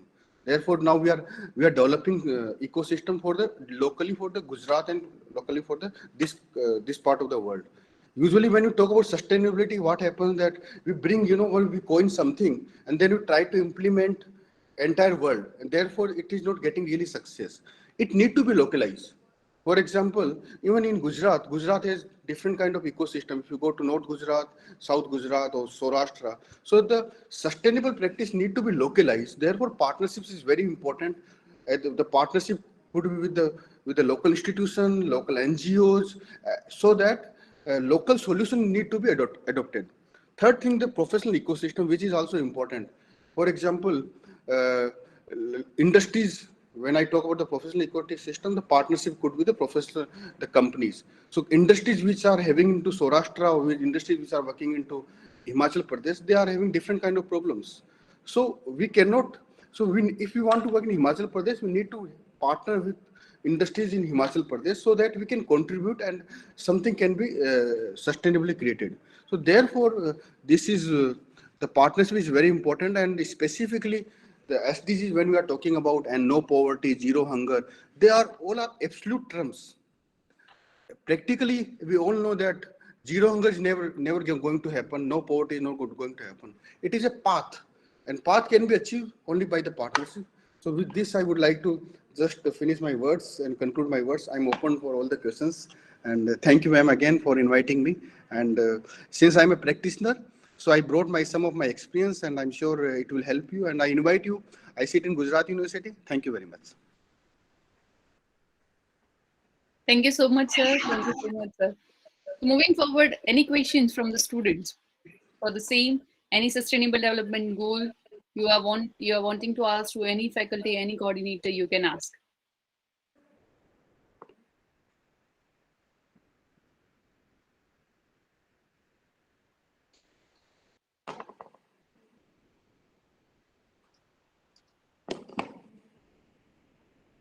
Yes, Priyanchal? Yes, ma'am. Yes, ma'am. Am I audible? Yeah. Yes, you're audible. First of all, I would like to thank Nilam Panchal ma'am and all the faculties to organize such an event. And my question would be to Dr. Radha Sharma. Am I audible to her? Yes, Priyanchal. Yes, you are. Yes, ma'am. I would like to ask that could you please tell me what is difference between gender equity, gender equality, and women empowerment? Great. It's a great question. It seems that you have listened her very properly. Good. Thank you for your interest in the topic. Thank you, ma'am. Yeah, gender equality is, the way it is defined in our constitution, no discrimination in education, employment, access to education, all sorts of things, right? But it is defined differently in other parts of the world. So in other parts, like women didn't have voting right in the West, right? They were not getting equal pay, even now, right? So for them, equality was that there should be equal pay for equal work and there should be voting right, which is not a problem in our country, right? So that's what I said, that we have our constitution provides gender equality, but equity means that you get what you need. Equity is slightly different from that. For example, women need maternity leave, which their counterpart do not.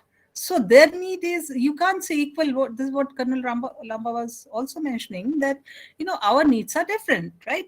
So if home care or if child care is the responsibility of a woman, based on their gender, so it's a biological need and it's a social need, it's a psychological need, and therefore organizational policies have to provide for that. Because if you educate a girl, she joins the work, and then after she gets married, she's not useful. She's redundant. After she has given birth to a child, she has become, her education, training, everything has become useless. So this is not right. But this is what has been happening. That's why you find, and that's what I was sharing the statistics, that a lot of you, I see a lot of girls here, and I'm sure you are very ambitious. You have a career in mind, and I'm sure you would like to see an equitable future where you can optimize your talent, you grow, you make contributions to your family, to yourself, to society, and to the nation. And therefore, this will be possible only when the organizations have got policies, which support this. So there are many companies that I will not permit, but which have got these policies that in IT industry where women are in large numbers, when they used to, stay back, and then technology is developing so fast. So these companies are grooming them, providing rich course, retraining them to get them back into the system. So it's a social responsibility, right? And therefore the company will have to set aside money for that. They'll have to keep budget. So if the company is interested in making profits, then they'll not think of these things, because these things are not helping them in their profit making. So I hope I have clarified. And empowerment is that you have the ability, you have the thing, but you do not have the power. That's what it is, that the woman is educated, the woman is employed, but because of maybe social systems, because of the organizational policies and practices, she's not given the authority. No, we have an empowered woman here. You can see it, Dr. Nilam Panchal. I'm so proud of her. She is representing our gender, our community, and her university. I'm sure you can all see that she is able to thrive. She is able to contribute. She is able to utilize her talent. She's able to utilize everybody. And I can see people from different departments of our university and from across the country, across the globe, who are supporting her, right? Because she's empowered. Right? If she was not empowered, then we would not be able to. She won't be able to invite us. We won't be able to join this. We'll not be able to share our thoughts. And she is doing what she thinks is right. So there's trust in her. There's belief in her, and she has been provided the facilities. And all of you are supporting her. That's why she's able to deliver. Now I hope I have clarified what is empowerment. Yes, ma'am. And lastly, I would ask Thank you. In India, which one of is lacking, and in which one of that equity, equality, or empower we should emphasize on in India? No, equality you don't have to emphasize, it's given. Equity is what is needed, right? For example, in the homes where they don't have enough food, or they don't have enough income, so they will send the boy to school, but not the girl. They will give better food to, this is the reality. I'm not just saying this, I'm talking about, this is our mindset, because they think that the girl will go to another family. So she's not, wo paraya dhan hai, and beta jo hai hamara apna dhan hai, so hum usme invest karenge jisse hame return on investment hoga. Ladki to bahar chali jayegi, usko padhane ka kya fayda hai? You understand? This is the mindset of people. I'm not saying this has not been the mindset of my parents, and I don't have this mindset for my children. I've got 2 daughters, and a son, and I've not discriminated them at all, right? So, but then I'm talking about the majority, right? The people who are in that situation. This is not a good thinking. And this is what Anita ji was talking about. This is what Kanalama was talking about. Many other speakers have talked about that, if we have that mindset that, you don't have to, a couple of people from Gujarat University have talked about inequality and how to bridge this thing. This is what it is. Dr. Dabas talked about it. So this is what it is.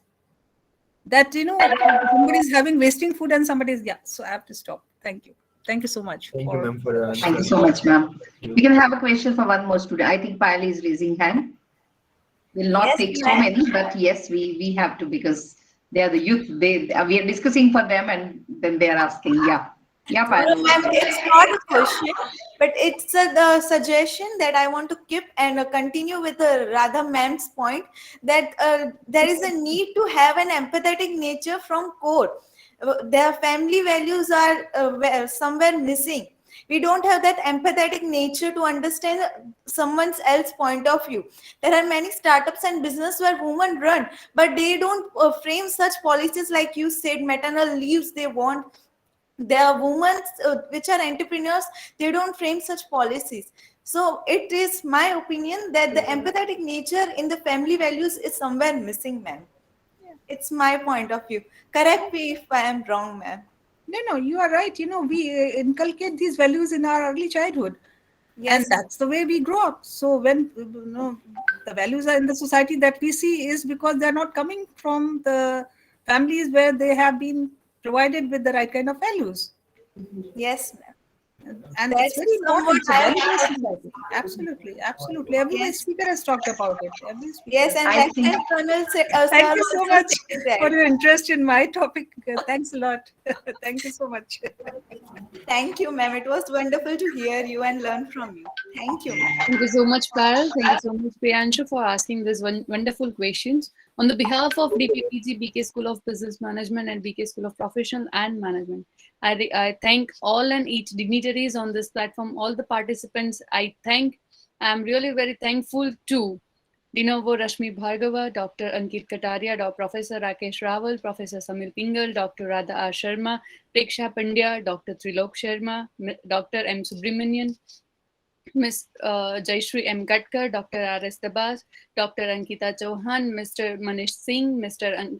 Akshat Jain, Dr. Gaurang Sindhav, Professor Bharat Maitre, Lieutenant Colonel J.S. Lamba, Sudhanshu Jangir, and especially to the Nilam ma'am. I'm thankful to each and every dignitaries on this platform. Really hoping for the best to join the hands in the next 8th INYS very soon. Thank you, everybody. Thank you. Thank you, Himanshi. First of all, this is from DPPG side, but let me come in front from the ISTD side also. Let me tell everyone that ISTD, that is Indian Society for Training and Development, and you could see here that stalwarts I have joined the hands, like one side we have Gujarat University, on the other side there are ISTDians. So most of the members who have been joined over here is a what we can say a type of MOU that we have done with the ISTD as an Ahmedabad chapter. In fact, ISTD is the Indian Society for Training and Development, established in 1970 as a national professional and non-profit society, registered for the Society's Registration Act 1860, and it has a large membership of the individuals and institutions involved across, I will say, not the nation, but now across the globe.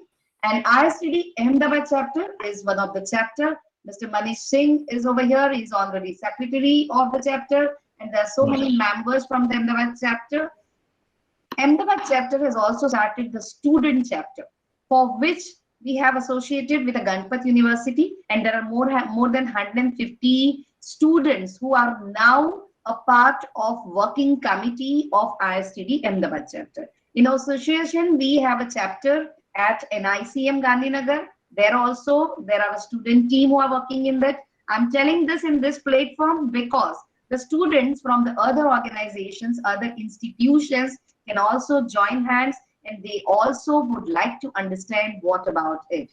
There is one international conference that is going to be held by ISTD, and that is the IFDO World Conference. I would like to present over here a video of that, and then we will conclude.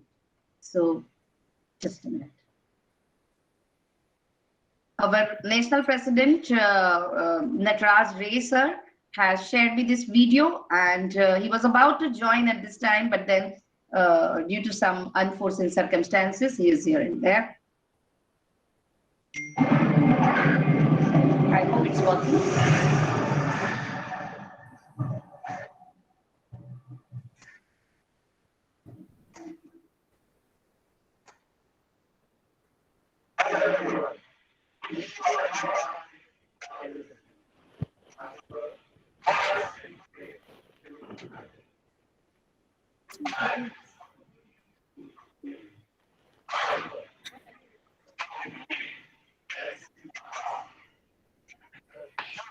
Ma'am, audio is not coming.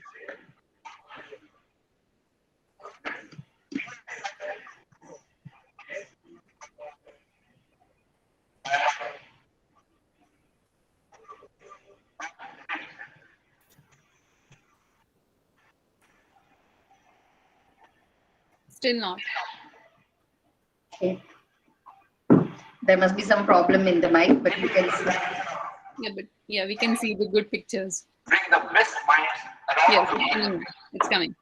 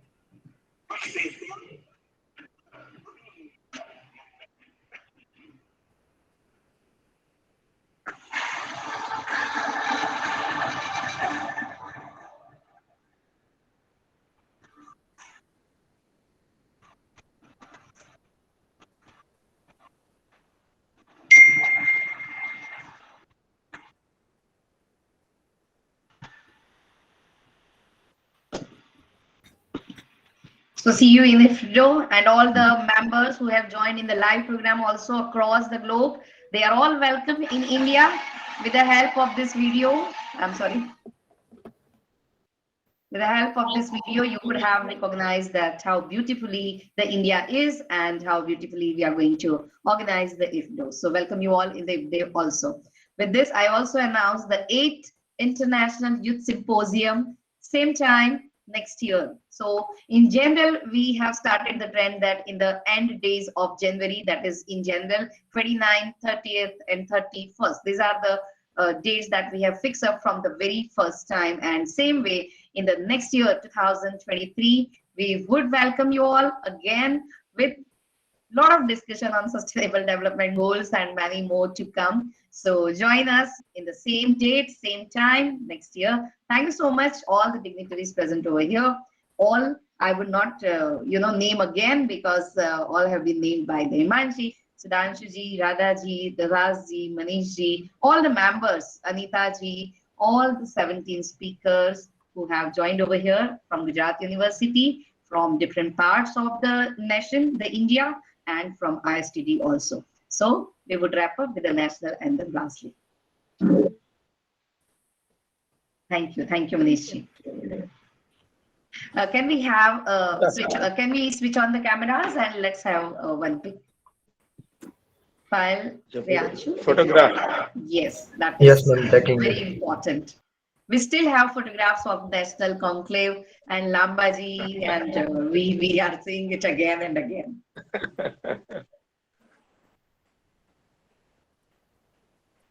All the members, please switch on your camera. Even students, huh? So all the participants over here.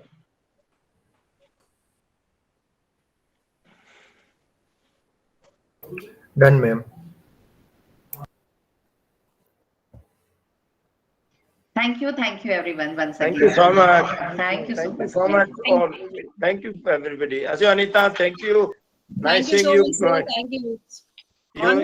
Thank you. We have learned a lot. Anita has done more than my expectations.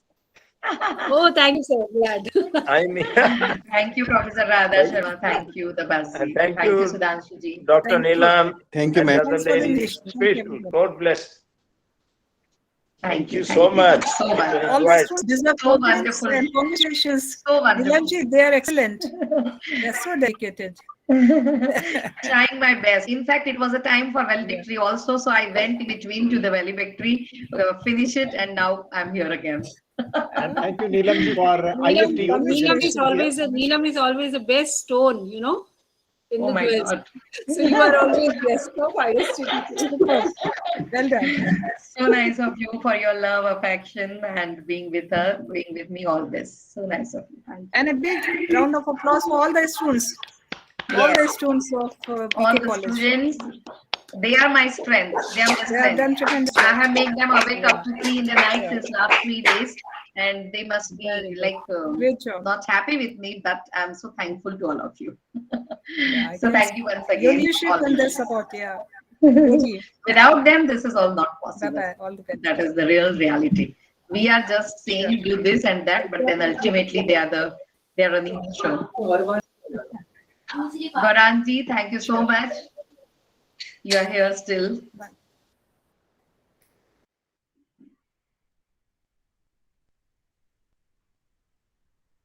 Thank you, everybody, once again.